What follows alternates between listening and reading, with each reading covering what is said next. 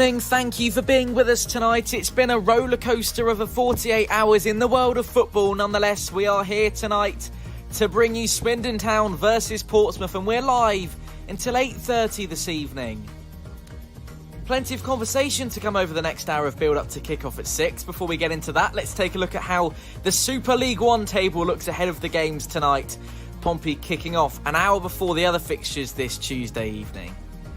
Hull City lead the way with 82 points to the name. Peterborough, you could say, firmly occupy the second position. Sunderland are the front runners in the congested playoffs, which Pompey are currently sat underneath. A win tonight with a good wind would take us back into the mix. So plenty to come with us live until 8:30 tonight. Lots happening within our football club to talk through as well.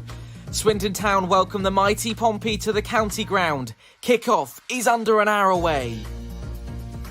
Well, Danny Cowley is absolutely messing with us, isn't he? We didn't think Ben Close was even going to travel this evening, but he's in the starting 11, which we will talk you through right now. It is Craig McGilvery in goal, a back four of Callum Johnson. Sean Raggett, Rasmus Nicolaisen is in for Jack Watmore. Charlie Daniels keeps his place above Lee Brown. Ben Close, Marcus Harness, Ryan Williams, Ronan Curtis and Johnny Marquis are your starting 11. Let us know your thoughts on that one. What we'll do while you do that is bring Sam into the conversation. Good evening, sir. Welcome along. How are you?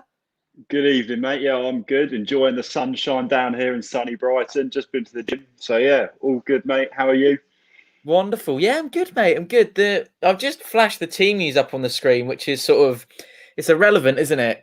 Sort of with an hour to go until kickoff, and I said it at the top of the show, but it's a crazy 48 hours. Nonetheless, the last couple of hours have brought about some, I don't know if you saw the Premier League statement. I know Bayern Munich are having no part of this whole facade that people are calling it as a Super League. I wonder, we've got plenty of time to discuss it, but your initial thoughts from sort of Sunday and how it's developed over the last couple of days. So, yeah, Tom, obviously tonight, I feel like the Pompey game has no significance tonight because of what happened over the last few days. I haven't really thought about it. I've just been shocked and just amazed about what's happened. I mean, there was murmurs of this European Super League about 4 or 5 months ago at the start of the season.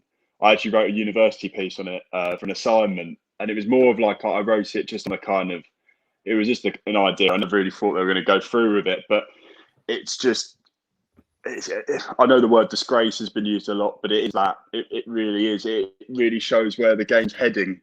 And the sad reality is, and I've been thinking about this a lot the past few days, is that it's not... If Pompey were in that position, if Pompey were a Big Six club, I know Arsenal and Tottenham have somehow managed to worm their way in there, calling themselves a Big Six club.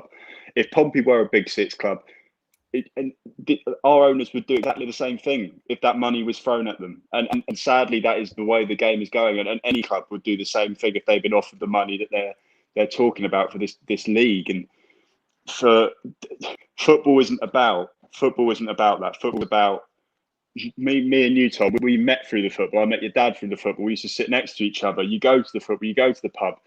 You feel you go to the ground. You feel the atmosphere. That's what football's about. It's the journey. It's making friends. It's the experiences. It's the memories you make. I've made memories over the past 8 years following Pompey that are priceless. You can't put any money on it. And for these foreign owners to almost throw that history, that legacy back in the fans' faces, it's just sickener. And for those people who obviously think Pompey, we're in League One, it's not going to affect us. It does, because what's the ultimate goal then? You know, the European football, the Europa League, Champions League, it gives teams something to fight for. It's competitive, and the way it's going, it's heading towards like an NFL kind of system where we'll end up not having relegation. There will only be trying to fight for that top spot, and it's just not realistic. There's no competitiveness, and you know, say, you know, you've got Norwich going up to the Premier League. What is there for that? And there was no European football. There's nothing to them for them to fight for in the long term. Well, what's the point in supporting them?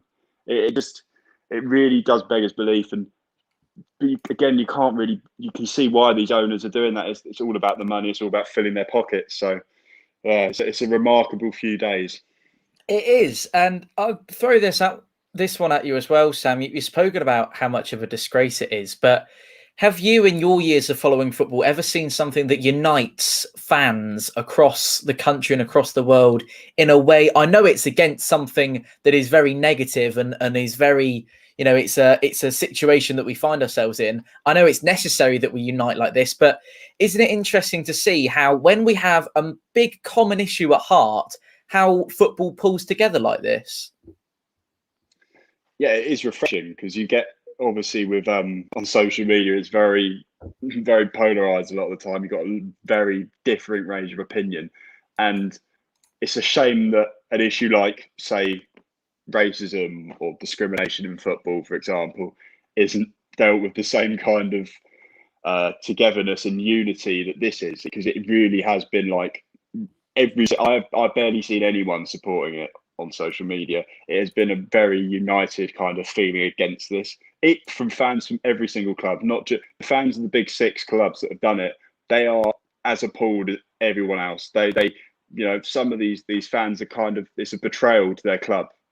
United, Chelsea, Liverpool, Arsenal.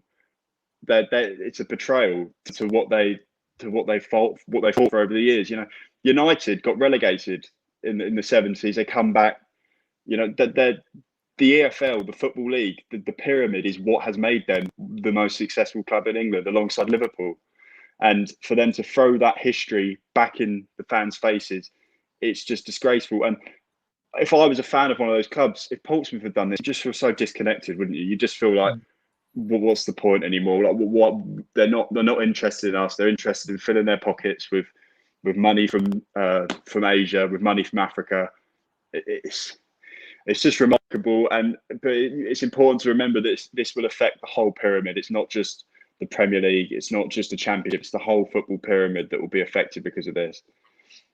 Yeah, absolutely. Where would you go from here, Sam? I mean, there's been talk of sort of points deductions. There's been discussions of sort of, I know the chairman of UEFA is very sort of, I think he's been quite expressive about how he feels on the situation, and he says that if players go and play in the European Super League, that they won't be able to play in the Champions League next season. What would you thought the Premier League will do about this, and what are the repercussions, short term and long term? Right. So I've been thinking about this, and I honestly think the issues around, there's been some stuff said about players not being able to play for national teams or Champions League. The players are helpless in this. Let's be honest. The players are just a minuscule part of this massive money-making machine. The players, a lot of them I feel sorry for, because they have had no say in this, and they've been told, right, you're going to go and play in this league, and then there's ramifications that they may not be able to play for their country. I don't think that's fair. However, points deductions, fines, that's not enough. That's not enough for these big clubs. And this isn't me having a go at the fans of these big clubs, but this is what needs to happen. They need to be relegated. They need to be dropped out of the division. They need to be punished properly, because them getting a fine is nothing. It's literally, it's money from, it's back pocket change for them. It really is. Points deduction. If it's a points deduction, what that means they don't do well in the league this year or next year. Again, it's not a serious fine. The one thing that would affect these clubs more than anything is relegation. Not to the champion, even for the Championship it wouldn't be that significant for them, but relegation would cost them a lot of money. It would cost them a lot of support worldwide, and because a lot of these fans they wouldn't be interested if, say, Liverpool were in the League One, Liverpool were in the National League. They wouldn't be interested worldwide. There needs to be a punishment, regardless of whether it happens or not, because the intent they've showed really shows what they think of English football right now and what they really care about, which is money. So yeah, that's what for me, that's what's needs to happen. I don't necessarily think punishing the players as such is the way to go, because I do think they're very helpless in this, and a lot of players have actually come out and said, we don't agree with it. Like, but what can they do? Like, what can they do apart from keep playing for their clubs? And so yeah, that would be what I'd say. That would be our next thing. Also, you mentioned the Champions League, Tom. Mm-hmm. What's wrong with the Champions League? What is wrong with it? This season, obviously, not been fans, but any football fan who sat down and watched PSG v Bayern Munich last week would watch one of the best games of football you've ever seen. some of the quality on that pitch was unbelievable. You had the best players in the world: Neymar, Mbappe, Lucas Hernandez for Bayern Munich was unbelievable at the back. That's what the Champions League is about. It's about the best players in the world playing each other every now and then, not every season, because it will get boring. The Champions League, the reason it's unbelievable is because these teams get drawn against different teams each year. And you get to see Real Madrid v Liverpool every 4 or 5 years. And it is remarkable watching it. Watching it on a yearly basis, it's just going to get boring. It really is. Personally, I don't think there's anything wrong with the Champions League. I think when fans come back in, it will still be the remarkable competition that it was and still is. What have you made of the reaction, Sam, across sort of punditry, across football in general? I know Jurgen Klopp was very vocal about it last night on Sky, and you've had Jamie Carragher, Gary Neville have talked about it at lengths, and almost every sort of face that you'd imagine has a say on football, particularly in this country, have condemned it massively, and it seems like it's a major issue. Sky Sports have put out statements. We have one from the Premier League today. It just all shows, doesn't it, that this really isn't something that football should allow or will allow to happen. Yeah, well, personally, I watched the Monday Night Football back this morning on the YouTube, and for me, Gary Neville, and he spoke after the United game on Sunday.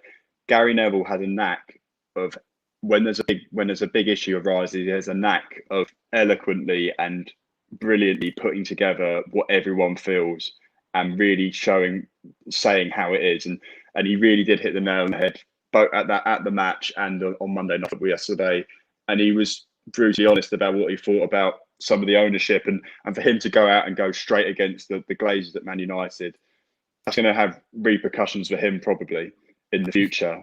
But he that's how much he cares about football. That's how much he really wants the English game to survive the way it is. And again, he's been kind of saying that, you know, fans have to unite, players have to get together, and then there may be a way of stopping it. There may be a way of making some of these clubs kind of, you know, trying to call their bluff a little bit, because I've seen there's potentially rumours of maybe Man City waning a little bit. They're not too sure on it.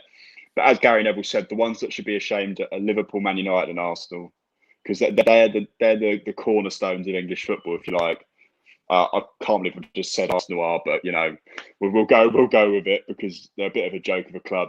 But they have been successful in the past, and they should know better. Liverpool, Man United, they should know better than doing this. As you said, Chelsea and City, you wouldn't really expect that anything different from them. You know, foreign ownership, they've bankrolled the league. You wouldn't expect anything different. But those three clubs I mentioned, there really is. It's just, you look at Liverpool, you know, they always go on about that togetherness, you know, backs against the wall, and just for them to come out and do this, it just doesn't make any sense. It doesn't make. They just shoved it in the face of their fans, and I can't believe I'm saying this, but I do feel sorry for their fans, because it's what they're. There are some proper Liverpool fans out there, and they've just been. They must be so disconnected, so upset, almost like what would you do without a club? It's almost like that. It's getting to that stage at the moment.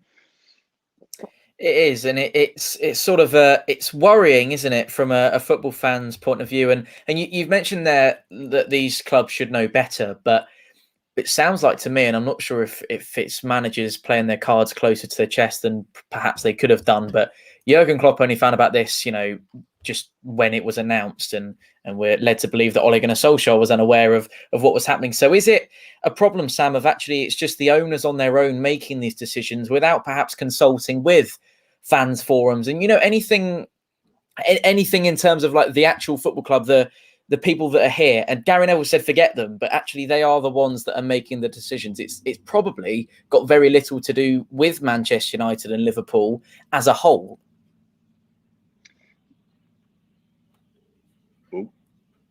Sorry, I may cut out a bit there, but I'll go for it.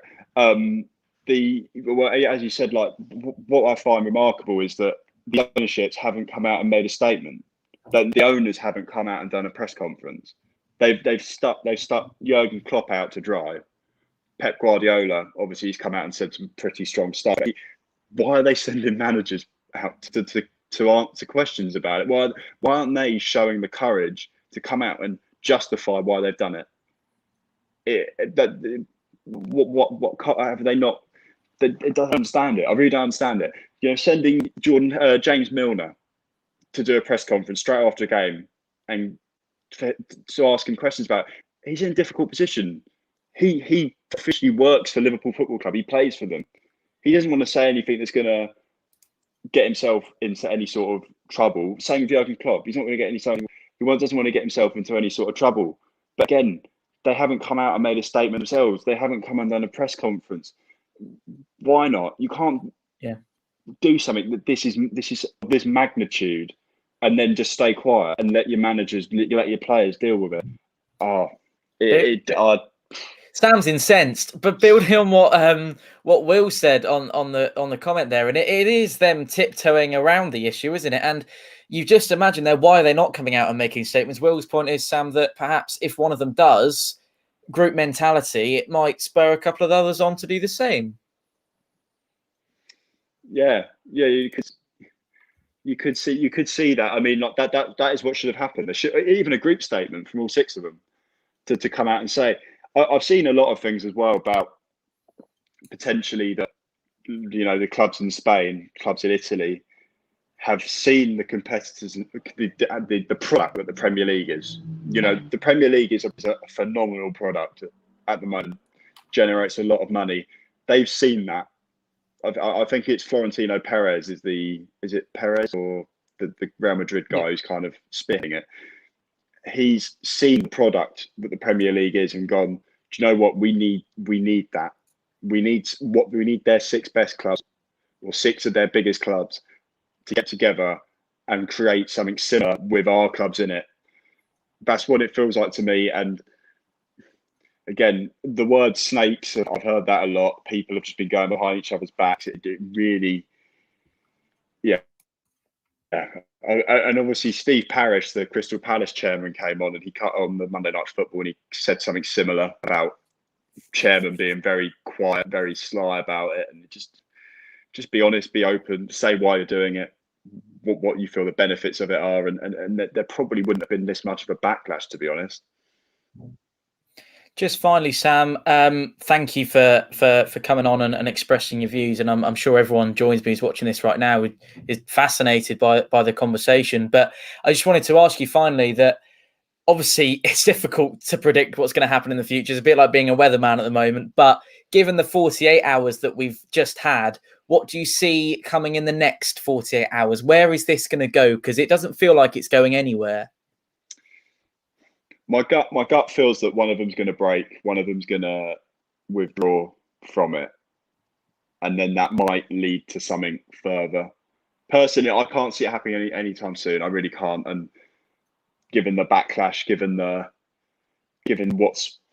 how it's been taken by the football world, I can't see anything happening soon.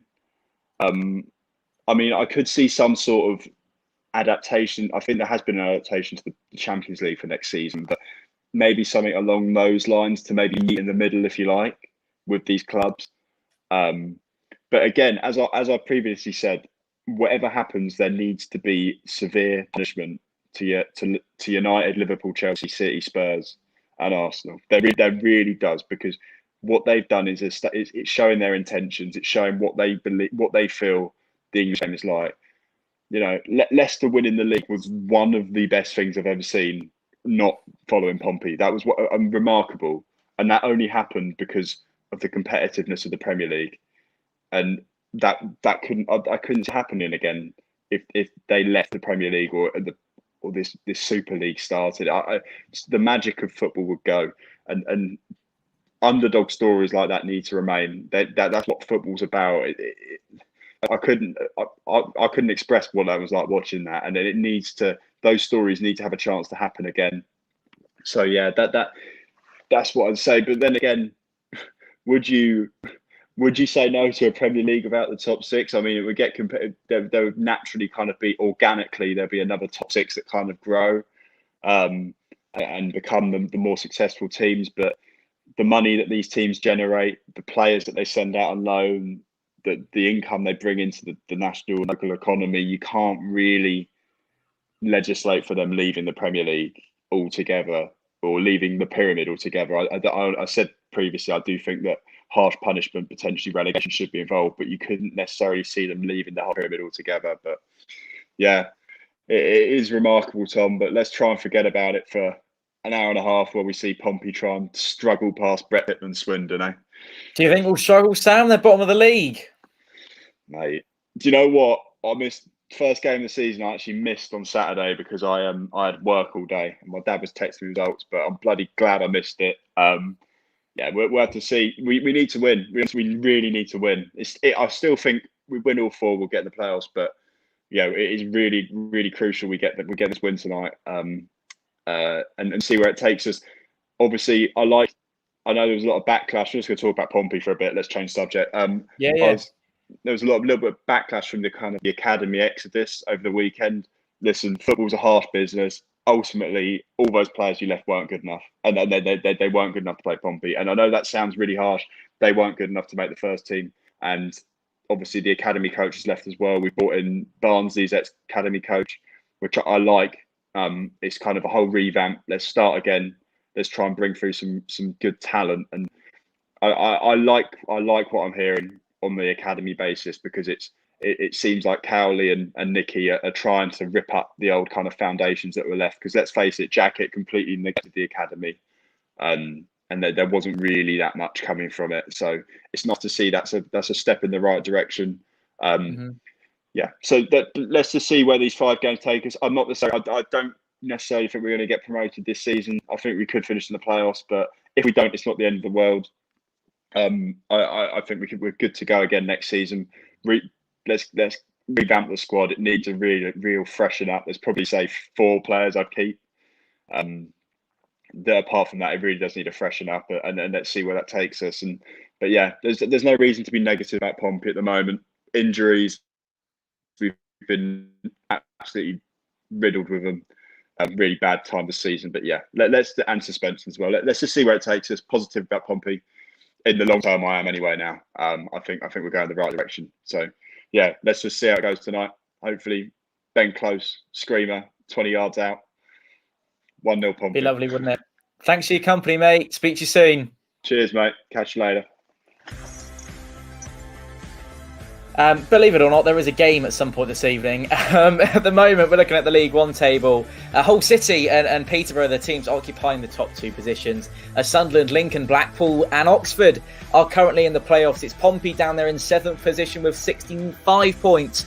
Crucially, you'll notice their game in hand over Oxford United that are above us by a single goal difference there. Blackpool and Lincoln both have a game in hand over Pompey, however, so it is not all straightforward. Good evening, gentlemen. Welcome along. Hope you're doing really well.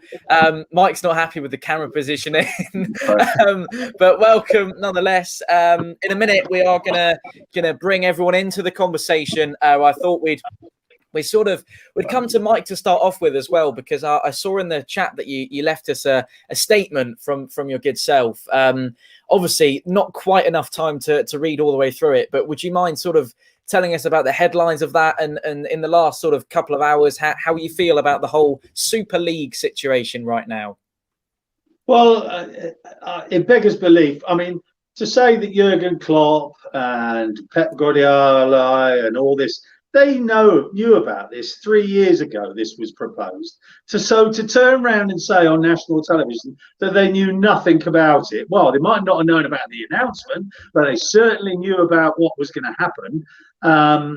My own opinions on it is, well, if they want to go for 23 years and get a contract to go and play, get them out of the Premiership, get them out of the English Football Association, and go and play somewhere else for 23 years.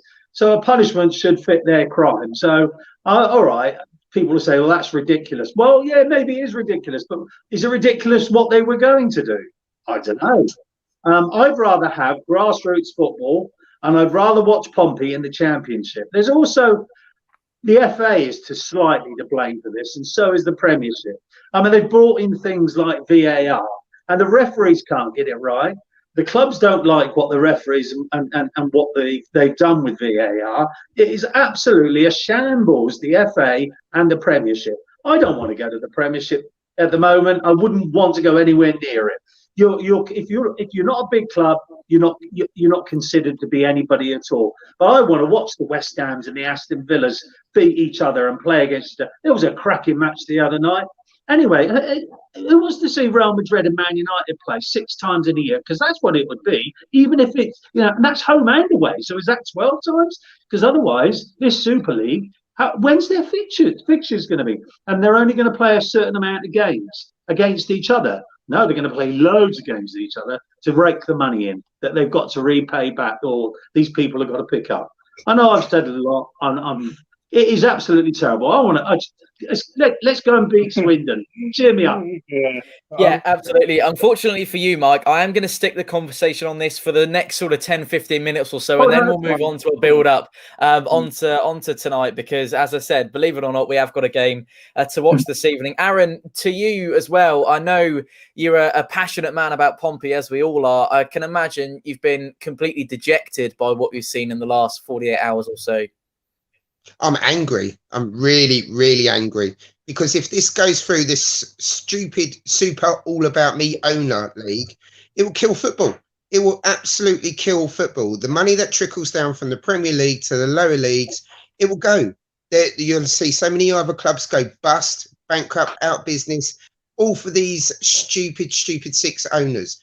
And the thing is, the reason why they've done it is the Arsenals, for 14 years, consecutive years, Arsene Wenger got them in the Champions League. That's a minimum of £150 million a season.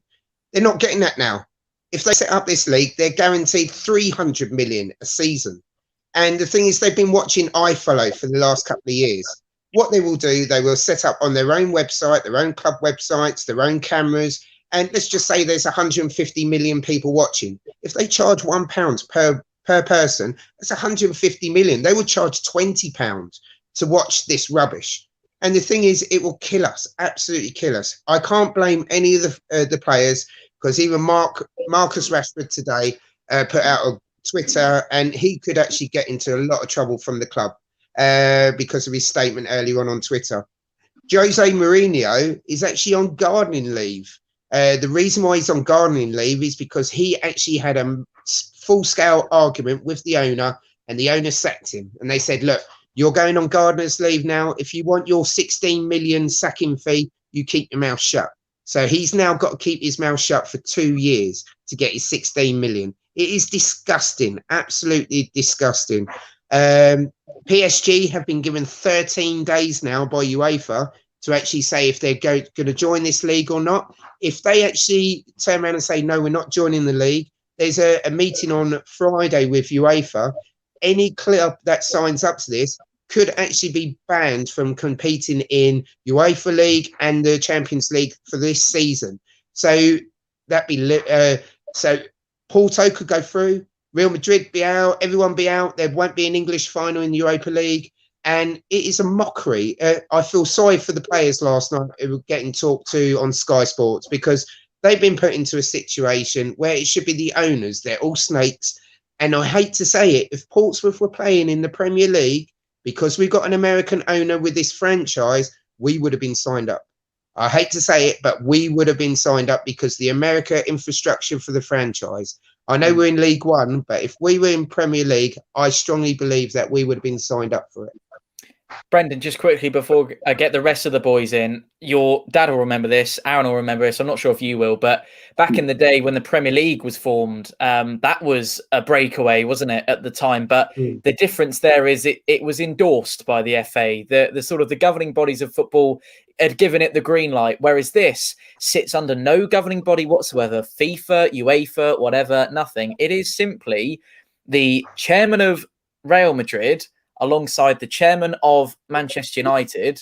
And as Gary Neville said, the chairman of Manchester United never puts his name on anything. So there is something seriously wrong here, isn't it? And also the fact that it doesn't directly link to Pompey is what I've heard in the last couple of days, but it does, doesn't it? And it's what Sam was saying earlier. It does have direct implications. What are your thoughts? Yeah, it does. And obviously, because if they do go away, I know there's a rule in the Premier League. If they join this outside competition, and they get banned from the league, and obviously UEFA and FIFA have said they'll be thrown out of Europe. They won't be able to compete in the Champions League. So then there'll be other clubs going into those positions. As you can see, teams like Wolves, Aston Villa, Everton, they'll be given the Champions League spots, and the other ones won't be. In myself, If the big clubs want to do it, as Dad said, let them go. Oh, we don't want you around anymore, because if you're not in the, unless you're one of the top boys, you're not accepted. Like the Premier League stopped Newcastle being bought out in the summer by their big sheik that was going to buy them, because I think that if they got taken over, that will make them into this top six, I'm using quotation marks, and it'll upset the top six who are already there. And because it ain't, people were saying they're going to boycott it. Yes, English fans will boycott it, but if they go and stick a match, Real Madrid versus Liverpool in Charlotte, North Carolina, it's going to sell out, and they're going to get all their money. There's going to be club shots. As a YouTuber I was watching today, Rory is on the kickoff, and he said, he goes to Stamford Bridge, season ticket holder at Stamford Bridge. He spends £900 a year. That's all he does. He buys a season ticket, hasn't bought a club shirt since Abramovich took over, doesn't buy a program, doesn't buy any food in the stadium. However, Johnny from America comes over with his family of 5. They're in the club shop. They're head to toe in kits, and they buy a program, and they buy the foam fingers, and they sit there and have a good jolly old time and paint their faces. But that's who Abramovich wants in his stadium. He wants the tourists in there who are going to spend lots of money. And you go and take these matches to Shanghai, to Australia, to America, into the South Americas. These stadiums will fill up, and there's nothing that the English football fans can do about it, unfortunately. You go back to the Asia Trophy when Pompey won it. That stadium had 3 Premier League teams in there and one Chinese team. You had Hong Kong, no, East China were there. It was held in Hong Kong, and East China were there, and you had Liverpool, Pompey, and Fulham. That stadium was full of red. There was a little section of blue for Pompey. The stadium was red, not for China, for Liverpool. These fans are going to come no matter who it is. Arsenal fans all over the world, United fans all over the world, Liverpool fans, Man City's building up, Tottenham have their fans in North London. But these fans will come, and they will watch it, and they will spend the money. I'm not so sure it's going to happen in this country. I mean, I think it's going to be all over the world. That means kickoff's going to be all over the place as well. Like middle of the night, middle of the morning, this, that, and the other. And if that continues, and it will lose its identity as an English football club. These big 6, they'll end up being world clubs because they are playing all over the world. The supporters are coming from all over the world, and the ones in the country, like in England, their supporters, I think, will fall away from them. They'll be like the Harlem Globetrotters. Yeah, they'll be just a world team. And grassroots is gone. Grassroots would not get the money through the Premiership anymore. If this does happen, I can see within 10 years' time, City United merging together, be Manchester Giants. Tottenham, Arsenal, Chelsea will be the London Lions. Then you'll have the Merseyside Reds. Then Inter Milan, AC Milan will be Milan Dinlos.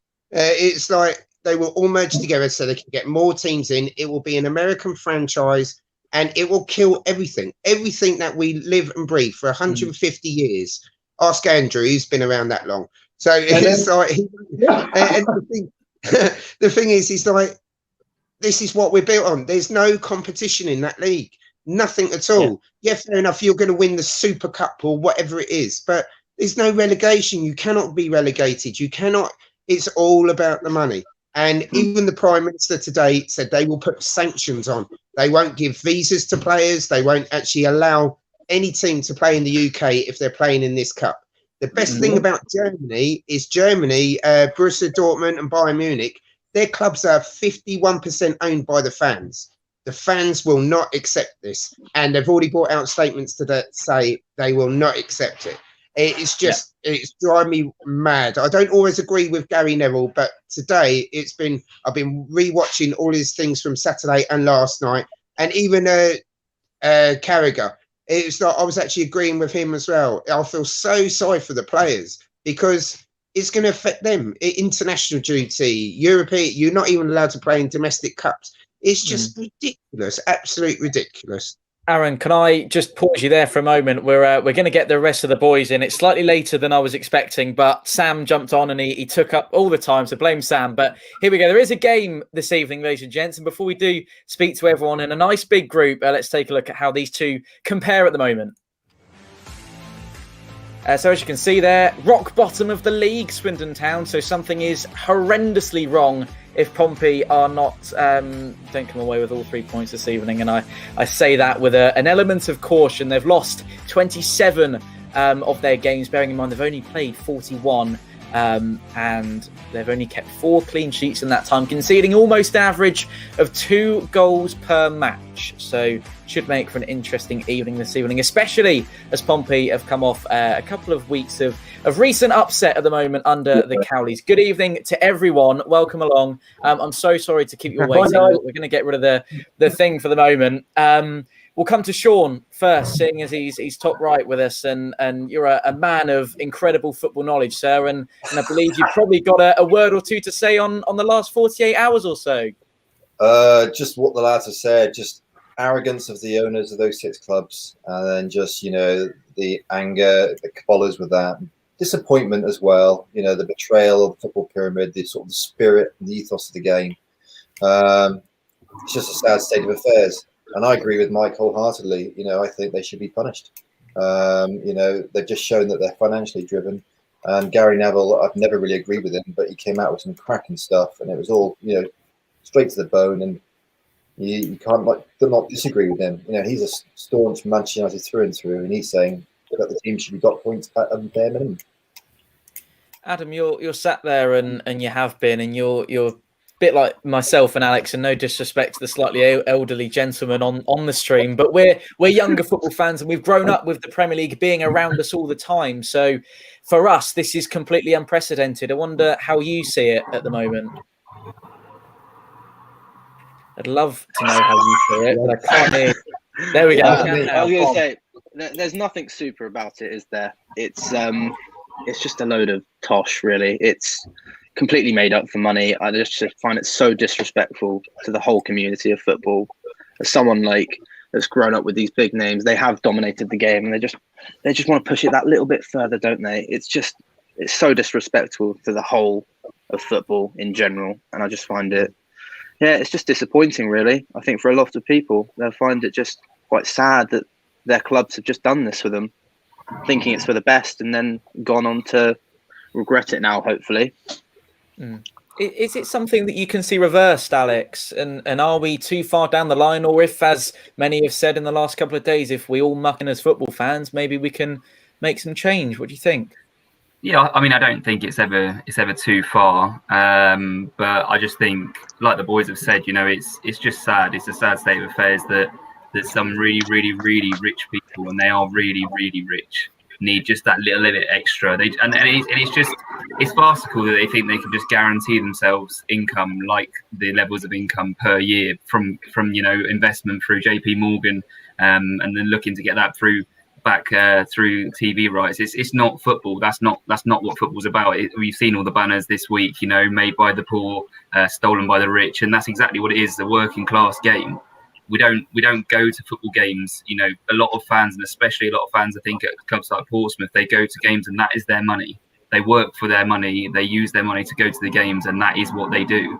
Johnny Westwood and stuff, people like that, and I know we have different opinions and stuff on him, but he goes to every game, and he's not going to be the richest man in the world. He goes because he earns his money in a week, and he goes and spends it on the weekend, and that's what football's all about. It's about going and doing that and being with your friends and family and stuff and enjoying the experience. And it's just disrespectful, like Adam says and the boys say. You can't just expect this to be some sort of franchise that just guarantees you money. But yeah, I think it will be reversed. I hope so. I hope one of these clubs, like they were saying last night on Monday Night Football, falls out of it, and then the rest of them fall like dominoes. Because if a club like City or Liverpool or Chelsea or Arsenal or Man United, fall out, I think Arsenal and Spurs won't have any problem in following them.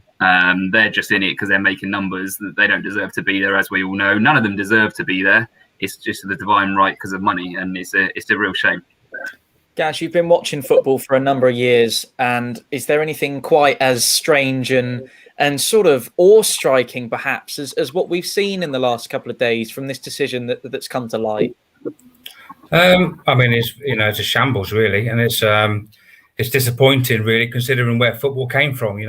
Football came from local teams, local men down the mines. They're local, playing for their local team. Supporting their own team, and you see it now. It's just greedy. It's like a stab in the back to the fans. I mean, today is a very good day. When we can put our hands on our heart and our crest, knowing that we love our team. But we serve. If I was one of them fans on one of them teams, I would be very disappointed. To be treated like that. I can definitely see it being reversed, because the uproar that is all over, and obviously things have changed now. Social media is literally rife. Whether it's Instagram, Facebook. And it can, even lose a manager's job. Do you know what I mean? Because people are literally keyboard warriors are out there. And this new technology, you can put so many petitions out there, sign it, etc., so quick. I've seen petitions galore about this. And it's so raw as well, isn't it? It's only been, 24 hours, 48 hours since it came out. And it's just the backlash. There'll be too many people at higher power getting involved. And I think just to piggyback your point, Gaz, on those fans of these clubs, that obviously they haven't made the decision, but it would be very, very tough. And I always hope that with the American owners we got now, if we were in this position, we wouldn't have gone in. But who knows? We'll never know. I'll be naive to the fact and hope that it would never have happened. But I'd be very, very tough to forgive my club for doing this and the owners. And it just shows that they couldn't care less about you. Couldn't care less. I think it just takes away the hope of other teams. Like something to play for. That was the pinnacle. Getting promoted. Look at the Leicester story. It's just like a bit different. So it just takes away what I see as football. What I believe is my passion for football is because I know that one day Portsmouth will, get to them dizzy heights. Now, if there's a league that's shut, it's a bit difficult, isn't it? At least when the Premier League broke away, there was still relegation, there was still promotion, and there was still them guaranteed. You finish the top four, you guaranteed the Champions League. Now there's the Europa League. So there was always something to play for. There was a carrot. But now the carrot's been taken away by money into a league where you can't get in. Yeah. Sean, I know a Leicester fan very well, actually. One of my closer friends is a man called Ellis, and he doesn't stop going on about the Premier League and how they won it. And that also, it's just amplifies this, doesn't it? That if you have a Super League where they play week in, week out, there isn't any competition. There will never be a story like Leicester City going and winning the Premier League. There will never be the Great Escape, all there that we know and well, not love, but we know very well inside out with Harry. So how do you see that one in terms of the lack of competition?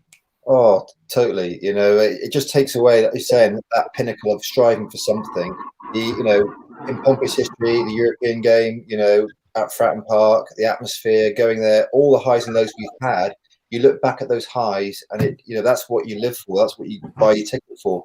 And if those nights don't happen, or that's not there, it does. I imagine if it did happen and they did split, there would be still a league for the time being. But the impact of the money going forward, it wouldn't be what it is now.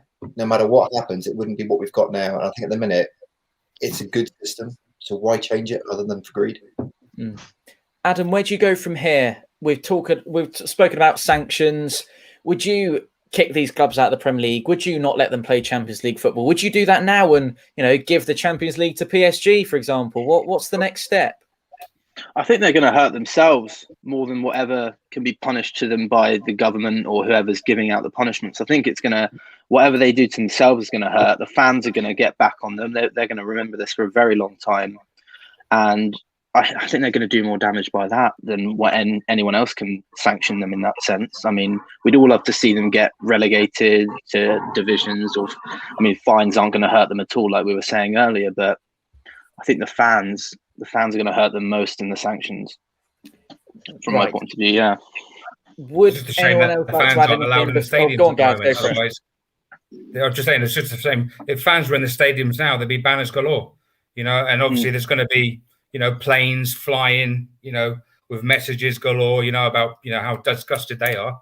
Well, I know a fair few of the boys in London who are going to Stamford Bridge tonight to protest, and they're not even Chelsea or Brighton fans. I think they're playing Brighton, but yeah, they're going to be going. There's going to be a lot of unification of fans, and that's what it needs to be. But I think there will be one club that realises that this is going to really hurt the fans, and the thing that will save them is if they're the first to drop out.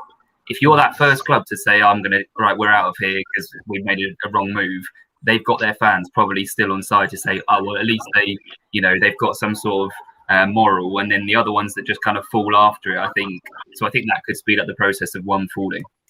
It's all down to the owners, though, isn't it? It's down to the owners to call the shots now.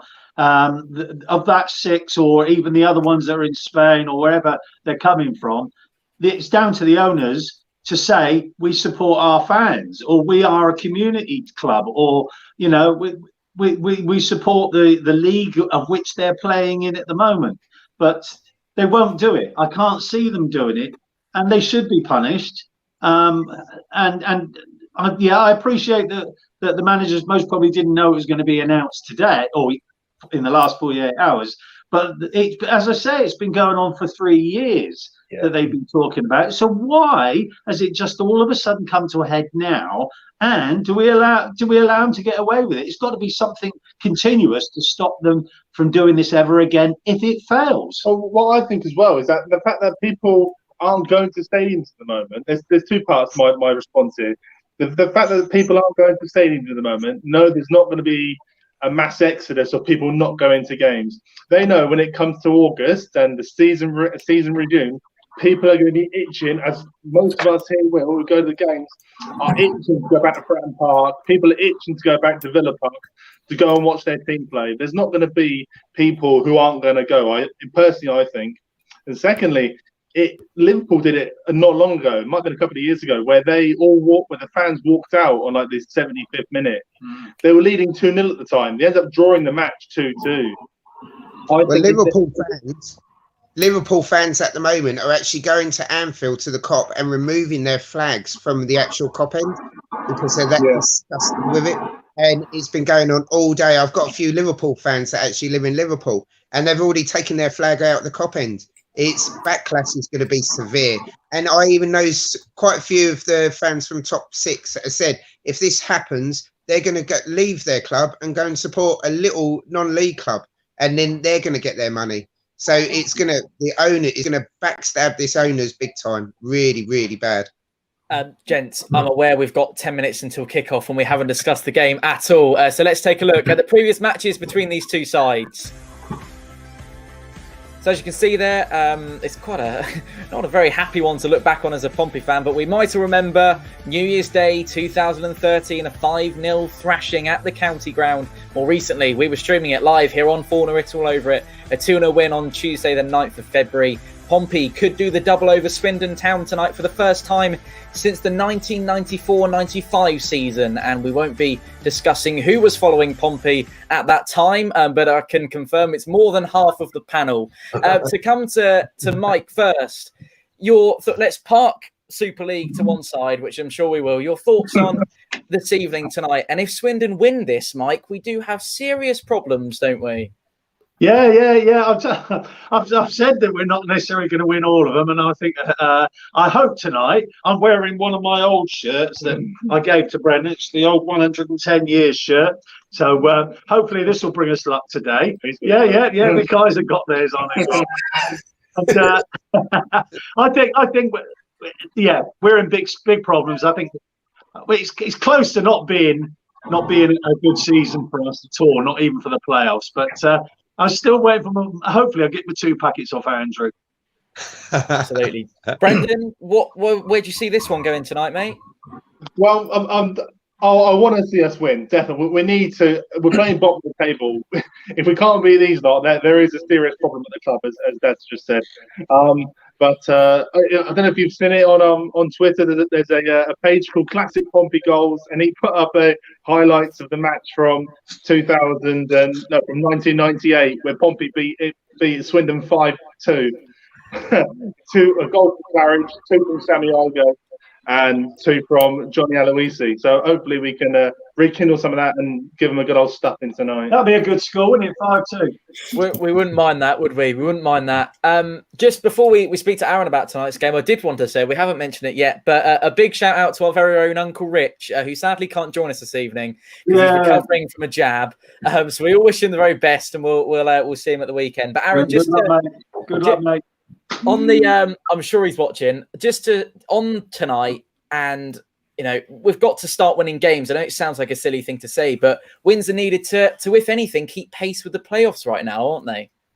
Yeah, well, all I'm going to say is the Cowleys can talk the talk, but now they've got to walk the walk.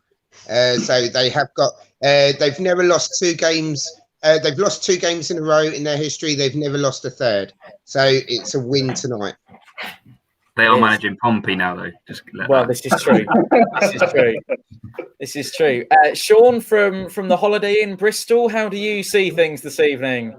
I think confident is the way I'd explain it, but it's all about close. It's all about his balls through the middle. Not sure where our goals are going to come from. Still, that's the bit that's worrying. But I think it's close. I think, as long as Naylor doesn't drop too deep and Close is there in the midfield, putting his ball through, then we've got a chance. Okay. Adam, Pompey have failed to score in their last 2 games after scoring at least one of each of their previous 4. What's happening to the goals, and where are they going to come from this evening? Marquis hasn't been good, has he? He's just come back and just done absolutely nothing. The games I missed, the last 2 games, and it's all gone wrong, apparently. I don't know what's happened. We were doing so well, and it's all gone wrong. But come on. We got it. However much he was, I don't know how much he was, 2 mil something. He's got to be doing something better than that. We'd use the excuse that we haven't got enough strikers, but come on, he should be netting at least 1 a game at that rate. But yeah, I hope maybe Naylor long distance banger again. I want those back. Well, imagine a nice Ben Close sort of against Tranmere, I think it was. That was a goal and a half, wasn't it? Alex, how do you see this one? Aaron's mentioned the Cowleys there, and he did seem livid on his post match in the last game. So yeah, he did. Can you see his frustration? Yeah, of course we can, and we all know his frustration. We've been doing it for many years, but it's one of those that at least he's coming out and saying it. He has said that he saw a lot of things on the pitch against Dons which he didn't like. That's a lot of things we've seen week in, week out. One being everybody moaning at each other. Prime suspect number 1, Vernon Curtis, who moans at everyone for doing absolutely nothing and then himself. He's far too arrogant. I've said it over and over again. He tries to spectacular. I've got a real chip on my shoulder against Vernon Curtis, but he does often, provide a bit of magic, and that's the reason that he's kept his place in the side so long. But I just think if what he says in training has worked this week, they've all agreed that that's going to be cut out, then we could be a team that go on and do really well in this league. But doing small things like that is never going to help, and the mood wasn't right on Saturday, and it obviously showed in the result. But yeah, hopefully with Ben Close in there, like Sean said, adds a bit more steel, and we can go and get 3 points. Gaza, I don't like to say it's written in the stars, but it's a certain Mr. Alan McLaughlin's birthday today. He is the academy manager at Swindon Town, and we all know his sort of history with Pompey as well. So very happy birthday. You're probably not watching, Alan, but if by any chance you are, then happy birthday to you. Gaz, that's got to be something, isn't it? And perhaps even we might go and stick 4 past Swindon tonight with 5 minutes to go. What do you say? I mean, Swindon, they've won 1 game in 9, 10. I mean, they're on poor form. Now, if we want to desperately get into playoffs, this is a game we've got to win. Let's not go back to, long hoofball football. When the Cowleys first came in, it was interesting and it was pleasing to see. And now all of a sudden we've sort of gone back on ourselves a little bit. So, I want to defensively. We look a bit better now, so there's no reason why this team. We keep saying it week in, week out. On paper, this team should be going out there and winning, 3 or 4-0, no problem. But performance is of late just haven't cut it. So I'm just we need to test the keeper. You know what I mean? We were playing against the oldest guy in the league last week, and we hardly tested him. He wasn't even out of breath. And the guys are they're the same. Some of them, Curtis can be arrogant, but Marquis needs to put his shooting boots on. There's loads to work on, but we're running out of games, so something has to happen. There's a certain someone that wishes to say hello to you all this evening as well. Chaps. Right. He is in time. Let's go down the table. The teams are coming out. Brendan, Mike, what's your score prediction this evening, gentlemen?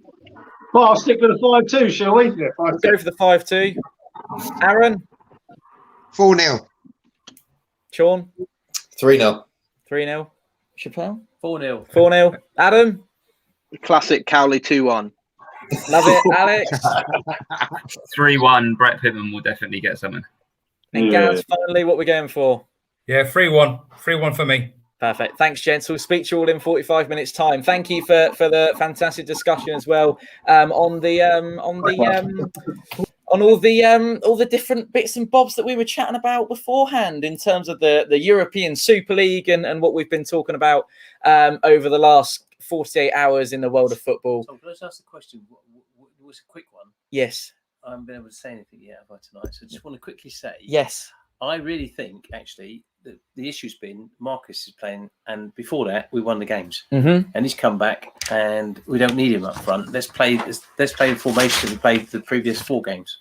Okay, thank you for that. Elsewhere, Andrew, I'm thinking that Brett Pitman could be a man to cause us some issues this evening. Do you think on his return? No, dinosaur, mate. Dinosaur. Yeah. Dinosaur. That's what we like to hear.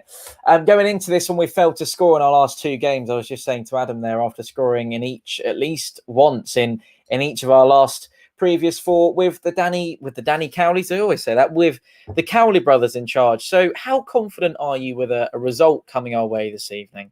Tom, I think if we'd kept Brett Pitman, who should not have left in the first place, but if we'd kept him now, where would we have been? We'd have had him for the previous 3 games that Marcus was out, and he'd have been popping them in, wouldn't he? So I do believe he's a good player, to be fair, mate, and I think he'll bang them in. Not the fittest guy on a pitch, and I don't think he'll probably last more than, at this pace, more than 60 minutes, perhaps. Okay. So, but it would be very interesting to have had him on board with us at this point, wouldn't it? We're currently watching a switching of ends here at the county ground. A good evening to everyone who joins us live on Fournilwrittenalloverit, including John, who said hello, Tom and Andrew. 2 massive games for Pompey and Sunderland. Season-defining stuff for both great clubs. Thank you very much for that, John. And I completely agree with you. I think it's going to be an interesting evening this evening. Paula said, when you miss a penalty and concede a penalty, that costs you 6 points. That is the problem. The side plays okay, if not for those errors. And Swindon Town have kick-off this evening, Andrew. As we get going with proceedings this evening, it is fine margins. Danny Cowley said that in the week and on his comments pre-match to this one before the trip up to the short trip to Wiltshire this evening. But it's fine margins. He's actually said that we don't want to be talking about fine margins. We want to be talking about big margins in our favour. What do you make of what he said there? Yeah, I think he's right, Tom. It has been, because the previous game to this one, we could have been 3-0 up at the point when they scored. We're off. We're underway. We're underway. And that's my point, I think. And that's the point. That another day we'd have been 3-0 up. We wouldn't be having this conversation, would we? So I fancy us tonight to put 4 past this lot. I really do. I think it's time we've got a good win under our belt. 2-1's not enough for me. We need to hammer this lot. We do. We do indeed. And it could perhaps be 4 tonight, couldn't it? We'll talk you through a bit good. I was about to talk you through the team news, but Marquis is trying to nab one, and Marquis is up there. Harness is up there getting involved as well, as the ball's fired long to Swindon Town, but that one's going to trickle out of play. So just talk you through your team lineup this evening. Scrape McGilvery in goal, back 4, Callum Johnson, Sean Raggett, Rasmus Nicolais, and Charlie Daniels keeps his place above the injured Lee Brown. Tom Naylor and Ben Close back in the starting 11 this evening. Marcus Harness, Ryan Williams, Ronan Curtis, and John Marquis. So unchanged in terms of the attacking front 4. The only 2 changes are obviously Rasmus in for Jack, and Ben Close is in in midfield as well this evening after he's recovered from the injury. And as we all know, with Danny Cowley and his brother, they play their cards close to their chest when it comes to the team news, and we don't normally hear about it until very much before kick-off or the hour before. They keep us guessing, don't they? They keep us guessing, which is absolutely fine by us, and normally it leads to a pleasant surprise. And there is Ben Close putting a little bit of pressure on Swindon Town already, and it forces him to play the ball back to Anthony Grant, who's a 33-year-old, and he's I thought he's kicked out of play there, but he hasn't done. But Ben Close has done really well to win it back. I'm just going to do a quick refresh, actually, because it is rather jumpy, isn't it, the footage that we're watching right now? So we'll just have a quick refresh on that. Andrew, you see this one, it could be quite a few for Pompey this evening. I wonder sort of what your reasoning behind that is, and why you think it needs to be a few, perhaps because of the situation we've had over the last couple of weeks or so. Yeah, I think we've won a couple of games. Well, the 4 games we won at 2-1, Tom, is not enough to give us a better goal margin, obviously, between us and any other contenders in this playoff position. So I think that's my main reason behind getting 4 tonight. The other one is that's a good shot from Brett Pitman there. It's hit the hoardings at the top of the stand. So that's my own thought process, Tom, and we really are due a really good win, aren't we? We are. We are due a really good win, and tonight should hopefully be the night that we get it. And I'm just going to refresh you on here very quickly, just so we hello. I know. Sorry, I thought you were saying hello about the stream. There's a bit of a chance up top for Pompey there. We'll keep you updated with any of the opportunities. And so far, well, not too much to tell you about. Curtis is down on the deck, and he's going to need a little bit of treatment, I would have thought. Andrew's back with us as well. Hopefully his connection sorts itself out in a moment. I'm just going to pull you forward ever so slightly. We've got a full frame of Andrew, because that's what we want. Craig McGilvery's we're watching a replay, I believe, of Craig McGilvery taking a goal kick. Curtis, not a penalty there, but it's a challenge on him nonetheless from behind, from I believe it's Jordan Garrick, who's in the right back position for Swindon Town this evening, the 22-year-old with a bit of a hefty challenge. Ronan Curtis has got back up on his feet. He's going to be all right to continue, which is good news. 3 and a bit minutes have been played here at the county ground. Can you just put the paper this way a bit? And the goal was this way. No, that way. And the ball is back with Craig McGilvery in the Pompey net with 3.5 minutes now on the clock. Very good evening to everyone joining the stream. Layla has said we need to keep really positive attitude within the team, because they just keep arguing with each other and causing friction on the pitch. Thank you for that. Good evening to Bob, who joins us live. Thank you for being with us. Hello to Richard, rooting for Pompey all the way from Southern California. Got to have a win. We do indeed, Richard. Thank you for joining us. Dario's here as well. Good evening to you. John has said, Andrew, a 1-0 win for both clubs can still only get you 3 points. Wins, not performances, are the main thing right now. My friend. He said, my friend. Sorry, I won't forget that bit on the end. No, he's right, Tom. A 1-0 win for both clubs still only get you 3 points. Yeah, it does. But we do need, my point was, I think we need a bit of better goal difference, Tom. Looking at it, we are shy of goals, and we've let too many in, haven't we? So we could be out of or in the playoffs on goal difference. That's what I'm point making, I think. Yeah, absolutely. Good evening to Shanks, who joins us from Alex's channel. Thank you very much indeed, mate, for being with us. Lovely to see you in. 4.5 minutes has been played at the county ground, and the ball is out on the right-hand side with Jordan Garrick now. And Marquis is doing his best to claim that one, and the referee's going to give it Pompey's way in an attacking sense. Ronan Curtis is the man who's going to take the free kick. I would have thought that would probably... Throw in, isn't it? Probably, sorry, a throw-in. And Swindon, perhaps... with a team that should have deserved that throw-in, really. I think it's a bit of a dodgy decision from the lino and both the referee, who were quite a distance away from it. Ball's now back in play. Pompey haven't made much of it from an attacking sense. The ball's bouncing around in the back of the Pompey defensive lines. There's a nice 1-2 with Harness and Johnson, and we're lino on the near touch lines said that the ball has gone out of play. It's a bit of a sandcastle affair on the near touch line. It's not the most green of touch lines, is it, Andrew? No, it's quite a sandy one, Tom. Quite a sandy one. Rugby's Forever says it's got to be a 4-0 tonight. Cameron is along the same lines. He's saying this is a must-win tonight, a season-deciding game. Ollie Clark has gone for a 2-1 win. Good evening to Jay, who joins us live. And Will is saying, hope Marquis proves everyone wrong and bags a winner today. Thank you for your comments. Let us know how you're feeling about this one. We're only 5 and a bit minutes in, so feel free to drop a score prediction in the comments section down below. If you're just joining us as well, this is the first time you've seen a Fournilwrittenalloverit live stream. Be sure to subscribe down below. We're here for the remaining 4 games now of the normal season. 4 after this, I think. Yes, absolutely. 4. Well, this is the 5th. But yes. And the 4th after this one, as you say. And hopefully 3 more after that. And then we look to see what next season brings us. Williams is the man up top for Pompey chasing the ball down. He hasn't managed to get it off Lee Camp, who's in the Swindon Town goal this evening.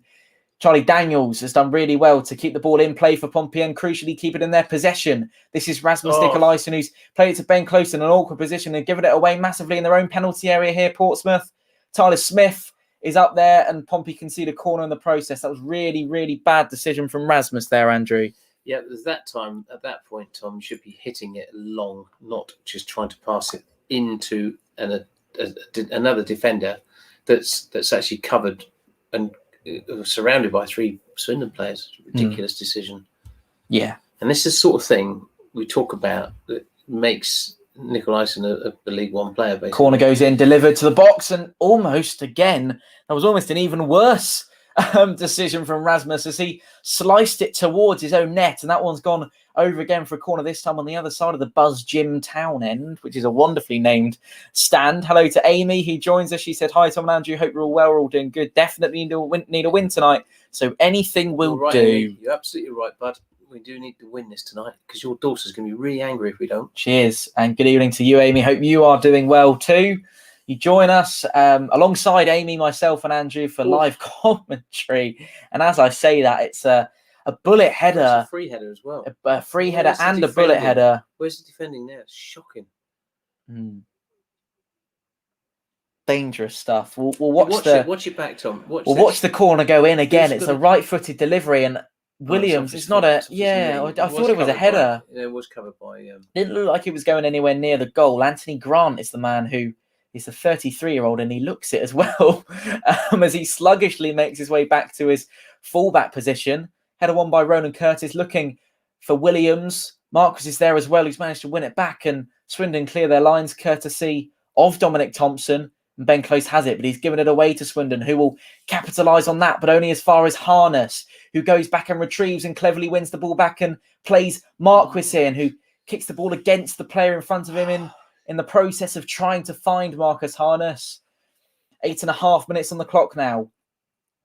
Johnson close to winning the ball back. It's a 2-legged race between Raggett and Tyler Smith, but Craig McGilvery will come as well and join the battle for that ball. And he's sliced it, Craig McGilvery, and it's gone up and over the main stand here at the county ground. There's an awful lot of height on that one from the Pompey keeper, Andrew.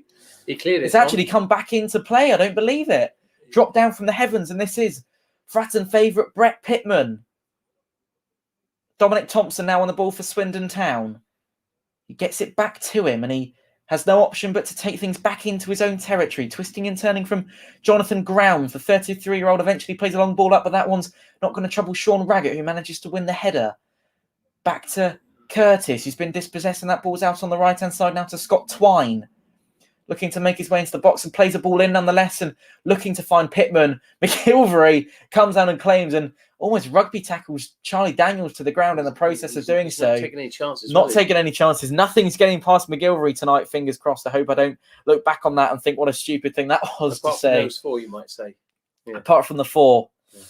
Hello to Simon Wilson, who joins the stream. Bob's going for a 3-1 Pompey win. Just hope they've been practicing where the goal is. I think that's hopefully what they've been doing, Bob. Is it enough time now for the Cowleys, Andrew? Have they been given their opportunity to get to know their set of players? And they should be now. Here is a chance. We'll get back to that in a moment. But Ben Close's ball is deflected away and out. Yeah, I think 6 games is enough to know what you need to do, Tom. I think they've been a little bit unfortunate with obviously Harrison being injured and Marcus being out for 3 games. And of course now Jack getting suspended for 3 games as well doesn't help, does it? But there's not many attacking options. But as I said earlier before kickoff, I think there's an argument that maybe we should have dropped Marcus anyway for the last couple of performances and played the 4-4-2 that were played before with Curtis and the header from Rasmus is not good, and Brett Pitman's worked his way in their clever football from the team that are bottom of the league right now, and Pompey restore order. Are they completely bottom? 24th, yeah. looking Oh, they- looking almost dead and buried, Swindon Town, at this moment in time. Well, they're fighting for their lives. They are. Great comment from Joe, who said, "Hi, Tom and Andrew. A win is most definitely needed tonight, along with the remaining games this season. We must hand Danny, Nicky and their staff permanent deals, as well as clear out and rebuild." 2-0, he's saying. Yeah, I'm not so sure about clear out and rebuild, Tom. I don't think that. I mean, we wouldn't have said that if we hadn't lost the last game and drawn and lost. Sam actually joined us for 25 minutes at the start of this evening's stream, and he used the words "clear out and rebuild" if we don't get promoted this season, Well, which actually he doesn't think we are going to. He thinks we will miss out on perhaps even a playoff spot. He definitely said that we would crystal struggle. ball's he looking at then? Well, I don't know, but No, I think that's right, Tom. I think we won the 4 games in a row, and everyone was hailing how brilliant we were and how brilliant we were playing, etc. What's changed about that is things that went wrong for the Cowleys in terms of team selection, that they were misfortunate enough to have to make some very difficult changes. Here comes Ben Close now through the centre of midfield out to the right-hand side with Marcus Harness. Ball goes in, it's dangerous and couldn't quite reach Marquis. Nice little header 1-2 with Callum Johnson, and Pompey look to get things going again, only to be cut out by Dominic Thompson. Sorry to cut across you. That's all right, and I just think had we won 2 more out of the last 2, we wouldn't be saying clear out, would we? No. I think it can be jumped to some conclusion. I don't think so. I think there were some great players amongst this side. Callum Johnson with an opportunity to put a ball in from almost the byline. Header from Marquis, and it needed saving from Lee Camps, and that's Pompey's. Harness, not Marcus. Mark Harness. I did say Harness. You said Marcus.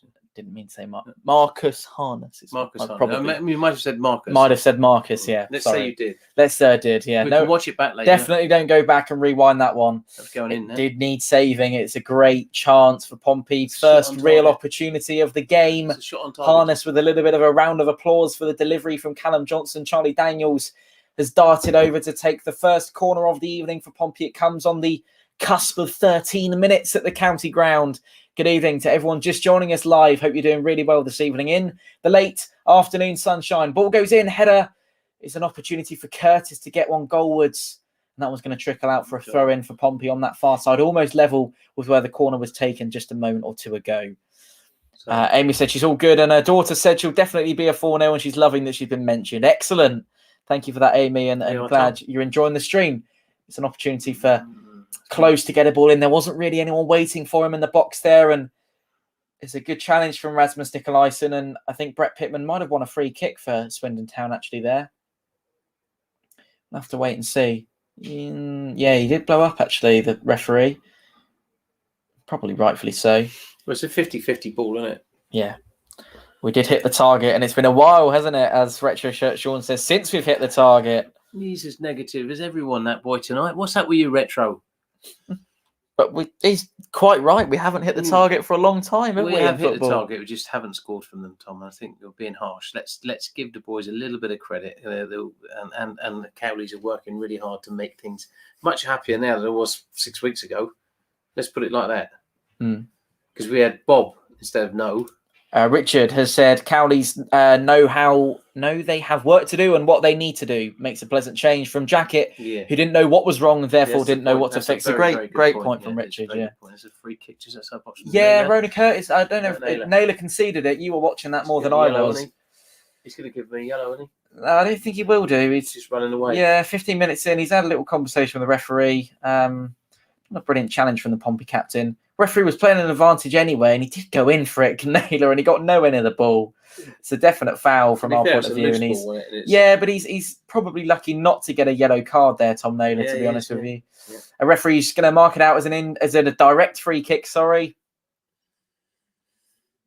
as Pompey line up to take this. Referee's just having a little bit of a discussion, and Sean would like to know if you've procured those jammies yet, Mush.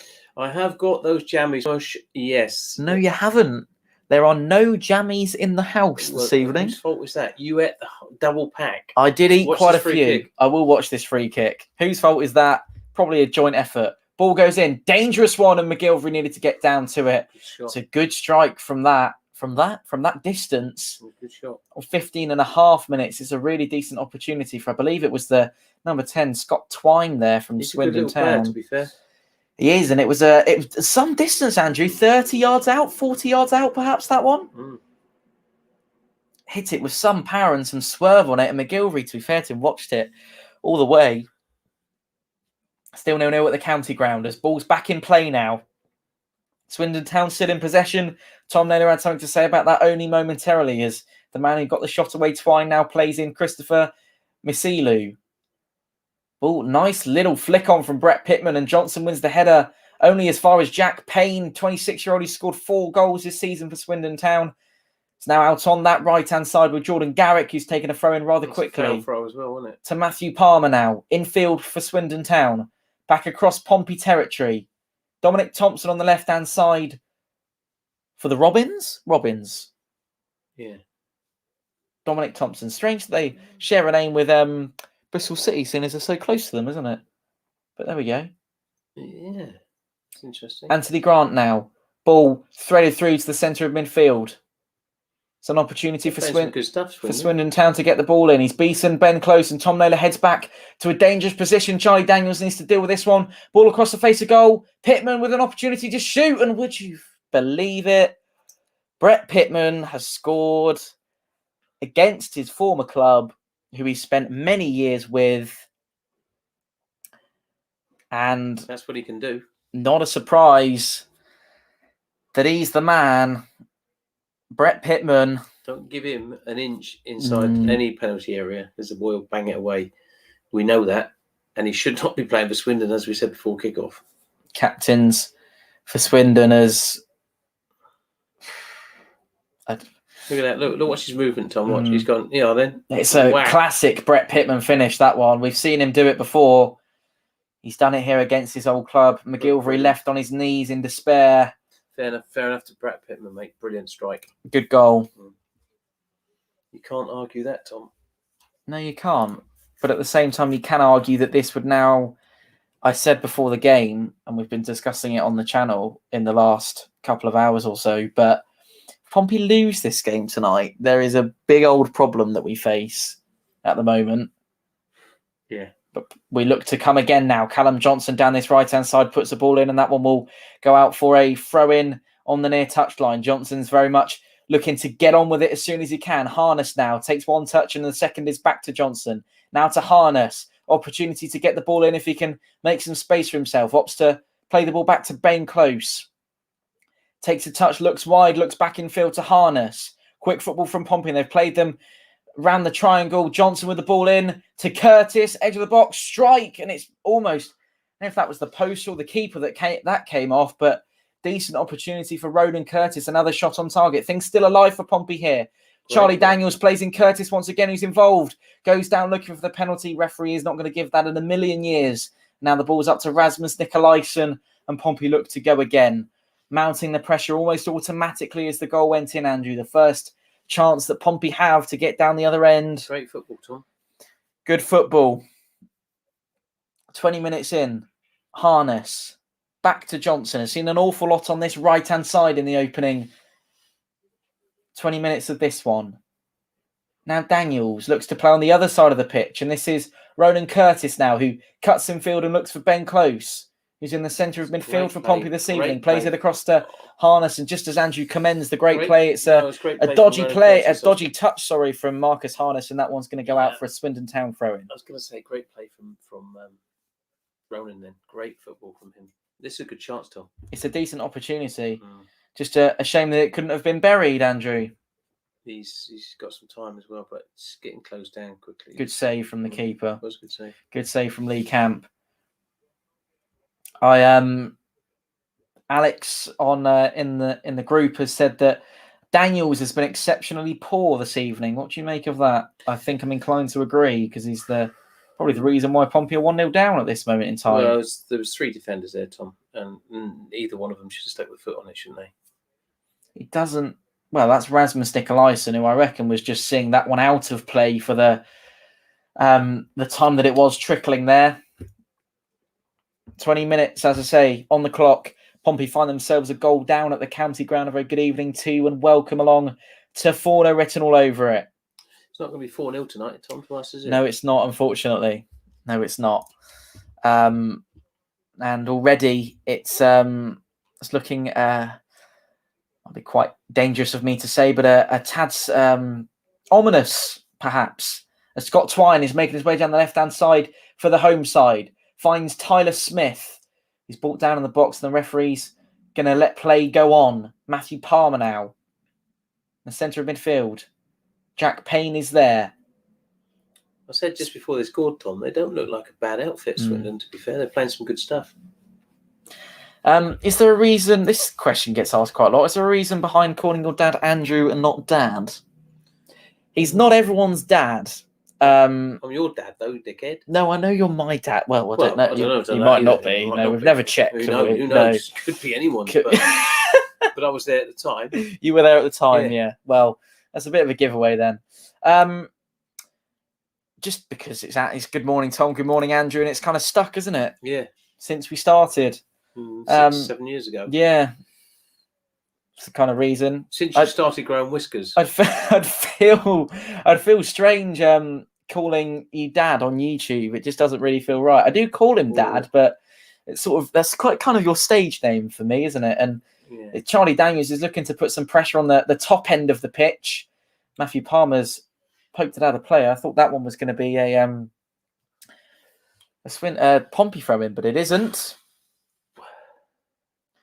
And hurry back, Lee Brown is perhaps what people are going to take from this. I'm not going to say that.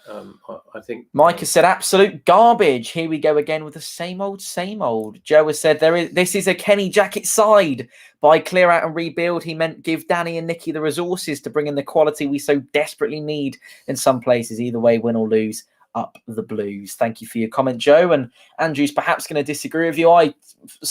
I know it's a Kenny Jackett side, and what he's. I don't know if he's saying that in terms of the way we're playing, but in terms of the personnel, we'll get back to that in a moment. Charlie Daniels has threaded a ball through to Jonathan Grounds is the nearest to it. Swindon need to desperately clear their lines, and Pompey should be putting them under much more pressure here. And they regain the ball on the edge of the 18-yard box, and Naylor now gives it to Ben Close and points wide, and he does so. Callum Johnson now with not much on forward. Yeah, absolutely. Back to Ben Close. Tom Naylor in the centre of midfield loses out, but it's reached the academy graduate Close. He's back in the side this evening, finds Charlie Daniels, whose first touch is heavy, needs to recuperate for that. Sorry, that was Rasmus Nikolaisen. Now Daniels, down to Ryan Williams. Again, the ball's heavy. Williams, and Swindon Town. He's got to still go for that. Williams, he gave up there. That's annoying. On the day of Tom's birth, Andrew held him up in his arms. Little opened his eyes and gazed up at his dotting father and said, "Good morning, Andrew." How the hell did you know that, Michael? Pompey Goddard said, "You know it's gone to pot when Swindon are playing better football than us in every aspect." I think people are being a little bit harsh at the minute, Tom, about the team, about clear out, about losing one. No wins in 3, Andrew. No, but they're desperate for wins, Tom, and it's a difficult position. When you're in this situation, it's very easy to start being too critical, I think, and we need to stand behind it. And there ain't going to be a clear out. Let's face it. There's no need for a clear out. We're on a ship with a couple of leaks, and we need to patch over them and not jump ship. It's not a disaster yet, is it? You know, 1 or 2 goals changes everything, doesn't it? You know, all of a sudden it'll be the best night we've had if we win this 3-1. Harness been dispossessed by Swindon Town.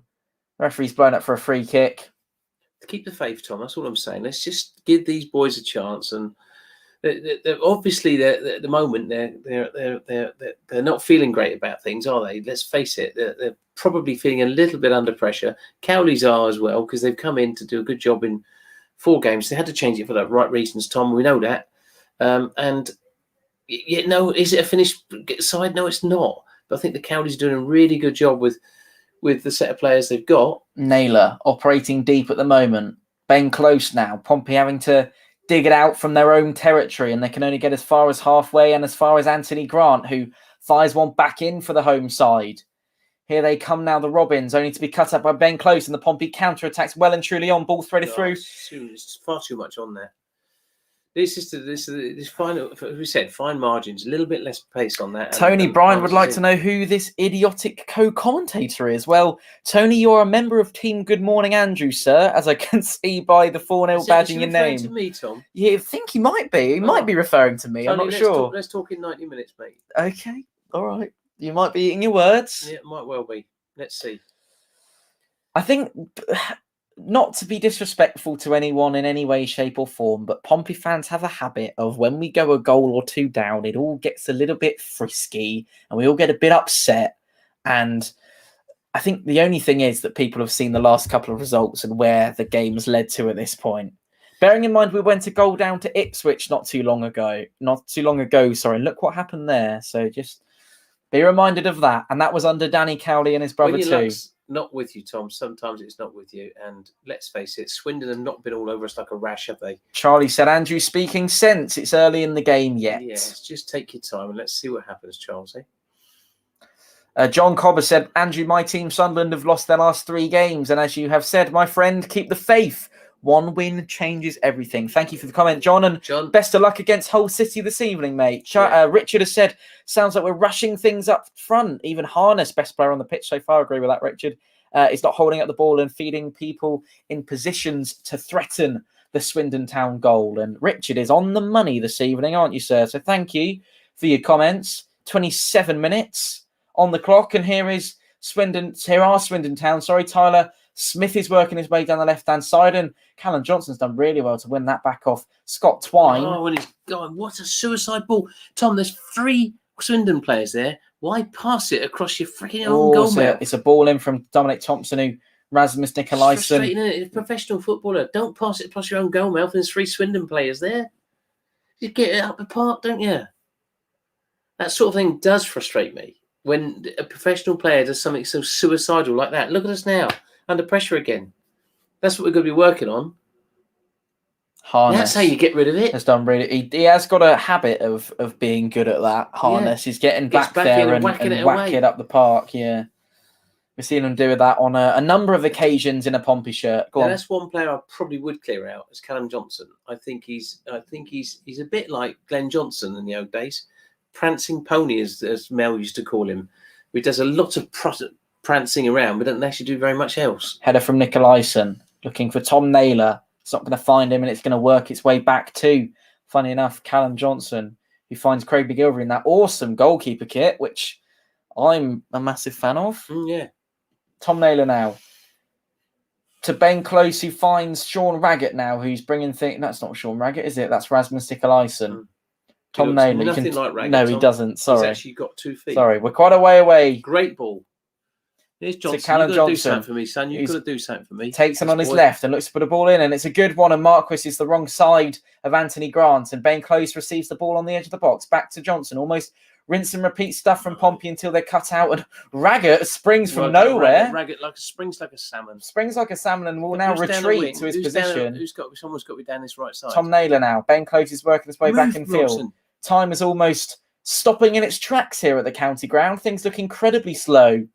Ben Close now, back to Naylor, who again is playing all over the pitch this evening for some strange reason. Trying to pass through them, aren't we? That's what we're trying to do. Nearly 30 minutes on the clock. Pompey still remain a goal down.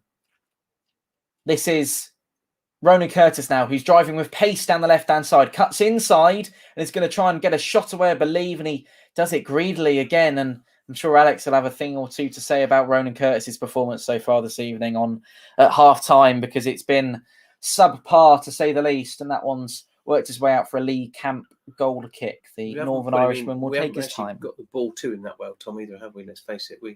The only decent opportunity was for Harness, wasn't it? Yeah. Really? Yeah. But we haven't got no Curtis, to be fair, won as well, didn't he? Yeah. But we've got to get the ball to Curtis. You can't criticise him if you're not getting the ball out to him. You know, we've got to be playing midfield and passing the ball through to him, haven't we? I'll tell you who's done nothing tonight again. Marcus has done absolutely nothing. What's Marcus done tonight? Has he touched the ball? No, I think he sort of stood under it and watched it once or twice. But other than that, there's not there he is then. Not an awful lot to tell you about. It's a free kick that's been conceded by Swindon Town in Pompey's favour on the touchline, on the centre line. Centre line? We don't call it the centre line, do we? Centre spot. Well, it's on the centre spot. Centre spot is on the centre line.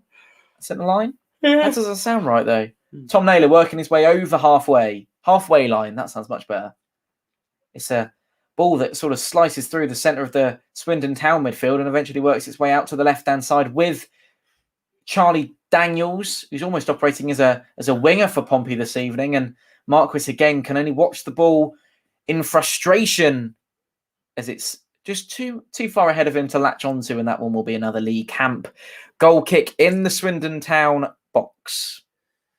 So we've had 59% of possession, Tom, and done nothing with it. Doesn't remind you of anything, does it? Swindon Town have had 4 shots to Pompey's 3 with 31 minutes on the clock here. 3 of those shots have been on target from Pompey. Swindon only managing to get 2 of those shots on target. One went in. One of them from Brett Pitman. Funny enough, would have been, wouldn't it? Brett Pitman went in. Matthew Palmer now puts the ball in. 31 and a half minutes is on the clock. Ronan Curtis now back to Charlie Daniels. Tom Naylor. Ben Close. I have eaten, by the way. Up towards Ryan Williams to Close. Now finds Tom Naylor. Charlie Daniels is there too. This is Callum Johnson. To Tom Naylor. Now to, well, it's going to completely avoid Sean Raggett for the moment, and then back to him. Now to the Pompey captain. Inside the centre circle. Pompey throw the ball forward, and Ryan Williams plays it out to Ronan Curtis on the left-hand side, who's all but beaten his man. And can he get a bit lucky with the ball? He can, and works his way into the box.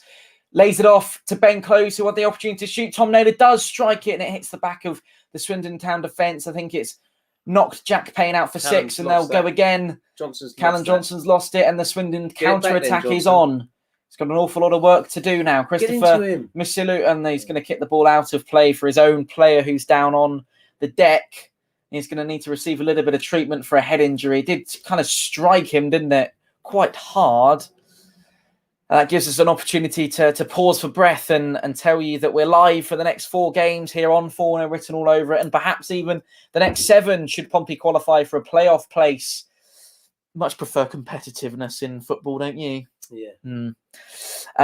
If you're just joining us live here on the show, thank you for being with us. Hope you're having a wonderful Tuesday evening, and we appreciate you your company on this wonderful night that Pompey are unfortunately a goal down at the county ground. So far, we haven't seen an awful lot to write home about from Pompey, from a Pompey point of view. Just a couple of shots on target for us, 4 in total. And John has asked, why does Marquis get a game, Andrew? The man is rubbish. I think you're right. I think he's definitely not been at his best for the last 4 games. I would have said last season he played better, Tom, but then only for a number of games. So it's difficult to. I don't know why he gets a start. I think it's a start because there's no other options right now. That's why. But as I said, I'll start the game, Tom. I probably would have dropped him, and I would have played the formation, but with Harness and Williams up front with Curtis. I would have done that like we did when he was suspended for 3 games, and then changed it maybe later on. Yeah. I think that's fair enough. You've managed to fill just enough time for it's Scott Twine who was the man that the ball struck in from. I think it was a strike from Tom Naylor actually, and it did hit him at quite close range. So it's perhaps going to be a sore one. 35 minutes on the clock now. Referee's got a decision to make. It's going to be a drop ball, even though it did leave play. Perhaps the whistle went before the ball had gone out. I would imagine that is the case. Otherwise, the referee would be wrongful in the way he's restarting the game. It's a bit of law for you.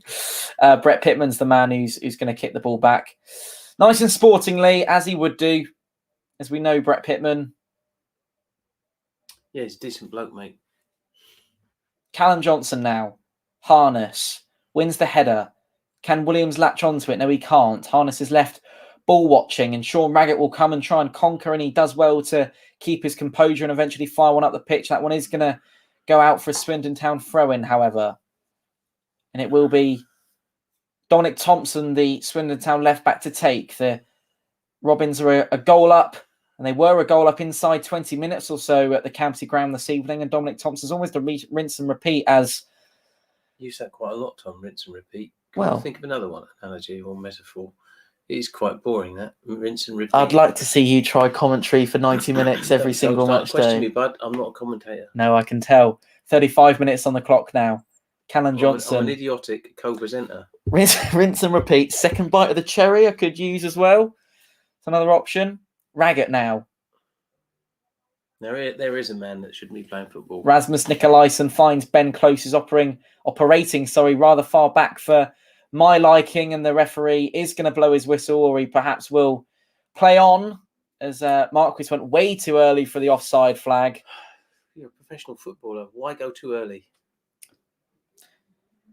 Perhaps banking on the lino, missing it completely. No, it's too technical for that these days, mate, isn't it?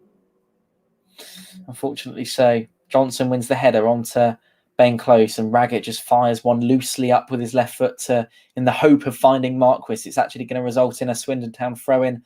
Harness doing his best to get there before to prevent it, but it will be nonetheless. And Jonathan Grounds, the 33-year-old, is going to pass to Dominic Thompson on this near touchline.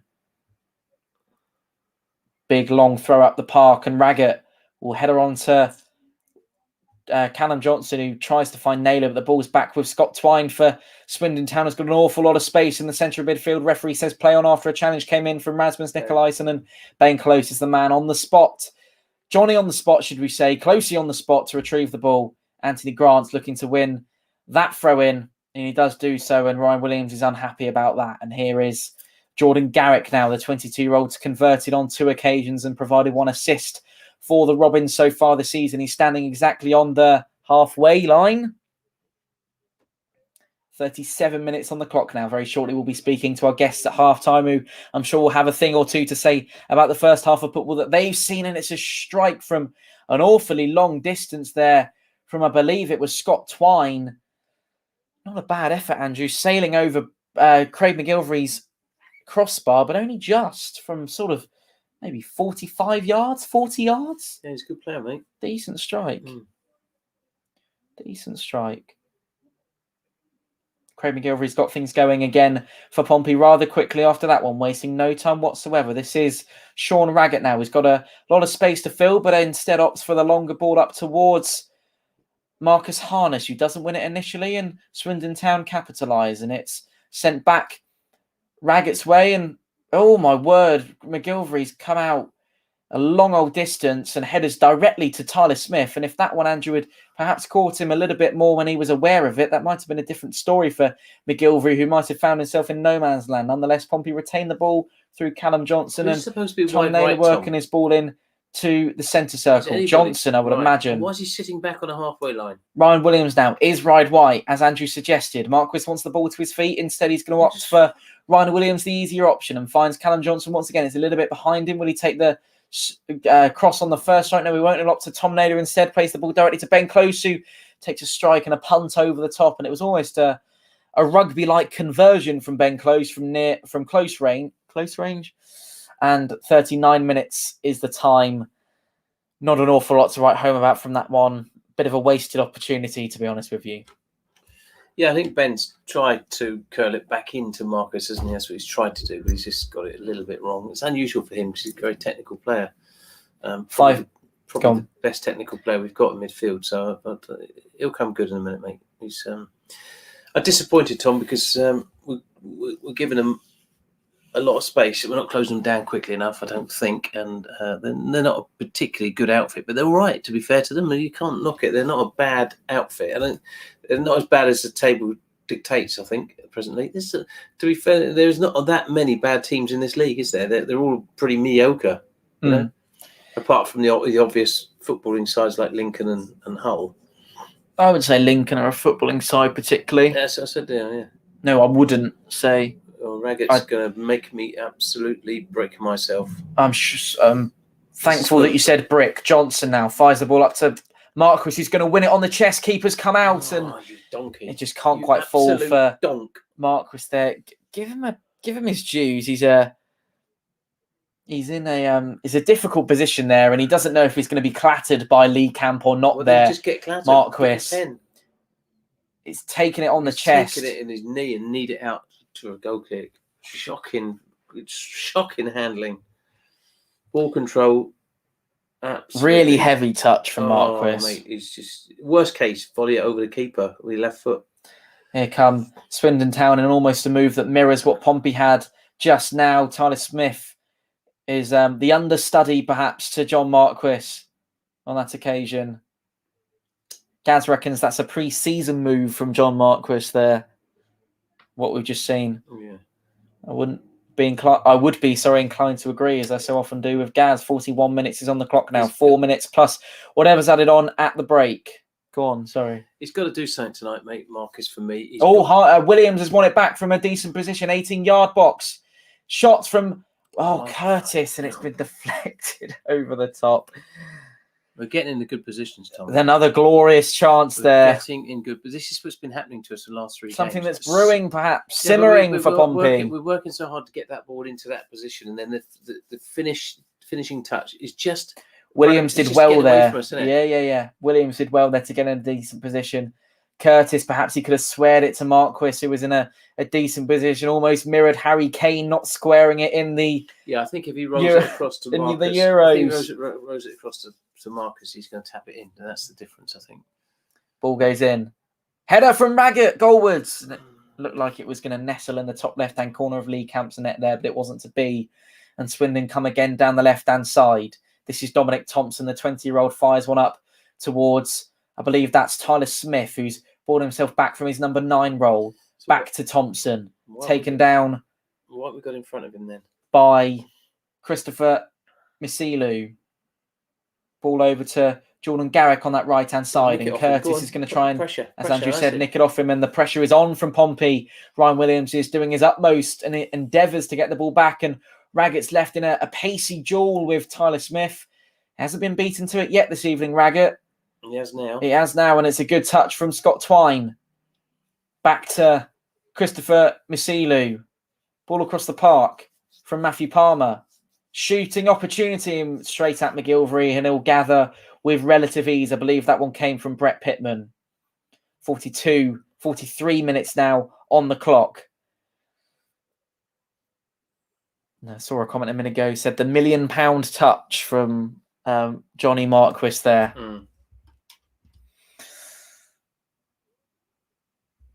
Well done, Marquis, for taking the heat off Raggett. Quite an achievement to take the title of biggest liability off him from Abbey. Well done, Abbey. Good call there. Here's Callum Johnson now on this left-hand side, who threads a ball through to Harness, who's just beaten to it by Jonathan Graham, and Callum Johnson will go, and as Andrew said, it is a Pompey throw-in. Finds Ben Close. Ball to Williams, across the face of goal, and Marquis just can't quite get near enough to Great it. Control from Tom Nader there. Great control. Oh, brilliant play. Oh, my word, it's nearly an own goal, and that is probably the best movement of the evening so far. It's a 1-2 from Williams. Overlapping play from Harness. Brilliant stuff from Pompey. Mounting, turning up the heat just before the break. Naylor. Floater into the box to Curtis. To Marquis on the half volley, and that one's well wide. Marcus. That was poor. But the move before it looks superb from Pompey. That header back for Marcus. He's got to strike it better than that. That's absolutely pony. Look at this floater with the ball from the Pompey pressure captain. on him. Header down. Well, he's got a little bit, but nothing. Not someone on his. He's got to do something for me tonight, Marcus. Otherwise, just take him off at half time. It was almost an own goal from Anthony Grant, and it's lucky that it's hit him in the way it did. A referee's going to blow up for a foul on Marquis, and that one's been kicked back into his face, actually. And it's going to be completely dismissed by Anthony Grant, the 33-year-old, who could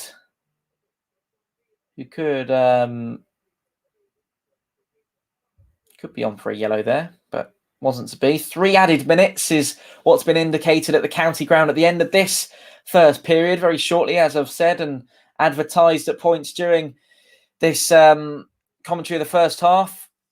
We'll here we go. Come on, let's get one back. We're going to have our gentleman on to join us in just a few moments. We're now into stoppage time at the end of the first period. This is going to be a delivery from, I believe, Charlie Daniels over the top. Header on from Raggett, back down into the box, and Rasmus Nikolaisen sticks his foot out in hope. Ben Close now, back to Raggett, who's incredibly high up the pitch and completely fluffs his lines and leaves it to Harness, and that's a Pompey corner. Charles has said, get Stanley on, nothing to lose in place of Marquis, Andrew. Yeah, I agree. That's what I would do. Definitely, Tom. Definitely. But he's not going to do that, is he? Cowley's not going to do that. But sadly, he's not. Let's see what comes of this. Let's see what comes of this, indeed. Charlie Daniels is the man who's about to take the corner for Pompey. There's a nice little huddle on the centre spot. 1 minute into the added 3. Corner goes in, and it's a decent ball. Is it going to fall to a Pompey shirt on the edge of the box? No, it won't. And Harness can only sit and watch as Scott Twine retains the ball. He's ball over the top of his head, and Johnson will look to go again quickly. Finds Tom Nader on the right-hand side. Receives it. Got a bit of pressure from behind him. Tom Nader is going to look to win the corner, and he does so, courtesy of Dominic Thompson. And it's going to need to be a quick one from, not sure why on earth Marquis is trotting over to take the corner. Hopefully he's going to leave it to Charlie Daniels. It's a bit of a bit unnecessary for Marquis, who probably needs to be in the box in order to receive this. I think he's probably just overdoing Daniels, it a bit. In comes the left-footed in-swinger. It's a decent effort. Rising, and Lee Camps is there to come and claim, and Swindon Town come again, and all of a sudden Pompey and the pitch, in fact, looks incredibly expansive and wide, and ball almost sewn through to, I believe it's Tyler Smith. Pompey done really well to rekindle that, and it's going to be a free kick from the referee's called for Swindon Town. Throw in, perhaps it will be a throw-in. 1 minute to go now of this first period. And at the moment, Andrew, it's been a first half performance that we won't be wanting to forget by any means. No, but I think it's been all right, Tom. We keep saying it, don't we? That they've had a good opportunity to score and taken it. Here's another one. It is, and it's going to be deflected off the back of Sean Raggett's legs. And I can confirm that the half-time whistle has gone, and Pompey trail at the break at the county ground. It is Swindon Town 1. Portsmouth 0 at half-time. Get the boys on them.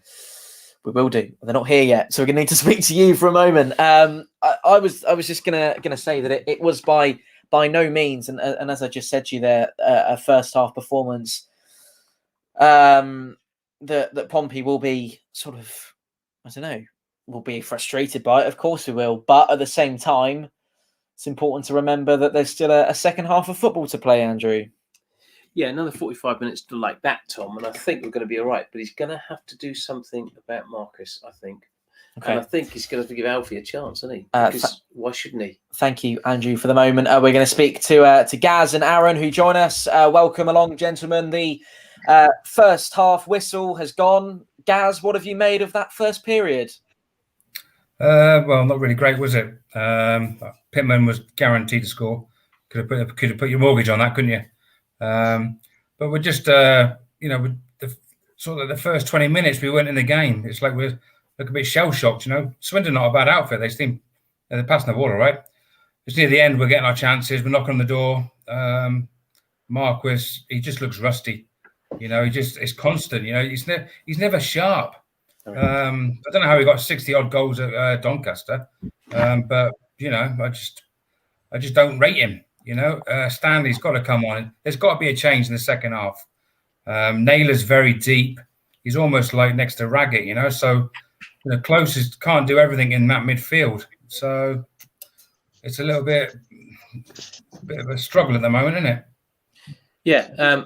Aaron, come to you, mate. What do you think? Yeah, I think everyone that plays us now until the end of the season is treating it as their cup final. So they all want to come out and beat us. And sadly, you can see it over the last couple of games. They just want it more. Something needs to change. He needs to bring a couple of subs on at half time. Hopefully Cannon, but brings that Stanley on as well, because Marquis is just not doing it.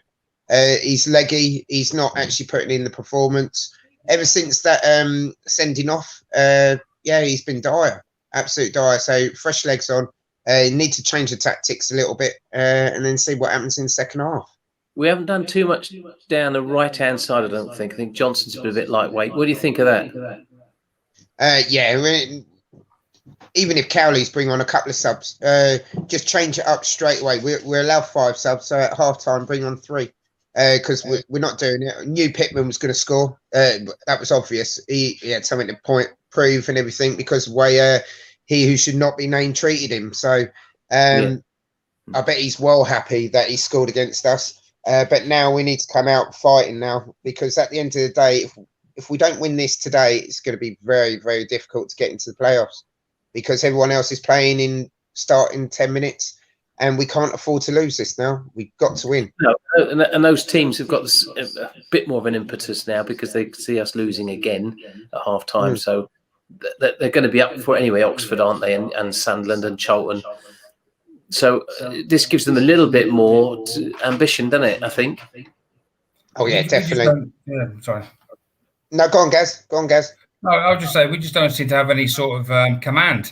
We don't seem to have any presence at the moment in these games. I know we had them 4 games that we had a great start with the Cowleys, but these last few games we haven't really sort of dominated. We haven't sort of, we haven't tested the keeper again. You know what I mean? It's like we had 3 shots on target. And obviously Marcus, he had a great chance. He could have just lobbed the keeper there. He didn't have to take a touch. If you're a goal scorer, you just got eyes for the goal. But he again, he just looked rusty. He has to freshen it up, and that that midfield. It's the same as the last game. We lost the midfield, and obviously we just struggled. And Cannon's got to come. I know he's injured, but he'll put a performance on until he's got nothing left. But that's Cannon, So just get these changes done. Aaron, is there anything to go on the fact that Pompey sort of in the last 5 minutes or so did seem like they were starting to motor their engine up a little bit, didn't they? What do you think? Yeah, but we should be doing that from the first minute, not the last 5 minutes of the half, being 1 down. We need to be coming out, playing our football. We proved that we could do it when the Cowleys first came in, the 4 games. Then all of a sudden we just backtracked and we're now playing how we were before. So we've just got to come out. We shouldn't be scared of anyone in this league. We should be coming out fighting from the first minute. And it's taken 35, 40 minutes just to get the team working together. It's just, we shouldn't be a second half team. We should be a 90-minute team. And people are, like I just said a minute ago, everyone's treating this as their cup final. Everyone wants to beat us. But we now got to make sure that we beat everyone else, because otherwise we're not going to be in the playoffs. Okay, gentlemen, thank you very much for the moment. We'll speak to you both at full time. Hopefully you'll enjoy the second half. I'm not sure if you will or not is another question. Let's speak to Sean and Brendan and Mike as well, who join us live. Thank you for bearing with us, gents. Not the best first half, Mr. Hamilton. What did you make of what you saw? I told you so. A bit concerned because from the start Naylor was too deep. Close was doing his bit, but where the goal's going to come from in the team, Marquis doesn't do it for me at all anymore. I don't know why he's on the pitch. Curtis, we keep playing him as a striker. He's really good on the left wing. Why is he where he is? He just looks lost. And then you got Harness and Williams, who just seem to be all over, covering lots of ground, but no end product. Go back to a 4-4-2, take Marcus off, put Stanley up front with Harness, Williams on the right where he likes to be, Curtis on the left where he likes to be, Naylor and Close next to each other in the midfield together, not one deep. And then if it doesn't work out, bring Cannon on for Naylor. It's been sort of typical of Pompey in the last couple of weeks for Close to operate quite deep. I noticed that Naylor was sort of playing that part as well this evening. I just think the midfield have no confidence in the centre backs, and they're just dropping back to cover. Whether that's because they're not very good, or whether there's no communication, or whether they're being told to, I don't know. But it just seems to be very congested in that sort of central defence. And then I think that's where you get the miscommunication with Rasmus and Daniels on the left. It just doesn't seem to work out. But it's just we're too deep, and we shouldn't be doing that. This is a bottom of the league team, and I know Swindon are playing well today. But historically through the season, they're a bad team. And we shouldn't be the ones that come unstuck against them. We should be playing our brand of football, and we're not. We just chasing shadows. Mike, Sean's quite rightly said that Swindon are a bad team. They haven't won a game in 5, and the bottom of the League One table. How disappointed are you with your Pompey tonight? Well, I'm quite disappointed. We seem to be playing these teams that get thrashed the game before us. And the last, 4 or 5 people that we played, they've been beaten out of the park the game before us. And then obviously they've got a point to prove it, and they come up against a very, very poor Pompey side. We're not. I mean, Sean's right. I mean, the Naylor's dropping back in because I think you'll find Rasmus is going wide. And if he keeps going wide and Daniel's pushing on, then Naylor's got to come in and cover it. The gap there has been sometimes quite big. And Johnson playing a square ball across the park straight into a Swindon player, and that was absolutely crazy. And also, I mean, he's right. Harness, Williams, Curtis, and even Marquis. The 4 of them have no defined roles where to play. They're running all over the place. They're playing all over the place. It should be 4-4-2, like Sean said. Why haven't we got 2 strikers, and why haven't we got the 2 wingers playing on their wings? I've said it again. Marquis and Williams, you can't play them together. And this again, Harness and Williams, you can't play them together. It just doesn't work. I've said that all along. Every game it proves me right that you can't. Even last season we were saying it. Yeah. I don't know where goal's going to come from. You're quite right. Get Marquis off. His second touch is absolutely awful. First touch even. Well, his first touch to try and get a second touch is awful. Yeah. Maybe I'll go and watch the cricket in the summer. Yeah. Well, not come back from Australia. Sean, you've been an advocate of Alfie Stanley for quite some time. This is more than now for his time, isn't it, surely? Well, these next 45 minutes are going to define our season. If we lose this game, the season is over. And I said a couple of games ago, Swindon is the game, and we need to win. If we don't win, that's it. Big response needed, Brendan.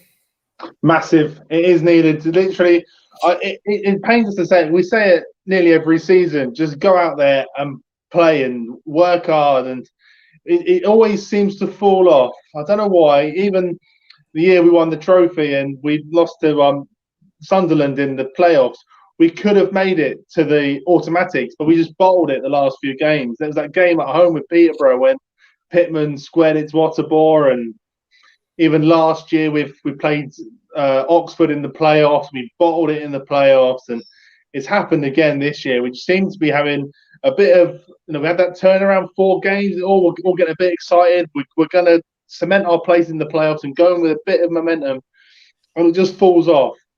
Throw on the youngsters, you throw on Alfie Stanley, and just say, boy, express yourself and prove to us why you deserve a professional contract in the summer. Yeah, and you should go and get it. These last 3 games, 4 games, we're I said it again. We're playing like Jacket's team again, and it just. I mean, those first 4 games when the Cowleys were on, there was something different about the team. The enthusiasm, the eagerness to do it, the pride that they were playing with. And it seems over the last 4 weeks that's gone again. And we are playing like a Jacket team, and it's not good. I've still got feelings that possibly the owners still don't want us to go up this season.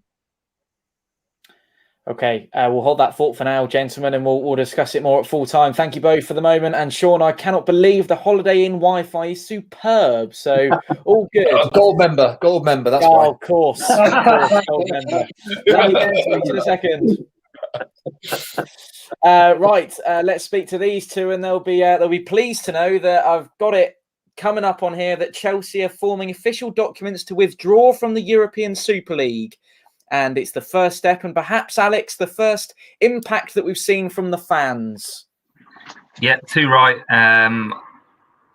Let's just hope it goes through. I mean, we'll speak about that maybe more at full time when hopefully we've got 3 points. But I just think I'm just too fed up, mate, at the moment about that, about Pompey. It's just so frustrating. It's just boring, isn't it?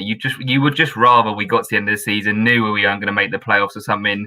Didn't have to worry about these next 4 games and just think, oh, there's a chance, and just get rid of half this deadwood. They are so bad at football, mate. They are. I can't express it anymore. You've got Cowley coming in, and I know it's a jacket team, and they're always going to reform back into their jacket team because they're not very good. These players are not good footballers.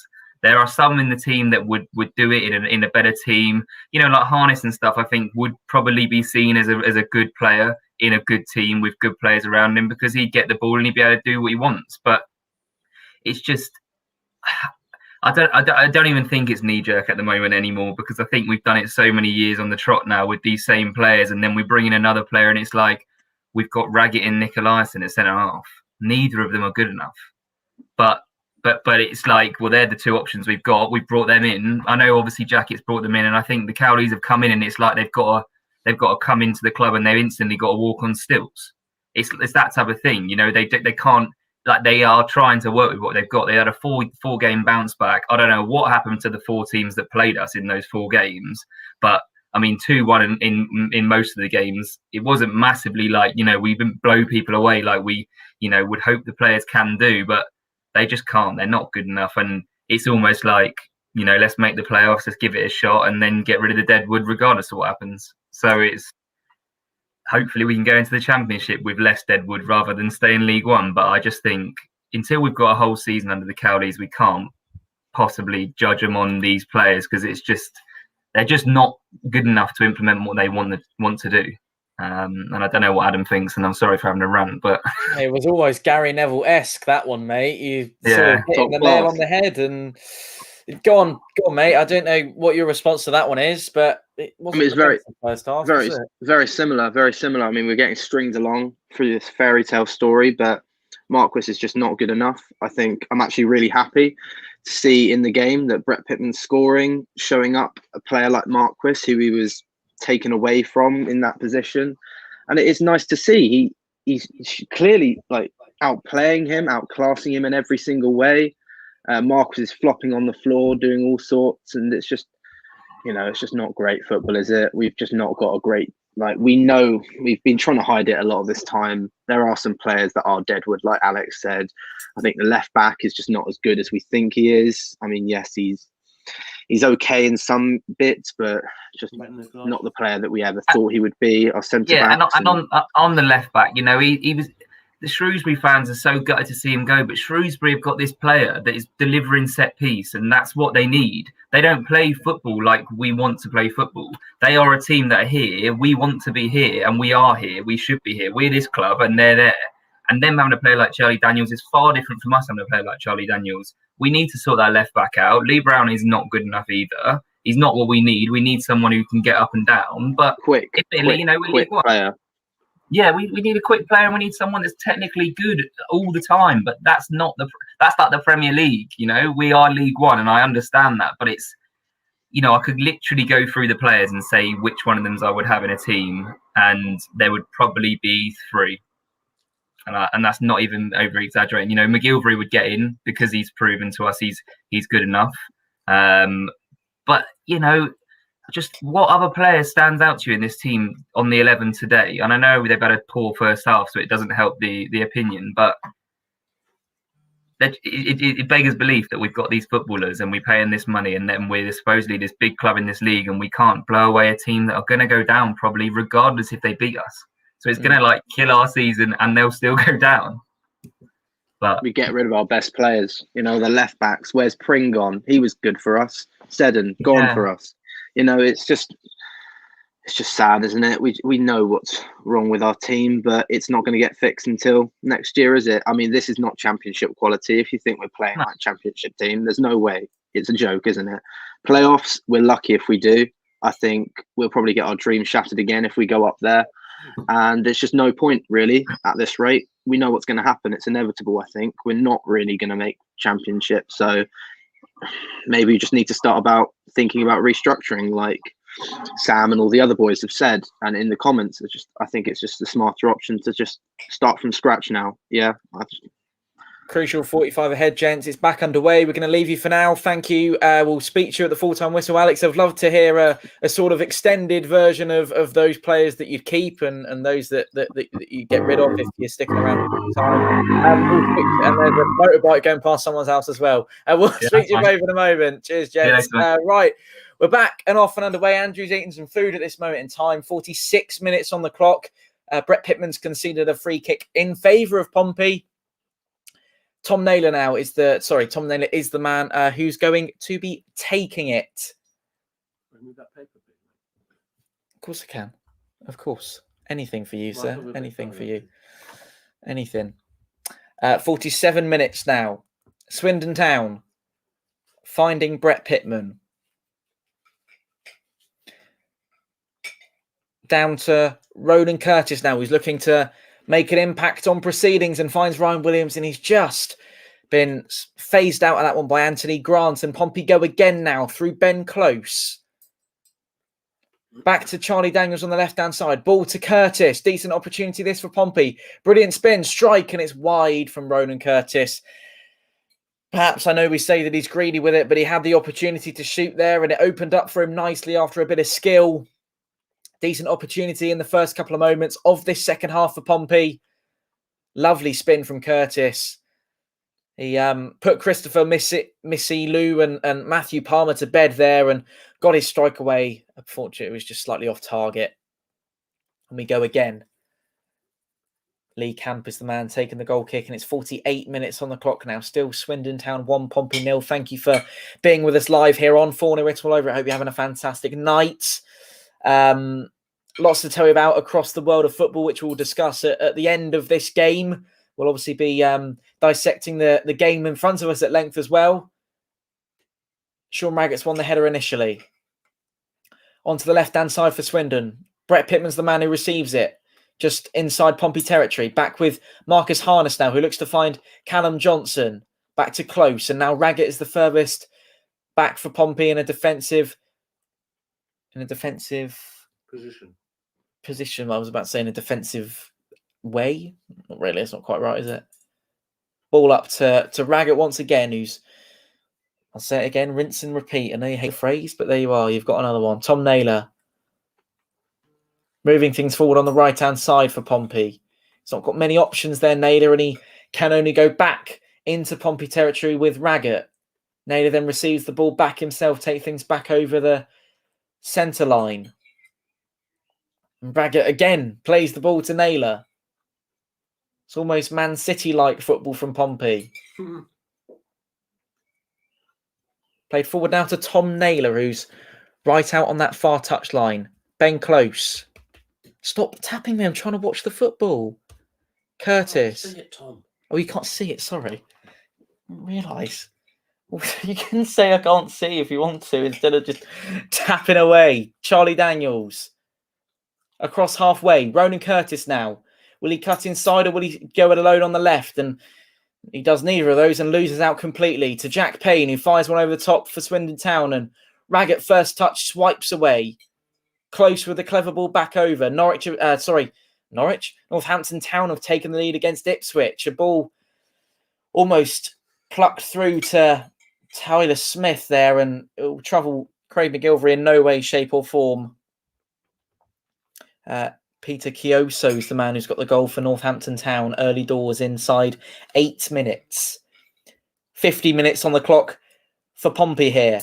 Raggett bringing things forward, much to the dislike of Brett Pitman, who can only sit and watch as Rasmus Nikolaisen gets things going down the left-hand side. Ronan Curtis pokes one through to Charlie Daniels, who's going to win a corner for his troubles. 50 minutes on the clock. Charlie Daniels making no odds about the corner. He's taking his time with it. He is taking his time with it. I don't know if the referee's holding proceedings for some reason or not. No, he's not. It's Daniels who's taking his time completely. Marcus Harness takes up his position, as we've seen him so often do under the Cowleys, sort of just deceiving the defence slightly, but eventually he'll return back into the box as the ball is delivered into that position. It's a really poor corner. It completely misses absolutely everybody, and the Swindon break is on now. Curtis tracking back, as is Naylor. And Rasmus Nikolaisen working his way back through the centre of midfield. Now Swindon have it again, back in their defensive territory. Jonathan Grounds plays it back to his keeper. The referee's blown up, and it will perhaps be some treatment on, I believe that's Ronan Curtis, who's down on the deck. It is. We're probably going to need to bring on Bobby Backick, perhaps. 52 minutes on the clock. Curtis gets to his feet. He's had a bit of a battering in the face, I believe, and referee just making sure he's all right. Perhaps that could have been the opportunity to make some substitutions for Pompey, perhaps. I said perhaps in twice now. Getting unconfirmed reports through that Manchester City are also a team to be pulling out of the European Super League. More on that at the full-time whistle. 52 minutes now. Swindon Town have the drop ball. Marquis latches onto that immediately. Ball at the park from Jonathan Grounds towards Sean Raggett now, who's managed to find Tom Naylor, and the ball's thread back through with almost a little bit of luck. Polished onto it for Ryan Williams, and Ben Close now will fire one across the park to Curtis. Clever ball, heavy first touch, and he'll be second best to that. Can he nab it back off Jordan Garrick? Jack Payne is the man on the ball, who scored 4 goals and assisted on 5 occasions, and eventually it's out for a Swindon Town throw-in on this near side. 53 minutes on the clock now. This is going to be Dominic Thompson. It'll be Jordan Garrick on this left-hand side. Right-hand side, sorry. Immediately met by, I'm not sure who that was actually, but it's met nonetheless. And Jordan Garrick is going to take another throw-in for Pompey. For Swindon Town, against Pompey this evening. There is the throw-in. Over the top, and Rasmus nods it on, only to be met by Jack Payne working his way down this right-hand side for Swindon. Ball cut across the box. It hits Daniels and Naylor in the process and eventually headed away. Raggett and Rasmus rise for it, and no one called for that. They both went for the same ball. Andrew's ready to continue. There he is. Everyone welcoming back. On to Daniels there. Throw in for, would you believe it, Jordan Garrick on this near touchline. Swindon Town with an awful lot of throw-ins, Andrew, so far. What have you made of the last couple of moments? Yeah, I think it's pretty much started the second half as we finished the first half, I think, Tom. The boys at half-time mentioned there's a few things that need fixing. One of them is a couple of goals for me, and I think all the pain goes away then, because I think we are good enough. To be fair, I think it's a bit unkind to ball over the top to Marquis. Can he latch onto that and take a strike, perhaps? Oh, he can, and it hits the keeper and rebounds. And it's all hands on deck for Swindon Town, and that's a decent opportunity, perhaps the best of the second period. You got a nice close-up of Andrew there as he reached for his squash. It's going to be a Pompey corner on that far side. It was pinball in the Swindon Town defensive area. And again, Marcus was fluffed his lines completely, and Harness is the man who actually got a shot away that troubled Lee Camp. And it is a Pompey corner nonetheless. That's got to go in, that one, Tom. Here comes the ball in from Charlie Daniels now. Come on, Danny boy. In it comes. Decent effort, and it's away from a cluster of Swindon Town and Pompey shirts. And now the Robins might be away. Callum Johnson has something to say about that, and Ben Close will fire one back across enemy lines. Harness returning from a offside position, and Lee Camp orders a little bit of calm in his box. 55 minutes on the clock now for Pompey. The time is 7:15. You join us live on Fournilwrittenalloverit. Touchdown from Tyler Smith on the edge of the box. Pitman opens up for him, strike, and McGilvery comes out, makes himself big. Would have been a poacher finish had that gone in from Brett Pitman. Still alive for Swindon. Tom Naylor receives it back, only to give it away straight away to Jack Payne. Swindon Town still have it. Brett Pitman on the right-hand side. Ball over the top towards Scott Twine, who's perhaps going to just settle down a little bit. How does he get away? Johnson just prances after him. 55 minutes on the clock, and the referee blows up for a foul in Swindon Town's favour. Not happy with that, Andrew. I'm not happy with Johnson, mate. He ponies along. Watch him chase this down. Watch this now. This replay here. Well, no, going to see it 'cause it's a foul, but just before that, the ball goes over the top, and he makes no effort to put the guy under pressure. He lets him have the ball. Okay. You're not his biggest fan this evening, I'm I not his biggest detect. fan. I told you I was his biggest fan a long time ago, but he's just thinks he's Premier League and he just prances about. Don't do enough for me, mate. Okay, 57 minutes is the time on the clock. Ball is going to be sent in from Swindon Town. It's a set-piece delivery, looking like it's going to be a strike, and it is one. And again, straight at Craig McGilvery. Nothing too much to trouble the Pompey keeper between the sticks. And that one will be...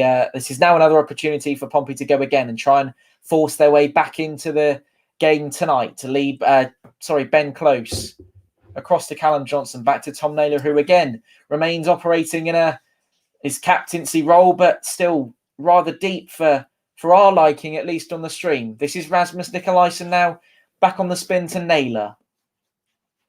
Approaching the hour mark. Rasmus is going to fire one over the top. Curtis to Williams. Opportunity for Marquis. Keeper makes himself big. And again, it's another chance. It's half-witted from Marcus again, isn't it? He's not even working hard. What's wrong with the man? It's shocking, mate. It's a striker, for goodness sake. He's had 3 good opportunities tonight. Each one, he's not putting enough effort in it, has he? He's had chances to equalise and even go on to perhaps even win the game for Pompey this evening, Marquis. And it's just not been good enough from him. I think he's pay him an awful lot of money to do absolutely naff all.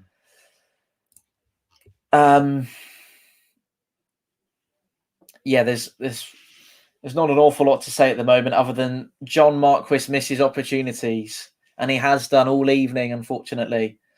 He gets another one there, and it's a 50-50 ball. He's not even going to win it, is he? Charlie Daniels is stood watching. Rasmus puts a foot in. Sorry, Naylor operating slightly deeper. Charlie Daniels across the park. Sorry, to Sean Raggett. Callum Johnson over to Harness, who's the furthest man on the right-hand side for Pompey. This is Johnson again, back in field to Naylor. It's horseshoe effect for Pompey. Ball over the top, looking for Curtis, who would have either run early or wouldn't have received the ball anyway. Still alive for Pompey with Harness, breaking his way towards the 18-yard box. Back off the leg, I believe, of Dominic Thompson, and it goes out for a Pompey throw-in that's taken quickly to Close. Touches it down and returns it to Callum Johnson. Ball thread through. Will Harness latch onto that one? No, he won't, and it will be one to quite easily come and claim for Lee Camps. And we are now well and truly approaching the hour mark, Andrew. And if you're going to sit like that, are you going to be sat like that for the rest of the evening? No, just want to make sure you're in shot, that's all. So we can all see what's going on. Almost an hour on the clock. Brett Pitman rises for it. Taps it down. Ball thread through to Smith. Clattered over. Is that a penalty? Oh, it is from the referee. And I believe it's going to be a yellow card produced for Charlie Daniels, who's given away the second penalty in the space of 2 games. And now Brett Pitman again, you would have thought, has the opportunity from the penalty spot to make it 2-0 to Swindon Town. You look perplexed, Andrew. I need a comment from you as soon as you possibly can. Raggett watched it go past him, and then Charlie Daniels. There's not really a penalty for me, Tom, but he's going to give it every time. And there we are. And there it is, 2-0 confirmed on the screen for us. Brett Pitman tucks one away to Craig McGilvery's right. And unfortunately for Pompey, not the hour mark they would have wanted. They would have perhaps wanted a change to be made on the hour mark, not a goal to go in the back of their own net. And all of a sudden, it looks like an incredibly tall mountain to climb, Andrew, right now. Yes, Tom, for sure it does, mate. Yep. And it's not going to make it any easier on anybody out there, is it? Swindon are not a very good outfit, mate. They are bottom of the league and winless in 5, Andrew. Yeah, that's not good news for us, Tom, when we're losing to them. And we lost to somebody else who down at the bottom this week. Who did we lose to this week? We lost to Burton last week. Yeah, they're not down there, but they are they were 18th at the time of playing them. So it's Brett Pitman on 18 and 61 minutes. And as I just said, there are all of a sudden an awful lot of work to do from a Pompey point of view. 30 minutes to do it in, Tom. The scoreline at the moment mirrors the game at Fratton Park, although it is the other way round completely. On both occasions, the home team have gone 2-0 up. And I said before we got going that if we lost this evening, and I know we haven't yet, if we lost this evening, we've got some serious issues. Yeah. And all of a sudden looks like we do. If you're just joining us live on Fournilwrittenalloverit, Swindon Town have just made it 2-0 courtesy of a Brett Pitman penalty, which there aren't any arguments for. Perhaps there's sort of, you look at Charlie Daniels and why he's conceding 2 penalties in the space of 2 games. Perhaps that is the way the cookie crumbles. This is going to be a bit of a headline for you, but Pompey looking to miss out on the playoffs in the most spectacular of fashions at the moment. And it's almost comical, Andrew, that the wheels of the Cowley bus are falling off a lot sooner than we all would have hoped to. And you're not listening to me because you're checking the league table. It was all meant to be the easiest run-in, ladies and gents, and quite evidently it's not, and Pompey with a chance in their box, and it's hashed away to halfway. Sean Raggett back in there. And it's only going to find a Swindon Town shirt, and this is Jordan Garrick on the right-hand side. Ryan Williams endeavouring to get the ball off him. Jordan Garrick is forced backwards, and Williams still can't win the ball. Up the park to Pitman in the centre circle. Lays it off to Christopher Misilu. There's a ball right over the top that McGilvery is going to come and claim. Always a lottery when a penalty is awarded, Andrew. Yeah, Tom, for me, it's not a penalty. So the evening looks a lot worse than it really should look, I think. But that we can argue that we shouldn't let them get into that position in the first place. And Raggett has just watched it run past him. And then he's left it Charlie Daniels and the keeper to do everything. And it's just shocking, and shocking defending. 63.5 minutes on the clock now. This is Rasmus Nikolaisen, who's, again, his pass is wayward, and it gives Swindon the opportunity to counter through Tyler Smith, the man who won the penalty, cuts inside, looking to get a ball past Ben Close, but Rasmus Nikolaisen is there, and it's almost a basketball match, which is what our manager Danny Cowley has said he doesn't want to see from his players. Well, corner, right? It's not going to be a corner if Lee Camp has anything to say about it. He's managed to keep it in play nonetheless. 64 minutes on the clock now. Shauna said, hats off, Tom. You are maintaining your positivity. Thank God we cannot get relegated. I would transfer list of the players this evening. Keep McGilvery, Close, Watmore and Johnson. Why would you keep Johnson? At least not getting into the playoffs saves us more pain. Adam said Pitman hat-trick incoming. Let's hope not. And Cyber Jeff reckons we are the biggest joke in League One. I don't really know what to say to that. Mike has said, seriously, why would you give the Cowleys the long-term job after the recent performances? Forget the first 4 games. We just got lucky. Tony said, so Andrew, are the players good enough? Because they've consistently shown in the last 2 seasons that they aren't. Tony, I know that one's directed at my father, but I'm going to not defend him by any way, shape or form, but I would still argue that attacking-wise, we do have some incredible talents in our team. Harness is a great player. Ronan Curtis, I know he's greedy, but he's a great footballer. Williams. Marquis's track record doesn't... I know he's had a really poor couple of games, but you can't argue with his track record, can you? No, in terms of scoring goals at this level. Curtis now to Naylor. I hope I don't get an onslaught of abuse for saying that, but there we are. Close now. Across to... I'd like to see Sean explain himself, mate. Sean, will you be able to speak to him in just 30 minutes time or so? And I'd like him to explain to me why we keep Callum Johnson, because I think he's been absolutely pony tonight and pony most of the season. And that's not me sour grapes tonight. I'm very disappointed that we're losing to this pikey little side, Tom, but that's the way football goes sometimes, isn't it? Just look at Liverpool or whoever you might look at these days. Anyway, let's see what comes of this. Ball goes in. It's a set piece that Pompey have won, and Harness is going to be the nearest to the rebound. He's got it back on his feet, Marcus Harness, with 66 minutes on the clock now. This is Ben Close. Transverses a ball over the top towards Tom Naylor. Header back across goal, and Curtis pulled out of the challenge, perhaps. 66 on the clock. 10 minutes now. Sorry, the number 10, not 10 minutes. Lincoln have taken the lead against Burton. John Marquis now for Pompey, working his way into the area. Tries to lay it off to a colleague nearby him, but that one's just shocking, is he tonight? Just giving the ball back almost to Swindon Town. And Marquis has probably had one of the worst games in a Pompey shirt.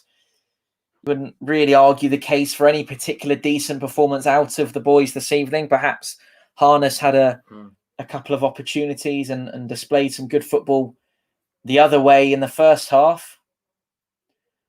Otherwise, nothing to show for ourselves. Williams, I'm surprised substitutions haven't been made yet from Danny Cowley, who's normally hot on doing something like that. Charlie Daniels, looking to find Ben Close, 20 yards from goal, on the left-hand side. Close is going to look to put a ball in, perhaps for referee Marquis, who's eagerly waiting for it. Curtis drives a shot, and it needed saving from the keeper, Lee Camp. And that's going to be a corner for Pompey, and arguably Curtis's only decent opportunity of the second half, perhaps for at least the last 20 minutes or so. And Charlie Daniels is lining up the corner to be taken. Curtis now. Oh, sorry, I'm just watching the replay. Perhaps a little bit too overcautious on the save from Lee Camp, but he didn't want it going anywhere near his goal. And by the looks of things, that corner did not stem to anything. Marcus Harness bringing things back into play. Charlie Daniels is going to have to chase that one down, and his touch is decent. Really well. And he's done really well to keep that one in play. Approaching the 70-minute mark. This is Ryan Williams, who finds Ben Close. Once again, finds himself 20, 25 yards from goal. Ryan Williams to the near touchline with Daniels. He's forced into making a pass to Curtis. This is the Pompey captain, Tom Naylor, on the other side of the pitch now. Threads one through to Marquis. Lays it off to Curtis. Back to Marquis. And that one's just cut out completely. Wigan have taken the lead against Shrewsbury. Marcus is asleep when he's passing the ball back to him. He's given it to go, and he's just waited for it, and the defender's just taken it. Marcus is absolutely toilet tonight, mate. Sorry to say it. Get him off the pitch, for goodness sake. Cowleys can see this. So I'm with the other boys. If they don't make some decisions to make some changes, Tom, which is basically Marcus off the pitch, in my view. Shauna said, impotent, Tom, is the only way I can describe this Pompey attacking setup. Thank you for your comment, and we'll discuss it more. He means impotent, which is the same, but spelled, pronounced differently. Thanks. Thank you for that. No matter where I am, where we are at, I'm a Pompey all the way. We might stay in League One, but supporting, and if anything, we need to aim for the direct promotion and no playoffs, says Noel. Thank you for your comment. Marcus has just chested that ball 20 yards ahead of himself. What's happening? Substitutions being made. It's Charlie Daniels who's going to be coming off, and you could argue that it's been a poor performance from him. And it will be George Byers making his way onto the pitch. That's coming on 70 minutes now, and on comes Byers, looking to impact some positive change, perhaps, on proceedings this evening. That's the first of 5 substitutions that Danny Cowley can make this evening. You sort of see where he's coming from in terms of taking Daniels off, Andrew, because he's been far from his best tonight and conceded the penalty, and perhaps was to blame for the first goal as well, but he is a defender. I don't know how you see that substitution and the reason for bringing Byers on, perhaps to bulk up the midfield for Pompey. Yeah, but that would have done that in the first 10 minutes, Tom, rather than now. But we say that. Let's look at this, shocking. And Swindon Town are back in possession, and it's a ball worked through to Tyler Smith, who drives a shot, and McGilvery's there to stop it again. One that's straight at him. Luckily for Pompey, 70 minutes has been played, redistributed from McGilvery quite quickly to Close. There's a man on the deck for Pompey. He's going to call a halt to proceedings. I don't know if that was a free kick. Yes, it is from the referee. It's going to be a yellow card, actually, produced from the ref. And Dominic Thompson's the recipient of that. And I think it was slightly out of shot from here. It was a bit of a nudge on Harness that sent him tumbling to the floor. Referee spotted that one. And Pompey are into the 71st minute now. There's confirmation of Thompson's yellow card. And this is Tom Naylor who's going to take the ball quickly, and Close is going to look to find Raggett on that far side, who perhaps will float a ball in, take an extra touch or two, and then find Johnson. All of a sudden, Raggett finds himself miles up the pitch, and that comes to absolutely nothing and stems to Lee Camp. 72 minutes on the clock now. Swindon Town lead Pompey by 2-0, courtesy of 2 Brett Pitman penalties. As a result of that, in the last couple of moments, we've seen Pompey shift to what is looking like early reports from myself as I'm watching it suggest a 3-5-2 with, as we said, bulking up of the midfield as Byers operates in that role and Daniel. So I would imagine Tom Naylor drops back perhaps, and we have the 2 up top in the shape of Harness and Marquis. Curtis is operating rather high up the pitch as well. Naylor now. Time is running out if Pompey wants to mount any sort of comeback. Sean Raggett, a goal now would do, Andrew. Yes, Tom, an absolute miracle would do. Johnson, ball in, header over, and that's going to be a corner from Pompey, and perhaps this will be the time, as I say, with a stifling amount of positivity. It's James Bolton, who is also coming onto the pitch. And I'm going to get confirmation of who will be coming off the pitch. Johnson, I hope. That's going to be Sean Raggett will be withdrawn from proceedings. Oh, that's a shame. Northampton have doubled their lead against Ipswich Town. They are now 2 goals up. Northampton. And that corner stemmed to very little there from a Pompey point of view, and that's going to turn out to be a Lee Camp goal kick. Second change of the evening. We can now see James Bolton is on the pitch. If he's fit, Tom, why is Bolton not playing? Another shift in formation from Why is Pompey. Bolton not starting? I don't have that answer for you, Andrew, unfortunately. And as Sean has said, that substitution is 42 games late. There we are. Peter Chioso has got his second of the evening for Northampton Town. 73 minutes on the clock back at the county ground. It's a decent touch from Rasmus Nikolaisen, who finds Marquis. Curtis receives it. Ryan Williams is on the overlap. Lovely ball through. Claims for offside. Oh, it's a back heel from Ryan Williams, who tried to keep it in play, but all he's done is gifted the possession back to Swindon Town. And jumping and looking for a header was Brett Pitman. Sorry, forgot his name. 74 minutes on the clock now. Ryan Williams is having a little hug with Dominic Thompson. Well, I'll say that. Dominic Thompson's more hugging Ryan Williams as he dispatches to Ben Close. Tom Naylor now is playing a more forward role. Bolton, ball over the top. Header over from Curtis, and that one's going to be out for a Lee Camp's goal kick. That was poor, Andrew. Why did he take that option? He's got to go wide, isn't he? Get the ball out to your wide players. It's almost, you really need to finesse the game, don't you? If there's any chance of getting anything back amongst this, in and amongst this game. And there isn't actually the argument, Andrew, that Swindon have sort of been lucky with their 2 goals. No. Pompey, they're better than us, Tom. Only 3 shots on target. Swindon Town with 7. Is your opinion changing from perhaps the upbeat self that you were 30 minutes into the game tonight? No, I suppose it's frustration, isn't it? That's my thing, Tom. It's frustration to watch, it, and probably the boys are saying, let's get out of the freaking playoffs because we'll embarrass ourselves, wouldn't we? 15 minutes now.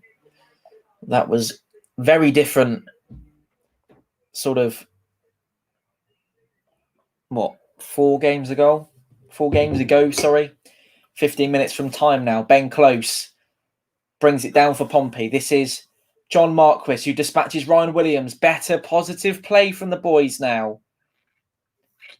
Byers through to Harness. Lovely play. Close over the top. Harness in the box. Can't quite get it down, and Marquis is protesting that there's a penalty in there, but it's completely the other way. And Brett Pitman goes down and wins a free kick for the home side, Swindon Town.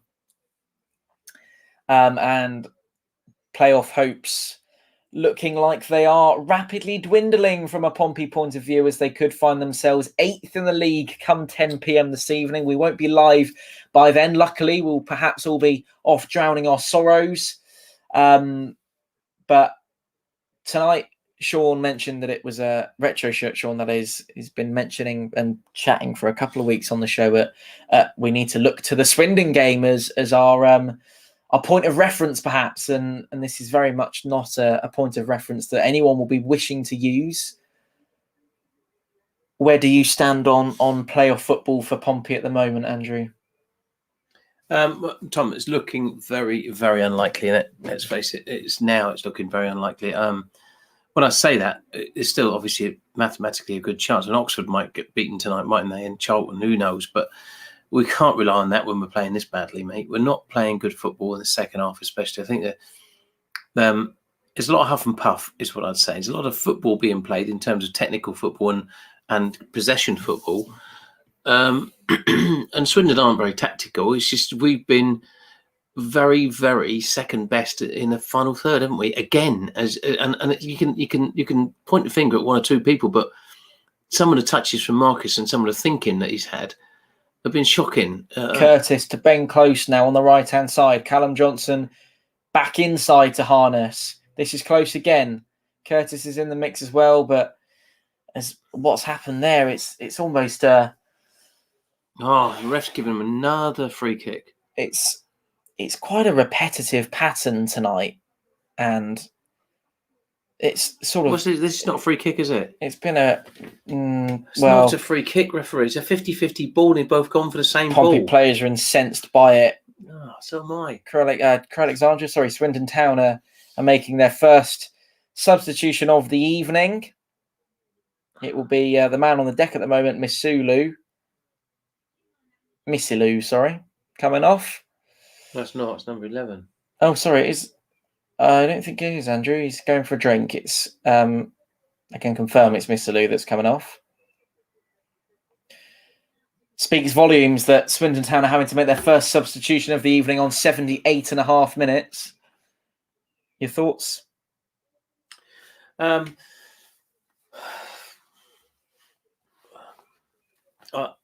speechless, Tom, really. Impact at the top end of but final third has been absolutely woeful. I can confirm that Andy Cannon is being readied on the far touch line for Pompey. It's 80 minutes too late, isn't it? It's quite late, is what it is. 11 minutes of normal regulation time to go now. I would probably best describe it as a desperate display. And the boys said at half time that if we lose this game, the season is over. Yeah. I agree, I think. And I'm also inclined to agree with what they're saying, and we'll discuss it at length come the final whistle. We're just 10 or so minutes from that now. Williams over the top, looking for Johnson. See what I mean about him, Tom? He's a 50-50. Everything he does is half-witted. You know, he's never committed to winning that ball, was he? Ever. Not in a million years. And he's like that in his play. What's Marcus going to do? Fall over. Get up, man.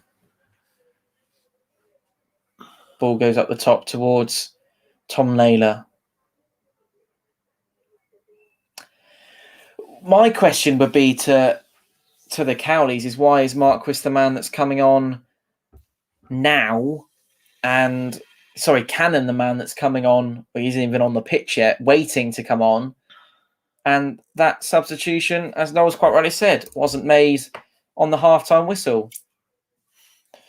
Byers should have been on the pitch as well, I think. Byers to Harness, who drives a shot, and it's a decent effort from distance from Harness, who's been the brightest spark.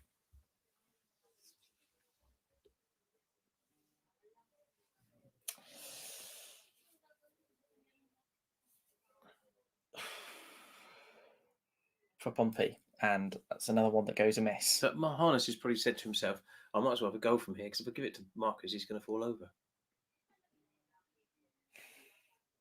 Third change of the night. confirmation for you that Andy Cannon is making his way on to the field of play, and it is Ben Close who is being taken off. That's the worst timing I've ever seen in my life. I like Mr. Cowley, and I'm not going to slate him, Tom, because I like him and I like his attitude. But some of these decisions of substitutions at the times have been taken are woeful. They're worse than John Marcus's performance tonight. I wonder if a goal now might just reignite things, perhaps for Pompey. Marquis finds Curtis. Got to be Curtis. And it is Curtis. 2 on Pompey. Back of the net. And all of a sudden, hold your tongue, boys and girls. Before we say the season's over, this game's not over yet. Stick with us live on Fournilwrittenalloverit. Interesting 8 minutes to come, Andrew. To be fair to Marcus, that was the best football he's played all night. Right. What a great pass that was. To be fair to him, Tom, he's done nothing apart from that, and that's enough for me. He's got himself out of jail. It's a great ball. He looked up and he saw Curtis just keeping onside. Well, Pompey are perhaps muscling their way back into this one. Tails up. Come on, we've got the fitness as well. Tails are up against the team. On the pitch, isn't he? Yeah, Cannon's on the pitch, isn't he? Yeah. He is. Look, there he is on the ball now. Cannon has, in the midst of the goal celebrations, Cannon has made his way onto the pitch. Accrington Stanley have got a goal up against Doncaster. I think it's bad being a Pompey fan. Try being a Doncaster one. Callum Johnson on the right-hand side. This season, that is. Not forever. Andy Cannon now to Byers. Almost a completely changed midfield product now for Pompey. Byers, strike! Ooh, oh, my word. Save. It's a big save, and it needed saving. Come on, boys. Pompey Come on, boys. Managing to straggle their way back into the game. 1 back. Could it be 2 back? And then... Oh, that's a brilliant shot, Tom. That is a brilliant strike. It's a great strike from Byers, who we know can hit them from distance as well. Great strike. Yeah. Ooh, corner ball is in play, and it's going to be a foul that the referee said goes in Pompey's favour. Sorry, goes in Swindon Town's favour against Pompey. And I believe Nick Elyson, as Andrew's quite rightly said there and pointed out, he will be cautioned by the referee. And this guy's going to be really, really injured, isn't he? Yeah, you can see it. He's terrible. Taken over into 84 minutes now. Oh, hang on. He's still really ill. Is it too little too late from a Pompey point of view? Or is the comeback on?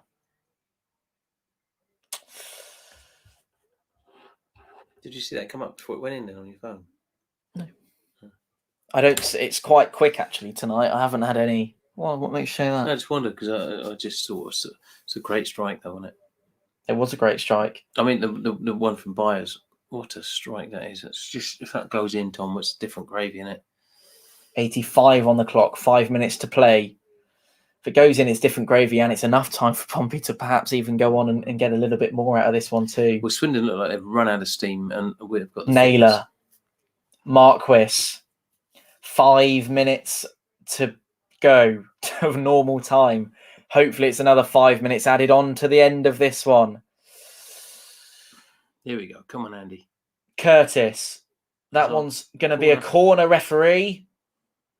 Yes, it is. Come on, Mark, Mr. Curtis, deliver something absolutely unique, please. If he does, it'll be big. Good news is Raggett ain't in the box. The good news is Raggett is not in the box. Watch the game, there's a corner. Ball goes in and it's dangerous. Another corner, right? Let's say watch the game. I accidentally put 2-2 on the title of the stream. Don't do that yet. That needs to be sorted out. Interestingly, you say don't do that yet. I like the sound of that. The rest of the games in League One this evening just kicking off as Ronan Curtis is stepping up to take a corner ball. 86 is on the clock now. It's a delivery up to Rasmus. Ball in the air. Keeper comes and claims.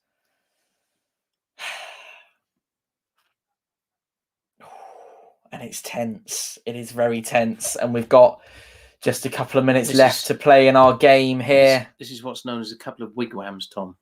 Couple of wigwams? Couple of wigwams. It's too tense.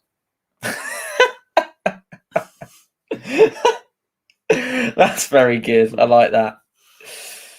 Is it a couple of wigwams, It boys? is a couple of wigwams. It is a couple of wigwams. 2/10. Tom Naylor now. Come on, mate. Speed it up, Naylor. Put the pressure on. Cross ball over to Williams, who needs a decent touch, and he does. It's 2 decent touches. Back to Cannon, who needs options. Open, expansive field all of a sudden. Right. Naylor. Go with the other side. To the right, look. Tries to thread things through the middle. Marquis to Curtis on the spin. Marcus, that's you again, mate. Snapped away from him. And 87 minutes is the time on the clock now. Blues. Ryan Williams. Good up ball. to Cannon. Ball across the... Too close to the keeper. Ball across the... flashing ball across the box. Show us some fighting spirit, Tom, won't we? Keeper was nearest to it. And if it's any team that's going to get the next goal, it's Pompey. I think... I don't know anything more, by the way, but I'm just saying that if there was to be a team to score... We're looking like the more likely, aren't we? Well, I don't think Swindon have had an opportunity in... the second half. Well, not second half, because they've scored in the second half, but quite a while. Second half of the second half. Second half of the second half. Ryan Williams, that's going to be a throw-in for not Pompey, by the sounds of it, from the referee. I don't know the decision that he's made, because I can't see him. But it's now approaching 88 minutes, and it will be a Swindon Town throw-in on this near side, and hopes of a last-minute mounting comeback still on, but perhaps dwindling in front of our eyes. Rasmus wins the header on to Curtis, poked through to Byers. At this point, Tom, I'll take a crawl. Curtis is going to run onto that. Is he going to keep that in play? No, he's not. And Swindon double their lead against Shrewsbury. Not Swindon. Sorry, Wigan double their lead against Shrewsbury. Not Swindon. No, it's not Swindon. You're quite right. There's another throw-in from Swindon Town now. Won by Rasmus. On to Curtis. Can it find a white shirt? And it's just reactive rather than proactive from Andy Cannon as Lee Camp comes across. The 36-year-old Northern Irishman claims with relative ease 1.5 minutes of regulation time to go, plus whatever is added on at the end of this one for Pompey. I don't know if we're looking at this and thinking perhaps it is too little too late. The ball's going to not catch Craig McGilvery out, luckily, and that could have been one that troubled him slightly, but it hasn't done so. Still time for Pompey to wriggle their way back into this one as they have done just now. Ronan Curtis with the goal on 81 minutes. 8 minutes later, we're playing into the 89th. Ryan Williams takes it down on his right foot. It's going to be Byers to find Curtis. Edge of the box, Cannon. Will he look to take a strike on? He will, and it's going to trickle just wide of the post. Not too much on that one from Andy Cannon. Wasn't the spectacular strike that we saw at the DW DW Stadium. His wrong foot as well. He shouldn't have done that. Took it onto his left and he hit it, and it just lacked any zazz, didn't it? If he puts that through, rolls it through, then Marcus could have been onto that. Fine margins. Game of fine margins. Pitman is making his way off the pitch, and Swindon Town will be making their second substitution of the evening. He's not happy with that. And I should also stress at this point that Swindon have only recently sacked their manager. I haven't spoken about that in the 2 hours and how much time 48 minutes that we've been live for. I can't tell you right now. It's going to be 5 minutes according to iFollow. Come on then, Blues. Come on. Yep, it will be 5 extra minutes now for Pompey at the end of this second half. And it's been mixed emotions all evening here on the stream. It's been a roller coaster ride. Mirrors the world of football around us right now. We're now 30 seconds into this one. Swindon Town in no hurry to get things going. Header from Rasmus. Chested from Curtis to Cannon. On to Michael Jacobs. 91 minutes played. Rasmus Nikolaisen now.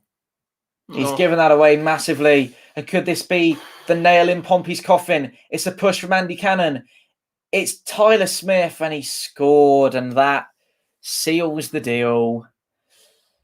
3-1 to Swindon Town. And I can there was hope for a moment or two, but I'll say it now, and I'm gonna sound incredibly pessimistic to some people. It's going to be an awful lot of truth in what I'm about to say to others, but Pompey's season is now well and truly finished. I think it's going to take quite a miraculous turn of events for us to make any sort of late playoff march now. With the games still happening around us in League One this evening, there's still an awful lot of football to be played tonight in this round of fixtures. Pompey won't know their fate until gone 10 o'clock this evening, perhaps. But what we do know is this one is well and truly over. And Andrew, your reaction to Swindon's third of the evening? It's disappointing, Dominic, because it's not a 3-1 game, really, is it? We're just naive in it, just allowing them to get in like that. It's not a 3-1 game, Tom. But to be fair, we didn't deserve to win the game. But I think we did enough to get a point. That's what I'd say. Especially in the second half, where the performances wasn't too bad, was it? Now, Swindon perhaps with the opportunity to really put us to the sword and make it 4. And I say that through gritted teeth. Scott Twine has been fouled by Andy Cannon, and I would have thought that will probably be a booking. Yes, it is. Well, it might have been James Bolton, actually, that put the challenge in. I think it probably was. No, it was Cannon, wasn't it? And Bolton kicked him afterwards. Season-ending stuff tonight. Gone from top of the league at Christmas to forget this Christmas thing. Fighting. Well, and just to provide a bit of perspective. I think Kenny Jackett's probably feeling a bit better about life now after the first 4 games. Lost 3 and drawn 1 the last 4. That ain't promotion winning side, is it? Whatever we think, and blue tinted glasses and all the rest of it.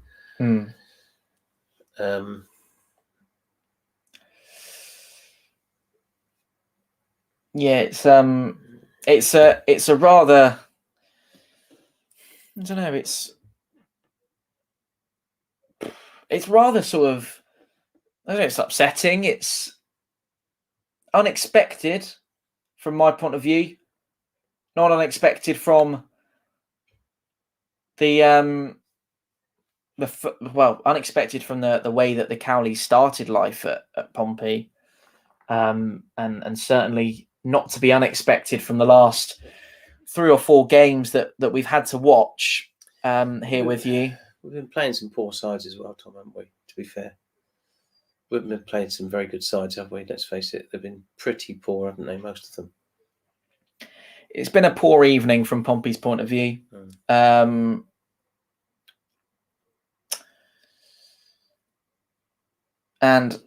there isn't a man of the match to give, unfortunately.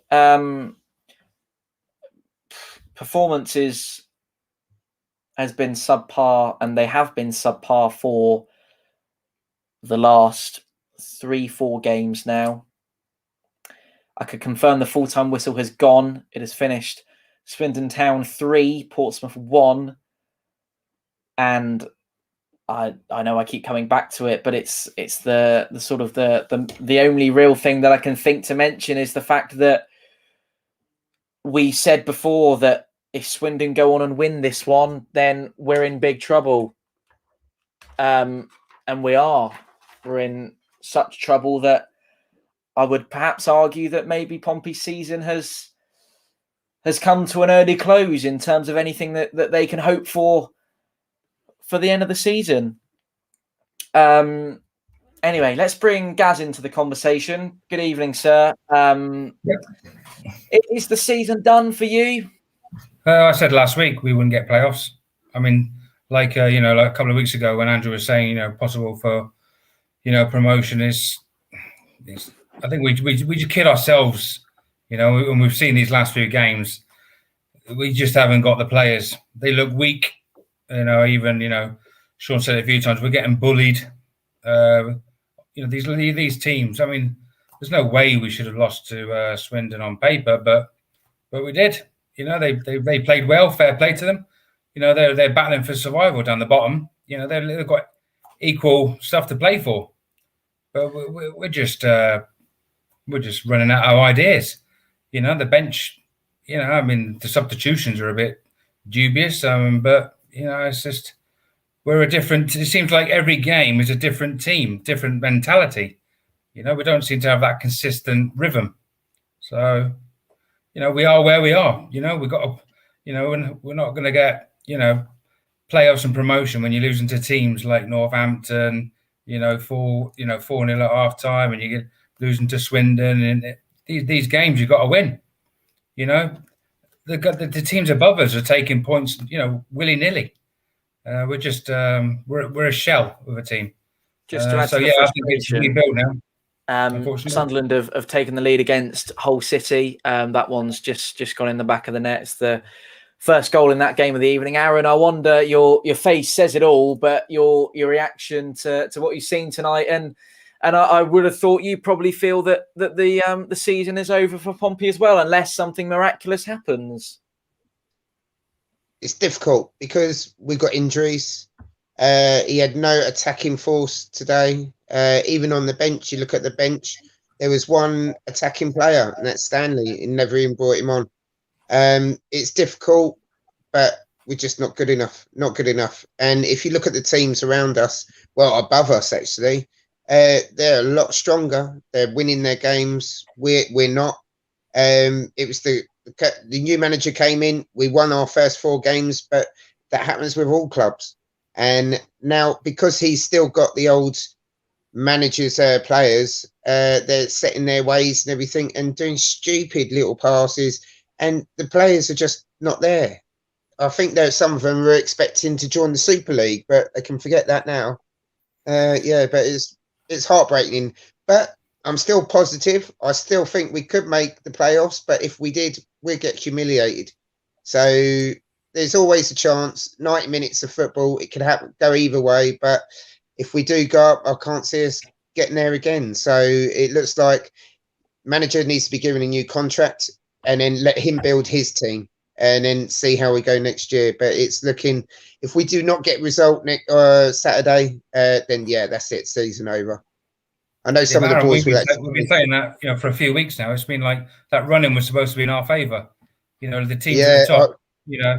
Yeah, that's the main thing. Everyone said it was the easiest running, but they're all treating it as their cup finals, and we've underestimated all of them teams. And I would like to say, in my heart, we will still make it, but in my head, I know that's it, game over. I can ask you a question, guys. Obviously, we're all gutted, disappointed that we all wear the blue flag, don't we, everywhere we go, and we always remain positive. So we're a bit deflated right now, but try and put a positive slant on it. If Oxford lose tonight at Wimbledon, it's half-time 0-0. If Wimbledon nick that, we're still 65 against 66 points, and we've still got a game in hand over Oxford in 6th. I agree with what you're saying, and I agree with everything that people have been saying tonight. I personally still think the team's good enough. I think the final third, we've been woeful tonight, apart from Marcus's goal. Curtis's goal from Marcus's part of through ball, which is the only thing he did all night, actually, Marcus. For me, he shouldn't be on the pitch. We said that before kickoff. And what other options has he got? He's got to give Alfie a chance, maybe a bit of fresh blood to go in there and have a bash at it. I think there's 4 games to go. We've still got 12 points to play for. The other teams above us, Blackpool and Oxford, have still got to win their games as well. So it's not like we're out of it and the season's over, as everyone seems to think. But you're looking at that league table and you're thinking there is, at the moment, there's still plenty of hope, Tom. There's 4 games left to 65 points. Aaron, what do you make of that league table as you see it right now? As I see it now, it looks great for us because, like, we're still in with a chance. But with the players we got, they're just not at the races. They really, really aren't putting in the effort that we expect and deserve as fans. I would love to say, yeah, we can still do it. 12 points to go. But we're just making it so hard on ourselves. Yeah, that's the thing. We're waiting for. Yeah, go on then. I disagree with the argument that we don't put a performance in and try hard enough. I think, to be fair to the boys tonight, I think they did, and it's not me to give them any credit other than I think they worked really hard to try and get in the game. Swindon obviously had to change their manager as well recently, as Tom alluded to, and they had to change things. It's difficult to beat sides that are fighting to stay in this league, isn't it? And to be fair, they were quite a good outfit, I thought. I think the table doesn't lie, but they were quite good tonight. And again, we keep saying it, the last 3 games, and those chances would have gone in, wouldn't they? And they haven't. You know, there's a difference. It's fine. And Gillingham's 1-0 up against Peterborough now. And anything could happen in the next 4 games. Anything. Yeah. Well, look, Gillingham's 1-0 up against Peterborough. Unfortunately, the games that we've lost, Andrew, we should have won. I mean that's the thing, isn't it? The next few games, we can keep on saying, "Oh, we had chances and we had chances," but you know, when the Cowleys took over, they had a plan. You know, and they obviously, the 4 games they went to plan, but since then they seem to have sort of been found out a little bit. You know, and the players haven't stepped up consistently. You know. I agree. It's the final third, though, isn't it? It's the final third that let us down pretty much. I mean, you could argue to give the penalty wasn't really a penalty, guys. I don't think it was. But then these things go against you, and we could win sometimes in the season, don't we? But that's just my view. But Tom needs to move on to ask questions. I do need to move on to ask questions, gents. If you wouldn't mind staying right there, what we're going to do is we'll speak to everyone as a 3, and then if you wouldn't mind just hanging around, and we'll do a big old ding dong at the end. Probably a better word than it for ding dong, but I'm sure you know what I mean. Thank you for the moment, and we'll be back with you in just a few seconds. Let's bring Sean and Alex into the conversation. Mr. Hamilton, I'd like to throw this one at you. Pompey managed just 1 goal tonight against a team that has conceded 78 in the league before this evening. Poor. Very, very. Just shows that, as I said before, how impotent our strike force are. In fact, we haven't got a strike force. You know, Marcus was just walkabout for 8 to 9 minutes today. He did 1 good pass at the end to Ronan.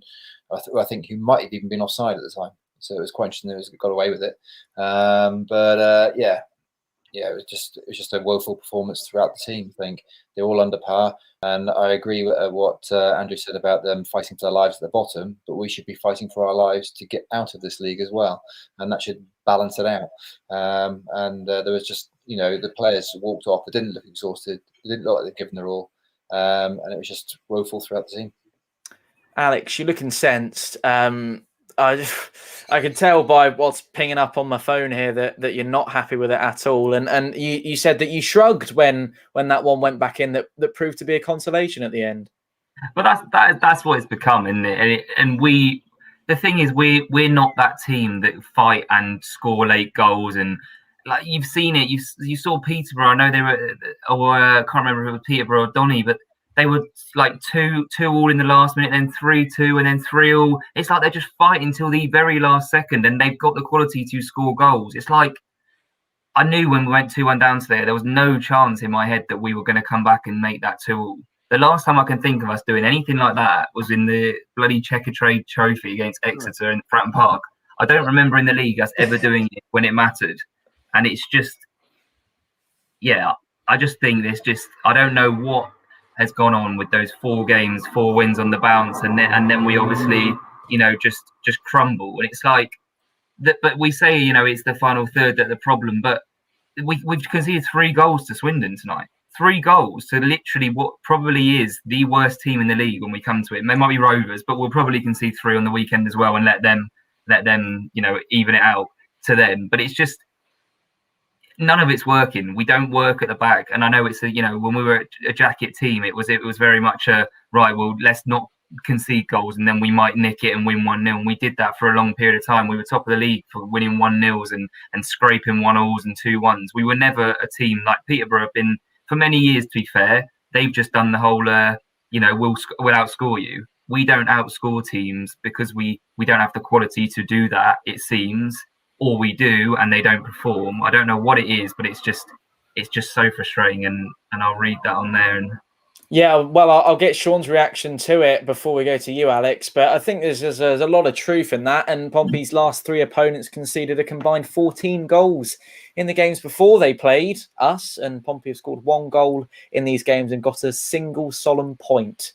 He says totally, two things need to happen. Fans need to return and the majority of the squad needs to go. We were going to discuss with Alex the players that he would get rid of, but I think that's music to your ears in terms of what you've seen on the screen. It's been what we've been saying, isn't it? Totally. You know, I'm tired of the fancy flicks, the half-hearted challenges, the falling down when they get a knock, you know, Curtis rolling around when he gets a little tap. It's just, I just want some determination, the professional footballers, you know, putting in a shift for his wage. And I totally agree with Ryan's comment there. It's just, it's just a disappointing end to the season. We're going out with a whimper. You know, we put all the effort in at the start and we're just not even trying. And it's just sad to see. And you've got to ask yourself as well, are we all, you know, me as well was guilty of giving Jacket a hard time for the hoofball, but actually the players now need to be held accountable as well, because it's not just him. It's obviously the players recruited in the system they play, and the performances they're putting in just aren't good enough. Alex, what's your reaction to that? And if you want to build on anything that Sean's just mentioned. Yeah, I don't think Jacket, I'm not saying that he's a better manager or on par with Cowley. I don't think that at all. And I think the Cowleys are a really good thing that are happening to this football club. And I think the fact that, you know, things are getting ripped up, like the academy, not good enough. That's getting ripped up. We brought someone else in. That's not me sitting here now and saying that they're going to set the world alight, because I don't know. But I know that it wasn't working and things need to change. And Cowleys are the right people, I think, to take us forward. But we're bringing them in. It's like going into, you know, well, it's like Sean going into his job and being given tools to be a builder. It's like, how do you then go and do your job with those tools? You can't do it. He hasn't had the time, obviously, and it's always tough when a manager comes in mid-season. That's why you sometimes see a little spring, but I don't mean you ever usually see like a prolonged, sustained, you know, improvement. You know, we saw it even at the top level of Chelsea when Di Matteo came in. They won the Champions League. He was then sacked the next season. It's like a bounce back. But if you're not good enough, you need to bring the players in and prove you're good enough. And these players at the moment aren't good enough, and that's Jacket's downfall. And I'm so glad still to the day, and I will be until we go out of business or go to the conference, I will be glad we've got rid of Jacket. So I just think they are the right people, but it's very knee-jerk and a lot of fans, and we need to get out of this habit of just suddenly, you know, results don't go away. What the manager's doing. We need to sometimes hold these players accountable now. They're not good enough and they're not proving themselves. Something we'll discuss in just a moment, sorry, Sean, is that Ed Woodward has resigned as Manchester United Executive Vice Chairman because of the Super League situation. I'm reading from Fabrizio Romano. He said Manchester City and Chelsea have intention to leave the Super League and are preparing with their legal teams. We'll discuss that in just a moment once we've got through things, Pompey, with Brendan and Adam and Sean. Just whatever you wanted to add to that, go ahead. I was just, going to echo Alex's comments there and say the fact that I hope the Cowleys get the tools and their backing in the summer, because, you know, it's going to take a massive overhaul to get this squad where it needs to be. You know, and there is a danger that they won't get a contract. And I think that would be a shame, because, you know, we like what they're saying. We like what's coming out of Fratton Park at the minute in that respect. And hopefully they'll be given the time. And just to build on that, I mean, I know that we can also sit here and say, it's easy to say the right things, and, you know, they know what fans want to hear. That's all well and good, but they get it. They get it like Paul Cook got it, and that's all we need from a manager. We need the manager to be able to understand what it means to us. Jacket didn't get it, and we said this when he went. We said, you know, he would never come out and he would never speak to the fans. I can assure you, if we had the Cowleys here next season, there'd be things like open training sessions for you boys down in the area to go and watch. Never got that with Jacket. He would be happy to come and confront fans and say what his thoughts are, what the philosophy is. Jacket wouldn't do that, and we just need that, and that's what we will get from these two guys at the helm. It's just give them time, give them the backing, and let them see what they can do. Can I add to that by saying that the Cowleys have come in, and from my point of view, there can be absolutely very little blame on the manager, which I know sounds abhorrent and stupid, and it would do under any normal circumstances. Yeah, thank you very much indeed. But what I would say is that they haven't been given the opportunity to make this mistake, have this run of games where we have a little dip, because it matters so much right now. And I think that's probably one of the reasons why Andrew remains as positive as he has been. And no one's come on here and slated Danny Cowley. And Alex, you've been singing their praises. So that's what I wanted to add. We win the next 4 games, Tom. and Oxford draw one of them, we're in the playoffs. That's what it amounts to, right? It does, but can you see us winning those 4 games right now? Yeah, I can. I can, chaps. Thanks for bringing him back in. I've got to sort the cameras out now. Hold on. I've not been drinking Aaron's fish water. I know it's my blue. Are you feeling flush with Jammy Dodgers again? But this still. What I'm saying is, we're not out of it yet. No, we're not by no means. We're not out of it until it's mathematically over. But they're just not enough at the moment, and we've gone back to we're gonna play like Jacket's team, and that's not gonna get us these playoffs. Okay, but I really hope I'm wrong. Yeah, I'd love him wrong. Penalty. Swindon scored from the penalty spot. First off, that isn't a penalty, and secondly, it's one of those that we were trying to get back into the game, left ourselves open a little bit at the back, and for me, Raggett's got to be blamed for that. He should have stopped that ball going across the park. End of. And there's a different game. 1-1, 1 point might have made all the difference, mightn't it? It costs us a point every couple of games, and in 3 games he's going to do another one. So it's the same thing. If we win all 4 games, we'll get into the playoffs. I totally agree. We'll be humiliated by Sunderland. They will knock out 4 or 5 goals in a game. We can't even get one. Okay, so you want to pack it? Go again. Yeah, we'll bet a packet of Jammy Dodgers on that. Yeah, you're on. I'll happily clean you out of more Jammy Dodgers. There you go. Okay. Alex, where do we sit right now? Where do you sit from a Pompey point of view in terms of any hope for the rest of this season? Well, like Andrew says, it's not over, and it won't ever fully in my head be over until it's over. And I've always, it's hard because I always battled myself to think, I really do want this to us to still go ahead and win and go up. But then equally, I sit there and think, do I really believe that we'll do it? And I don't. And I don't know if my dad's got anything to add in here. More than welcome to. You don't think we're going up? Not going up. No chance we're going up. But until it's mathematically over, you do think that it could happen. This is the problem with Pompey. There's always an element of hope, but it's not enough. It's that misguided optimism. Yeah. Hope is what kills you. Yeah. And that's why we'll all die early as Pompey fans. This is very true. Gents, if you can, stay right there. We'll be back with you in just a few moments. We've got lots to discuss in the world of football alongside what's happened at Swindon this evening. So we're back with you both in just a moment. Before we do that, let's speak to Brendan and Mike and Adam as well. And sorry to keep you waiting, gents. And we'll get all the boys back in for the last sort of 15 minutes or so in just a moment. But Mike, you look absolutely devastated, sir. What's going through your mind right now? I'm not devastated. I expected it, didn't I? I said we weren't necessarily gonna get a result tonight, and they're fighting for their lives, and that's what happens. I've been saying it that these are the teams that are fighting for their lives and need results to protect their income, to protect their jobs, basically. So they've got more to fight for than what our guys have, and that really shows on the pitch, I think. We are not good enough. I mean, we've had 4 people up front, and we've not managed to put one in, except for that one from Ronan, which wasn't a particularly brilliant goal, and that almost fluffed and bobbled over the line, didn't it? So, I just I still don't think we'll make the playoffs. We're currently down to 8th. We've dropped another one since the Charlton scored a goal. So, I find it quite hard, and I'm just going out the macro tomorrow to check that Andrew can go and buy a caseload of Jammy Dodgers, so he can dish them all out at the end of the season, and I'll greatly take my 2 packets off him.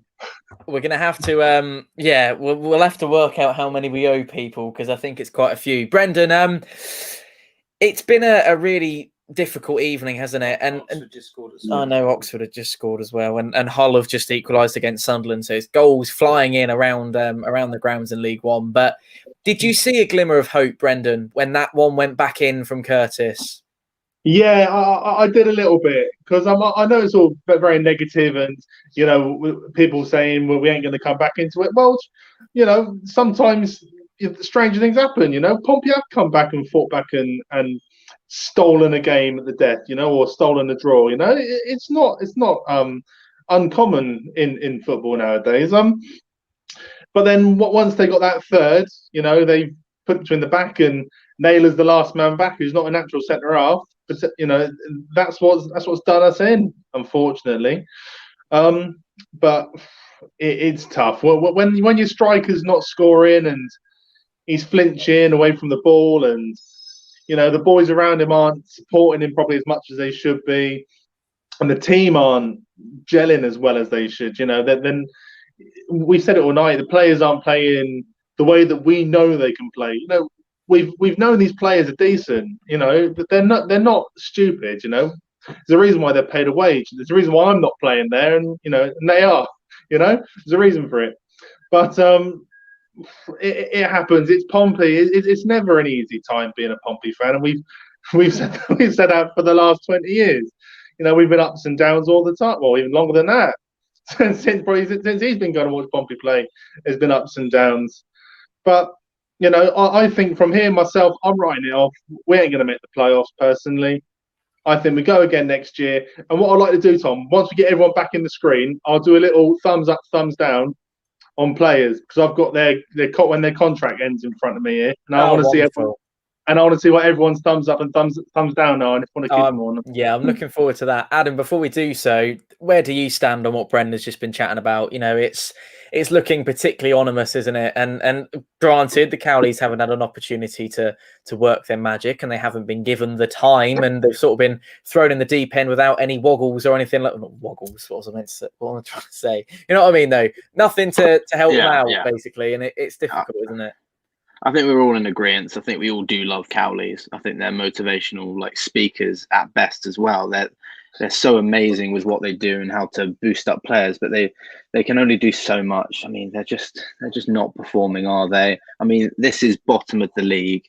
Yes, the League One is unpredictable to an extent, but this is still bottom of the league, and we thought we had a chance of coming back, and they still came back. I mean, all credit to Brett Pitman. I thought he was amazing today, and he was what John Marquis should have been. And it's just sad, isn't it? It really is. That our club has let someone that talented go, naturally talented, and just not let him stay there, just for someone to come on, just in case we have this crisis of not being able to score goals. It's just shocking, really. I don't know what to say. It's just, we're not going to be able to score goals. This is bottom of the league, and we can't score goals against them. We saw the stat earlier with one goal and 17 or whatever it was. We just can't score. If we even get into the playoffs, we're just going to get absolutely humiliated by Sunderland or whoever we come up against. It's just not worth it. It really isn't for our integrity and everything like that. It's just not going to do us a world of good if we go up there. Take a look at some of those on your screen. Pompey dominant pretty much, apart from your shots on target, and we won on corners, so a certain someone will be happy. Although we thought that perhaps there were shouts for the referee that might not have been given an awful lot towards us, but fouls are relatively similar, and obviously possession wise, we're still at that stage, Adam, where we're having all the possession, doing absolutely nothing with it, and those shots on target, good. But you can't see the scoreline, which you can now, which is 3-1 Swindon. So our midfield is the strongest depth position that we have. We have a lot of players in the midfield, but you'd argue that they're most talented, but I don't know. We can hold the ball, but we can't really do anything with it. We hold on to it because we don't know what to do with it. Yeah. We can't give it to anyone, can we? But we created none of them win. But we created 19 shots, and they just didn't go in. Yes, no, they didn't go. That's why we lost 3-1. Yeah, we could have won that 19-3 otherwise. Well, that is incredibly optimistic. What were the shots looking like, though? Well, exactly. Let me recall. Yeah. The shots were probably 3 over the top of the stand, and anyway, looking back in retrospect is not what we want to do. Sunderland have taken the lead now at the KCOM Stadium. They're now 2-1 up against Hull City. What we're going to do now is bring everyone back in to the stream. Before we do so, actually, just so I give everyone a bit of a chance to sort of sit back, prepare, etc., etc., let's take a look at what's still to come here on Fournilwrittenalloverit towards the end of the season now. So still 4 games here with us live on Fournilwrittenalloverit, and I say it might be 7, but it might still be 4. Saturday, join us from midday. Kickoff is at 1 o'clock for Portsmouth versus Bristol Rovers. Accrington Stanley is next up. Tuesday, the 27th of April. That one kicks off at the later time than normal of 7 o'clock. The 24-hour clock throwing me off massively. Join us from 6 p.m. for all the build-up. AFC Wimbledon is the final Saturday fixture, which kicks off at 3 o'clock from the new Plough Lane. Join us for our coverage from 2. And then it's the final game, the Super Sunday, the 9th of May, live from Fratton Park. We're going an hour and a half before kick-off. 10:30, join us for the midday start. And could that perhaps be the season-defining one? Maybe. That's the difference between playoffs and no playoffs. And albeit we have to play Accrington twice, maybe they might even be in with a shout on putting some playoffs at the top. And there's a massive response to everyone coming back onto the screen. So thanks for sticking with us to all of you.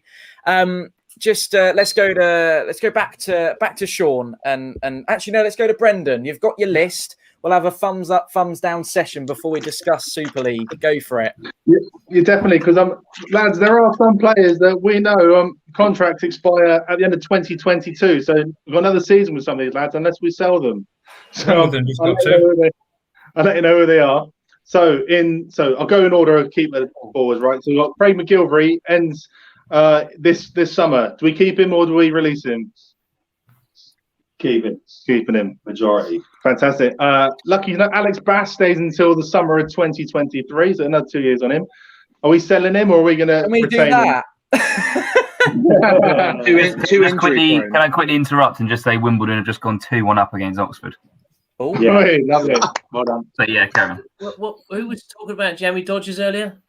Me, and I'm going to keep talking about them until I'm mathematically proven not true. Oh, Aaron's got some. Who we got next, Brendan? We got Paul Downing ends in summer of 2022. Oh, that's a big no. That's a big. Sean's even doing that. Sean Raggett, summer of 2022. Oh, Sean Raggett can go as well. Yeah. Jack Watmore leaves this summer. Jack Watmore staying. Keeping Jack. So we look now. Charlie Daniels. Do we renew his contract? No. Oh, he's going. Surprised by you lot. Lee Brown, summer of 2020. What's happened to Brendan's mic? Can everyone still hear him? Yeah. Who's that?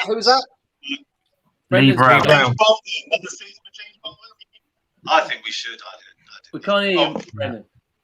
Oh, hang on. Cover the mic. That's it. There we go. Yeah, I think you cover the mic. We lost you before the geezer before James Bolton, mate. Oh, James Bolton. All right. Lee Brown. No, he's gone. Gone. Oh. Big no.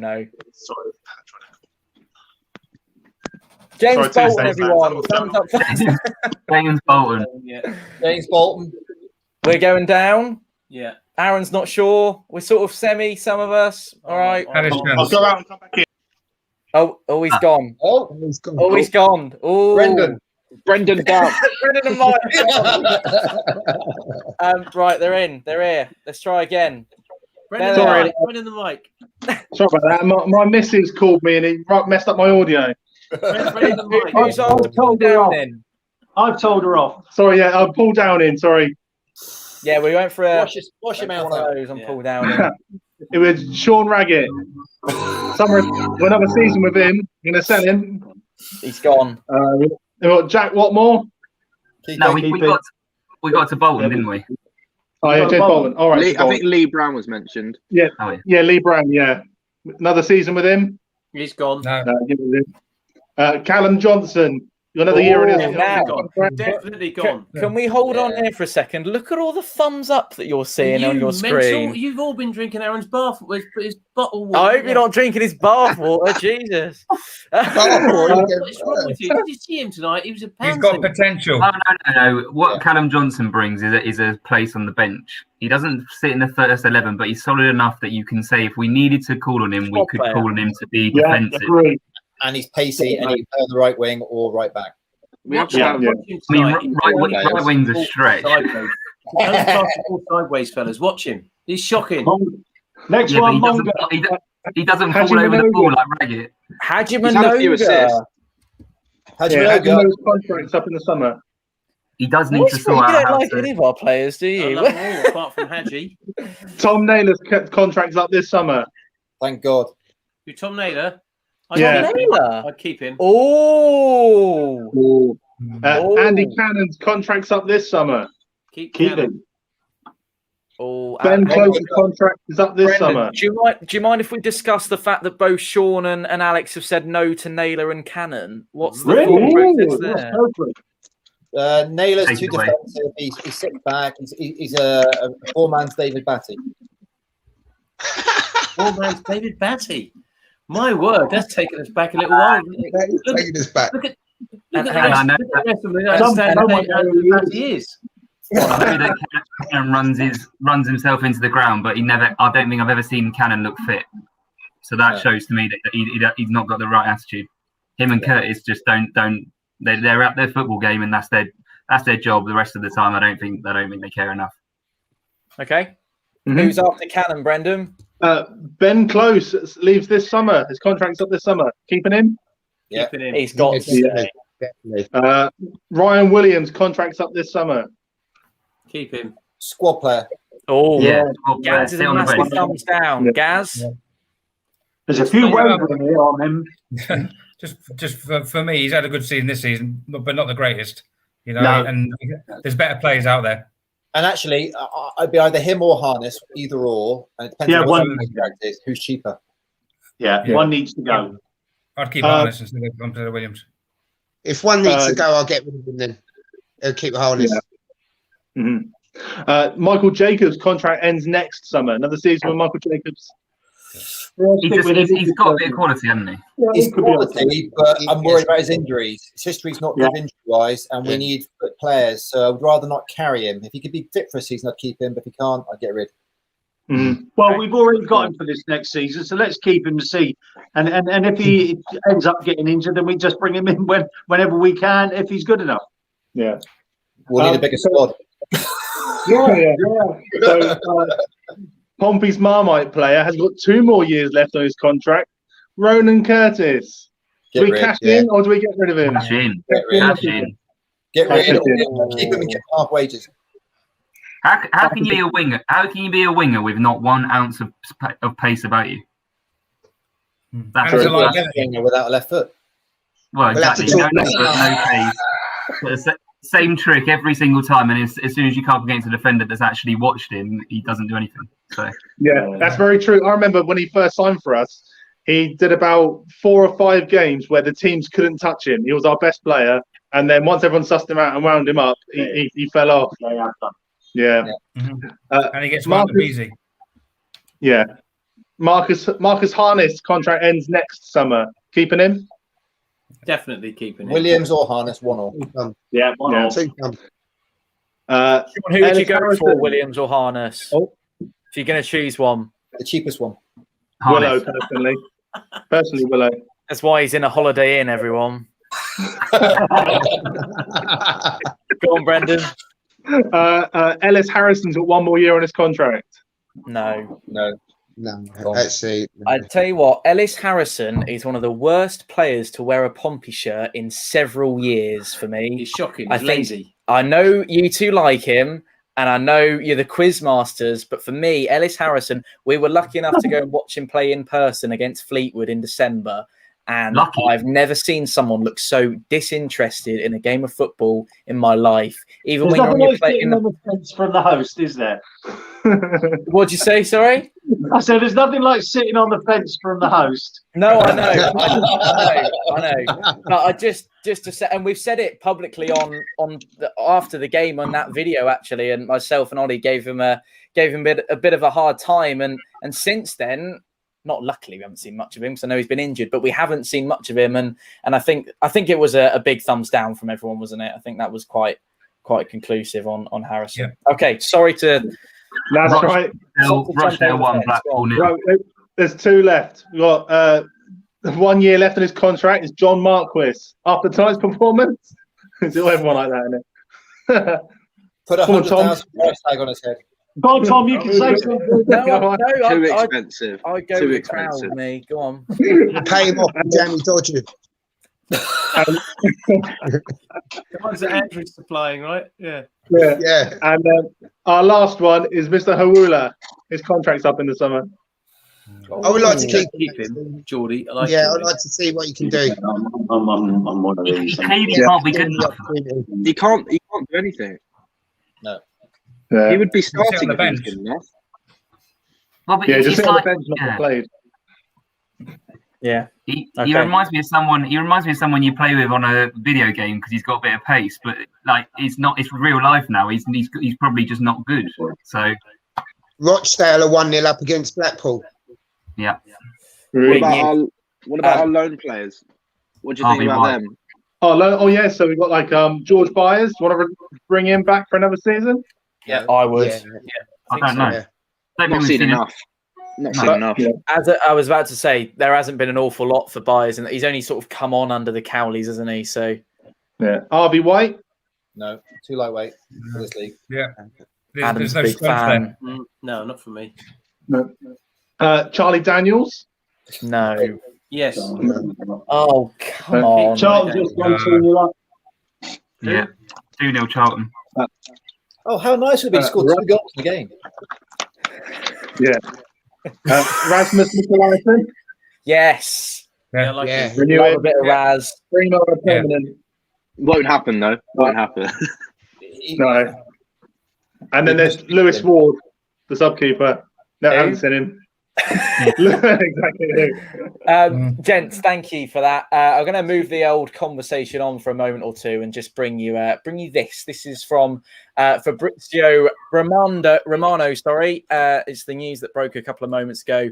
Ed Woodward resigning as Manchester United executive vice chairman because of the Super League situation, and Manchester City and Chelsea have intentions to leave the Super League and are preparing with their legal teams, and that's been something that's sort of been developing as we've been live for you here on Fournilwrittenalloverit this evening. I'll come straight to Sean if I may on that one.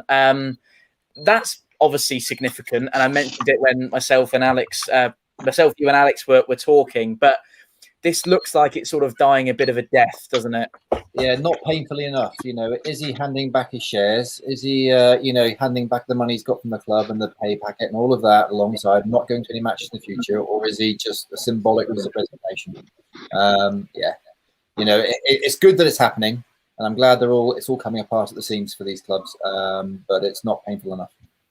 And Adam, it's an example, isn't it, of what the fans can do, and fans actually, if this all sort of comes to fruition, they do have that voice that we all sort of deep down knew they did have.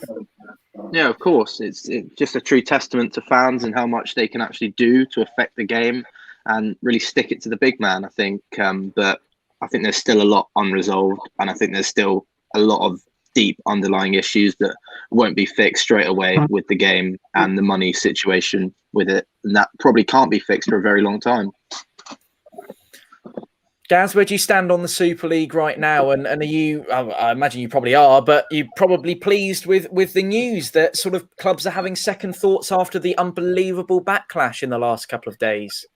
Yeah, I said before the game today that something would change because fans have got a voice. The social media, the Twitter and Facebook and so forth. It's a big voice out there. It's like the small man can get, onto a platform where it can be heard, and rightly so. So it's not just the big six. Apparently they're the big six, but they're not the big six. They've just got more money. That's all it is. But there's other. If we were playing today at home or whatever, we'd still be protesting as well. So it's not just about them. It's about the whole football community. From the top right down to the bottom. Grassroots. We've all got a voice now, and we're being listened to, and it's great that heads are coming off. But the big picture is what punishments are going to be enforced. It's all right, people leaving, but they made a decision, so that decision has to be reprimanded. I think because it was the wrong one. We're going to lose the bottom half of the screen here. Oh no, we're not. Everyone's going to stay. Oh, that's lovely. Not the biggest fan of Man City, but then wanting to leave the Super League redeems them a little. Slightly surprised to see it from them, but really glad all the same. Mike, as a man that has seen Manchester City rise from nothing to prominence, and I would imagine Chelsea with Abramovich as well, where do you stand on City's apparent decision tonight, and the sort of the retracting of Chelsea too? Well, as I said, they must have signed contracts at some stage to be able to want to take legal action to get out of it. So they'd all heavily committed towards this thing. It's just whether now the clubs are going to spend a lot of money getting themselves out of it.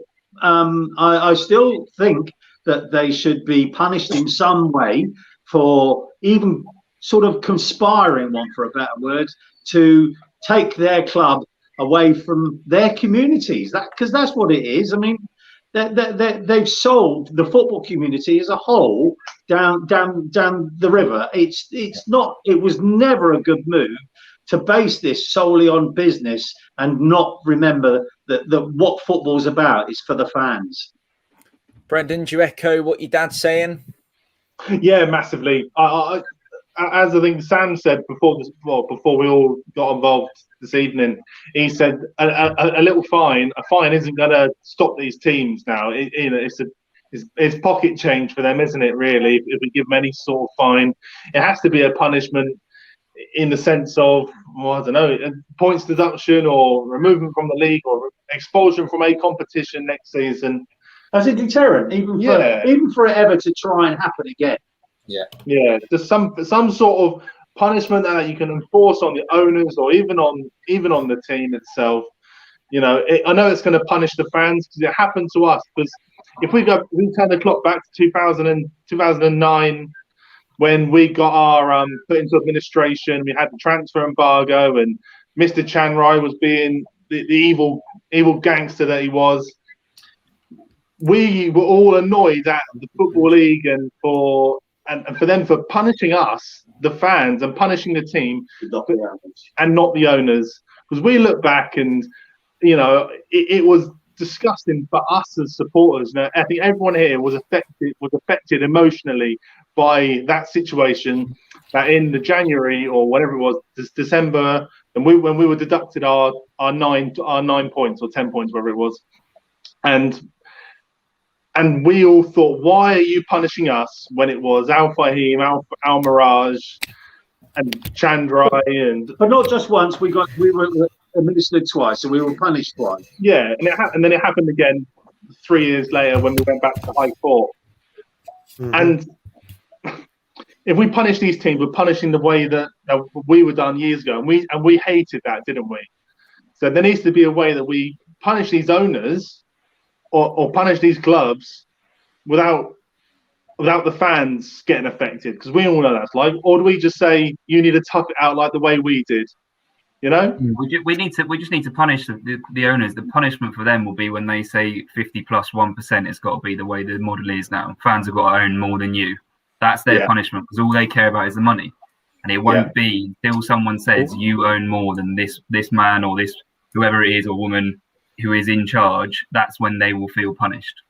That's all it is, and the fans will then feel like they haven't been punished. They've actually got something from this whole saga.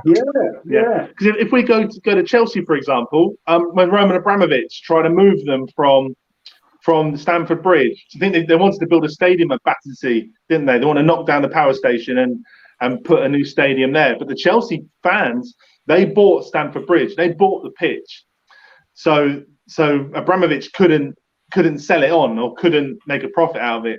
So I think that's something that needs to be looked into in the Football League, even the Premiership, or with these big six clubs, you know, or even if we even fancy doing it, the Portsmouth Supporters Trust, and if they open it up to more of us now, that we can purchase 51% of our football clubs.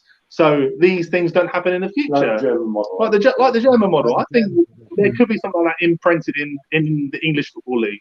I think it works, but I do also think, saying all this, that it does have limitation to the extent where it probably only works in terms of still being as competitive as possible at the Premier League level. Because if we had League Two clubs, let's say, I'm looking at the scores now, let's say Harrogate had to have 51% of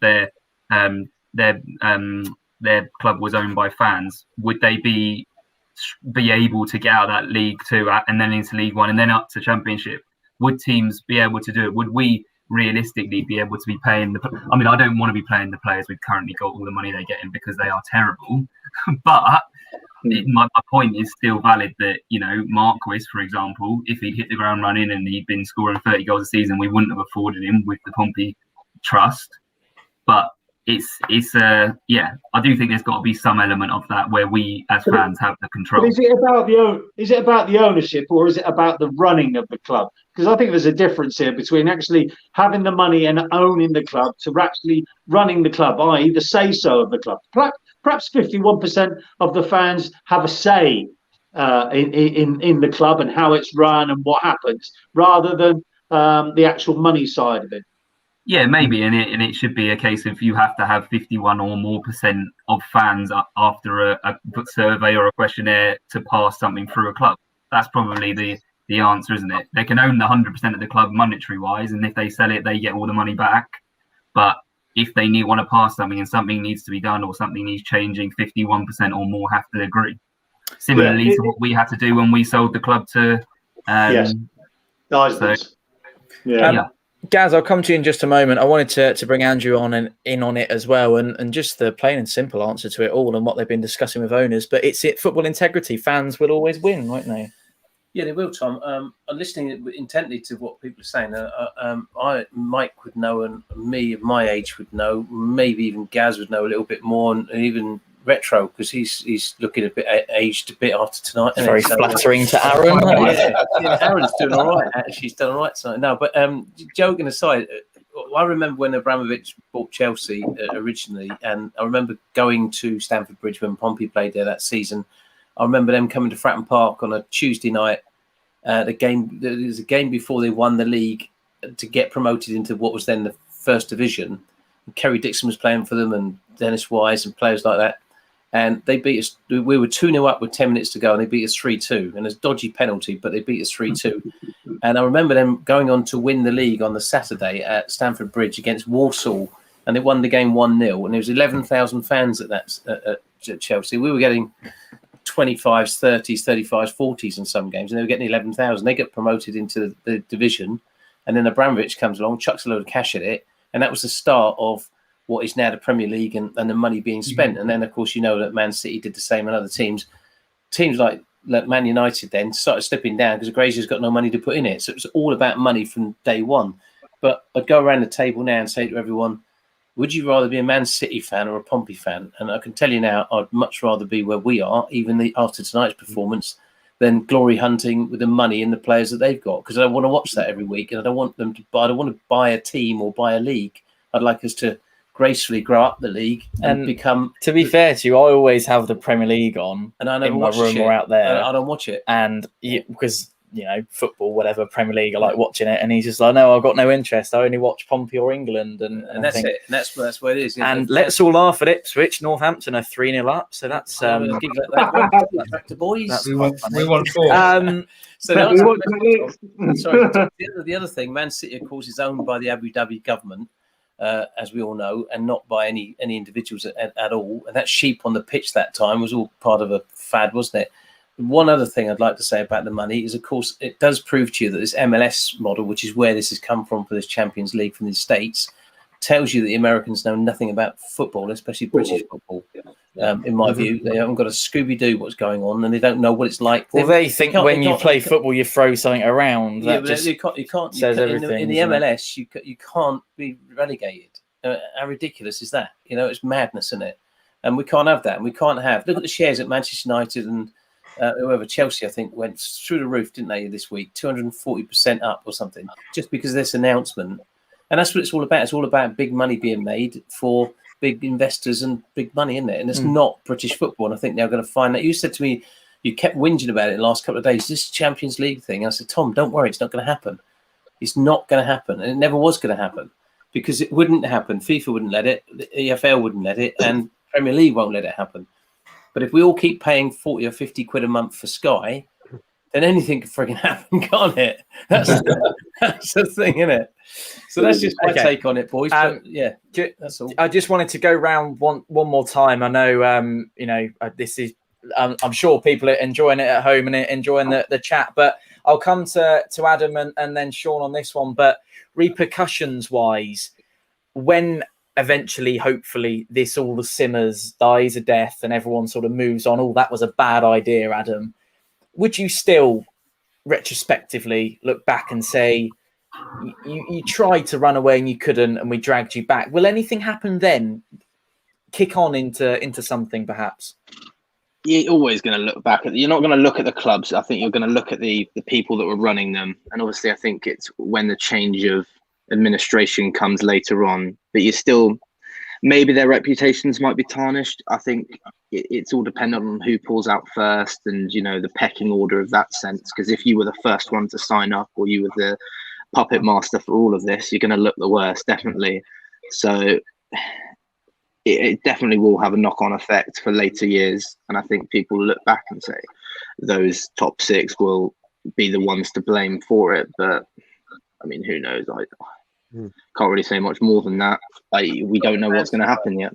Not the fans, just the board of directors and some of the decision makers at that level. The fans knew nothing until Sunday, did they? Let's face it. Sean, where do you stand? I think it goes back to the issue that we've had for years and years in football. It's not just the money, but it's the fit and proper owners accountable to fans, accountable to supporters. And something needs to be done legislatively-wise by the FA to make sure that owners that come in run it and do it with the best intentions in a professional manner. And when it starts stepping out with of the fans' interests, serious questions have to be asked, and there has to be financial penalties as a result. Now then, I agree with what Brendan was saying about not punishing the fans. That's key. But the only way you could punish an owner who runs a club to make money is by doing things like a transfer embargo, limiting their entry to certain competitions. And then the fans themselves will then hold their owners accountable. It's a double-edged sword. It's unfair to punish them, but fans will miss out. But the fans then have to hold their owners accountable. Aaron, how proud are you to be a Pompey fan, as you are, I'm sure, every single day of your life, but even more so now when a mess like this is unravelling and hopefully going away? Well, my blood runs blue. I'm Pompey through and through. I'm proud to be a Portsmouth fan and always will. But I will say about all this top six, come Friday, UEFA are having a meeting with all the football associations around Europe. I strongly agree. I strongly think that they will put a 2-year transfer embargo on the top six and a 2-year European and domestic ban on all competitions. Maybe Haaland will come to Pompey then.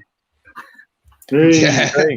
This is true. Forget Mourinho. We'll have Haaland. No, we don't mean Mourinho. Mourinho is on gardening leave. The reason why he's on gardening leave is because he didn't want to do it.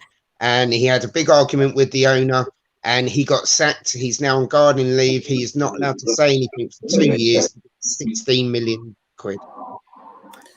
You last minute at Wimbledon, it's 2-1 still to Wimbledon against Oxford. So that's good news, boys. The last minute at Gillingham the other day, Oxford won 3-2. No, you remember that? I remember. Yeah, I'll tell you what. I'll tell you what. I'll not only send you a packet of jammy dodges if that happens tonight, but I'll drive up to Watford and drink all Aaron's water. There's plenty there, Andrew. It's all ready to go. It'll be interesting at the weekend because obviously the EFL finals on, isn't it, with the Tottenham and the Man City. Yeah. So that's like a competition, that they don't want to be bothered about, really. That's like if they want to go and play in their little league, they're not going to be interested.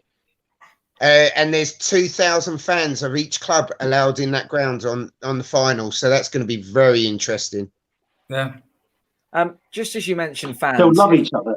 If you wouldn't, if we wouldn't mind bringing the conversation back to Pompey, just for the closing minutes of the stream, and I'll come to Alex on it. But how much of a difference do you think fans will make now, given perhaps the knock-on effect of all the Super League business that we've sort of, and perhaps fans will feel a little bit disheartened by the fact that this.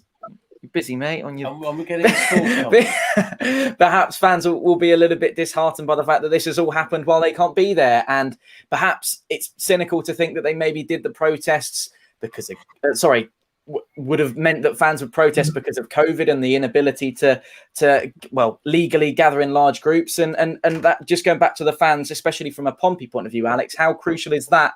And hopefully we can see them return August time at the start of the season. I think that especially Pompey fans, and we've said it, everyone knows it. We are different, the different breed of fans.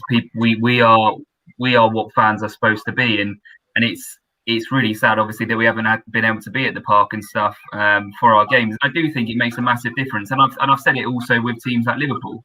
I think that their crumble this season has been massively a part of because they haven't had any fans in the stadiums. Obviously, they've had injury, bad luck, and it's not just been as good, and the front three haven't been as good. But I think the fans in Anfield, similarly to us, we get put on the same kind of level in terms of different leagues. I think it's a massive thing for the players. The players in our squad, I think, would try a lot harder a lot of the time if we were all there still. And I think that until we are all back, there will be a lot of this squad and this network are still just happy to roll on week in, week out and not do masses. So I think the quicker we can get people out and quicker we can get new people in and the fans back in the stadium will be Cowley's the new era. We're going to lose the middle chunk of the panel for a moment. Just dropping in the last couple of moments. Danny Cowley, the headline from his post-match interview is, "We have to do better." There he is in the decisive moments of the game. And there's no hiding place from that. No one's interested in what it says, just interested in poking around the corner. I won't spoil the fun. I'll leave it on there. There we go. Just while we speak to Gaz, just your immediate reaction to what Danny Cowley said. You wouldn't expect anything less, would you? But it's I mean, he talks the talk, doesn't he? I mean, like Aaron said before the game, he's got to walk the walk. He says a lot of nice stuff. He's very well spoken, so he's quite good at what he needs to say. But again, he just needs to work on the pitch, work on training. What? He can't concentrate. Gaz, I'm amazed that you've kept going this long. Yeah, I know. It's difficult. It is difficult. For another one to throw at you, Gaz, while the gents are all messing around. Barcelona have also confirmed in the last couple of minutes that they are another team that are having second thoughts. They're sort of thinking about retracting from this business. It's not just an English situation now, is it? You've got European clubs involved too. Yeah, it's because it's worldwide, isn't it? It's like massive. Everyone's talking about it. It's all on social media, so it's going to be the knock-on effect is going to be huge. And it's like Mike said, contracts would have been drawn up. They would have signed up for stuff. So repercussions afterwards. I'm being told off by the bot. I'm going to get smacked around the face at the end of the stream. Retro, there's young children watching this. Past their bedtime moment there. Oh God, what is it with you and name dropping on the channel? Crikey. There we go, gents. There goes any monetization for the evening. Thank you, sir. Last minute, Tom. Yes. Tom, Charlton have gone 3-0 up. Tom, Charlton. Did I say Charlton we're going to nick in? You did. Mm-hmm. Tom, what I'd like to know is what the Eisners, whether they all come out and make a statement about this Super League. Will they bring something out to us in the club, or do you think they'll remain silent? I would expect they will perhaps wait until everything is a little bit less sort of, what did you say? A bit like having a TP. Two TPs. Having two TPs. It's 2 tents, isn't it? Oxford have lost, by the way. That was a wigwam. That was a wigwam. Sorry, 2 wigwams. A couple of wigwams. Couple of wigwams, 2 tents. Yeah. That's it, yeah. How many bits are in a pub shop? 90 plus 6 minutes, still 2-1. It's over. It's over. It's done. Wimbledon have beaten Oxford. Excellent. They have. What about Rochdale? They've beaten Blackpool 1-0? No, that's 90 plus 4. Right. It doesn't really matter, though. We need to win our games. Exactly, up at Plymouth. Yeah, exactly. Which involves scoring goals. Yeah, absolutely. And finally, you've got the final word, Retro Shirt, Sean. Where are these goals going to come from? We've got 4 games now, maybe 7. Where are they coming from? It's got to be young Alfie. Yeah, bring him on. Bring him on. He's got more chance than anyone else on that pitch tonight. Curtis scored, didn't he? Yeah. Fluffed it. And rolled it, Own yeah. goals. Probably offside. Can you stop jumping in with? We don't care about the results. Yeah, Adam, Peterborough, Charlton. shut your face. Peterborough, Adam, Charlton where? Saturday. I'm trying They'll to lose that. We're nearly 4 hours now. Charlton will lose at home. to Yes, we're Peterborough. concentrating on Saturday, ourselves. right? Plymouth nil, Charlton 4. We're gonna get rid of Andrew for the moment. Getting Adam, ready, Andrew. he's ready to go. Where are Pompey going to finish at the end of the League One season? I hate to say it, but it's probably going to be 7th. Okay, Sean. You're optimistic. I think the slide starts here. I'd love us to get into the playoffs. Love us to get through, but I think we're going to be 7th. Would be optimistic. Probably 8th or 9th. Oh, it's 4-0 Charlton. Aaron, where will Pompey finish in the league this season? Well, if Kev the Kitman comes on and plays the last 4 games, we'll finish 3rd. He's been drinking that fish water, isn't he? Brendan, Mike. No, realistically, I say would love 6th, but I think we'll finish 7th. Okay, gents. 7th, I think. Outside playoffs, 8th. My number 8.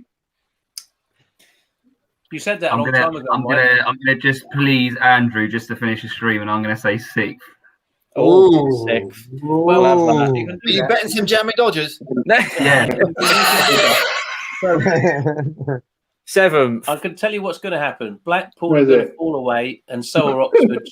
Charlton will be in there with us. Where's the crystal ball? Charlton will be in there with us. At the top Yeah, six. we're going to be automatic, aren't we, Andrew? If we get in playoffs, I'll shave my head. Oh, he's shaving his head. You see what Pompey's done to us. Andrew's saying he's going to go around and drink fish water, and bloody Brendan's taking his shirt off. No, Gaz is shaving his head. Gaz, a bit like your ex-missus, Pompey have been in decent positions so far this season. But not with you, though, bud. No. Where do you realistically Lacks any think penetration, though. Yeah, we're not doing that. Not live on YouTube. Gaz, league table finish. I think other teams are going to go above us, so I think we're going to finish 7th or 8th. I can't see it. I think as much as I want us to go up, other teams are better at the moment. They've got the better. They seem to be more consistently at the moment. Look at Charlton. Look at Blackpool. Their results are bringing us down as well as us as well. Are you actually saying like your ex-missus were going to end up the wrong way? Yeah, probably, yeah. We're not going to get 69 points, are we? Anyway, end of stream. Thank you, gents. I'm going to go for a surprise 5th place finish for Pompey. There we go. Right. We will see you all earlier time. We're shock on their faces. We're kicking off from. You've had one too many glasses of red wine, haven't you? Red wine. Right. Well, that's even worse. Gents, thank you. I'm actually in Bristol. I'm actually in Bristol on Saturday. We're Rovers fans, so I'll bring him on. Awesome. Good you. Can't wait. Gents, thank you very much, and we'll see you from midday on Saturday. Take care. Cheers, guys. Have a good one. Looking forward to it. Stay safe. Great fun with all the boys there. And Andrew, you have the final word, if you will, please. That'd be great. I still fancy it, Tom. 4 games to go. We'll win the last 4 because we've got to come good now. We've had a rough ride for the last 3 or 4 games. We're going to come good. Oxford are going to fall away, and so are Blackpool. We'll be in there with Charlton because Charlton are going to get in there for sure. They're a good outfit. Okay, thank you very much indeed. That's where we're going to leave you for now. Before we do so, let's take a look at see what's coming up here on Fournilwrittenalloverit over the final couple of weeks. The run-in the Super League One. Here it is then, Portsmouth versus Bristol Rovers Saturday. It's this Saturday, we're just discussing it. Alex is going to bring a Bristol Rovers fan on, and hopefully we'll be able to speak to all of the boys for then as well. 1 o'clock is the kickoff time. Join us from 12 for all the build-up. Accrington Stanley is the following one for Pompey, Tuesday the 27th of April. Join us from 6 p.m. for our coverage, and the kickoff time is 7. Then it's the last of the Saturday games, at least for Pompey this season. The 1st of May, join us for AFC Wimbledon away, and then a Super Sunday, the 9th of May, live from Fratton Park. 12 o'clock kickoff, midday, as all the games are in the league on that particular day. Join us from 10:30. We'll have a look back at all the best moments from the stream so far this season too. Plenty to look forward to over the next couple of weeks with us here on the show on Fournilwrittenalloverit. We're going to let Andrew go and finish his fruit. Thank you to everyone for the fun we've had for the last couple of hours. We've been live for nearly 4. Well, we have been live for bang on 4 hours now. It's just hit 9 o'clock.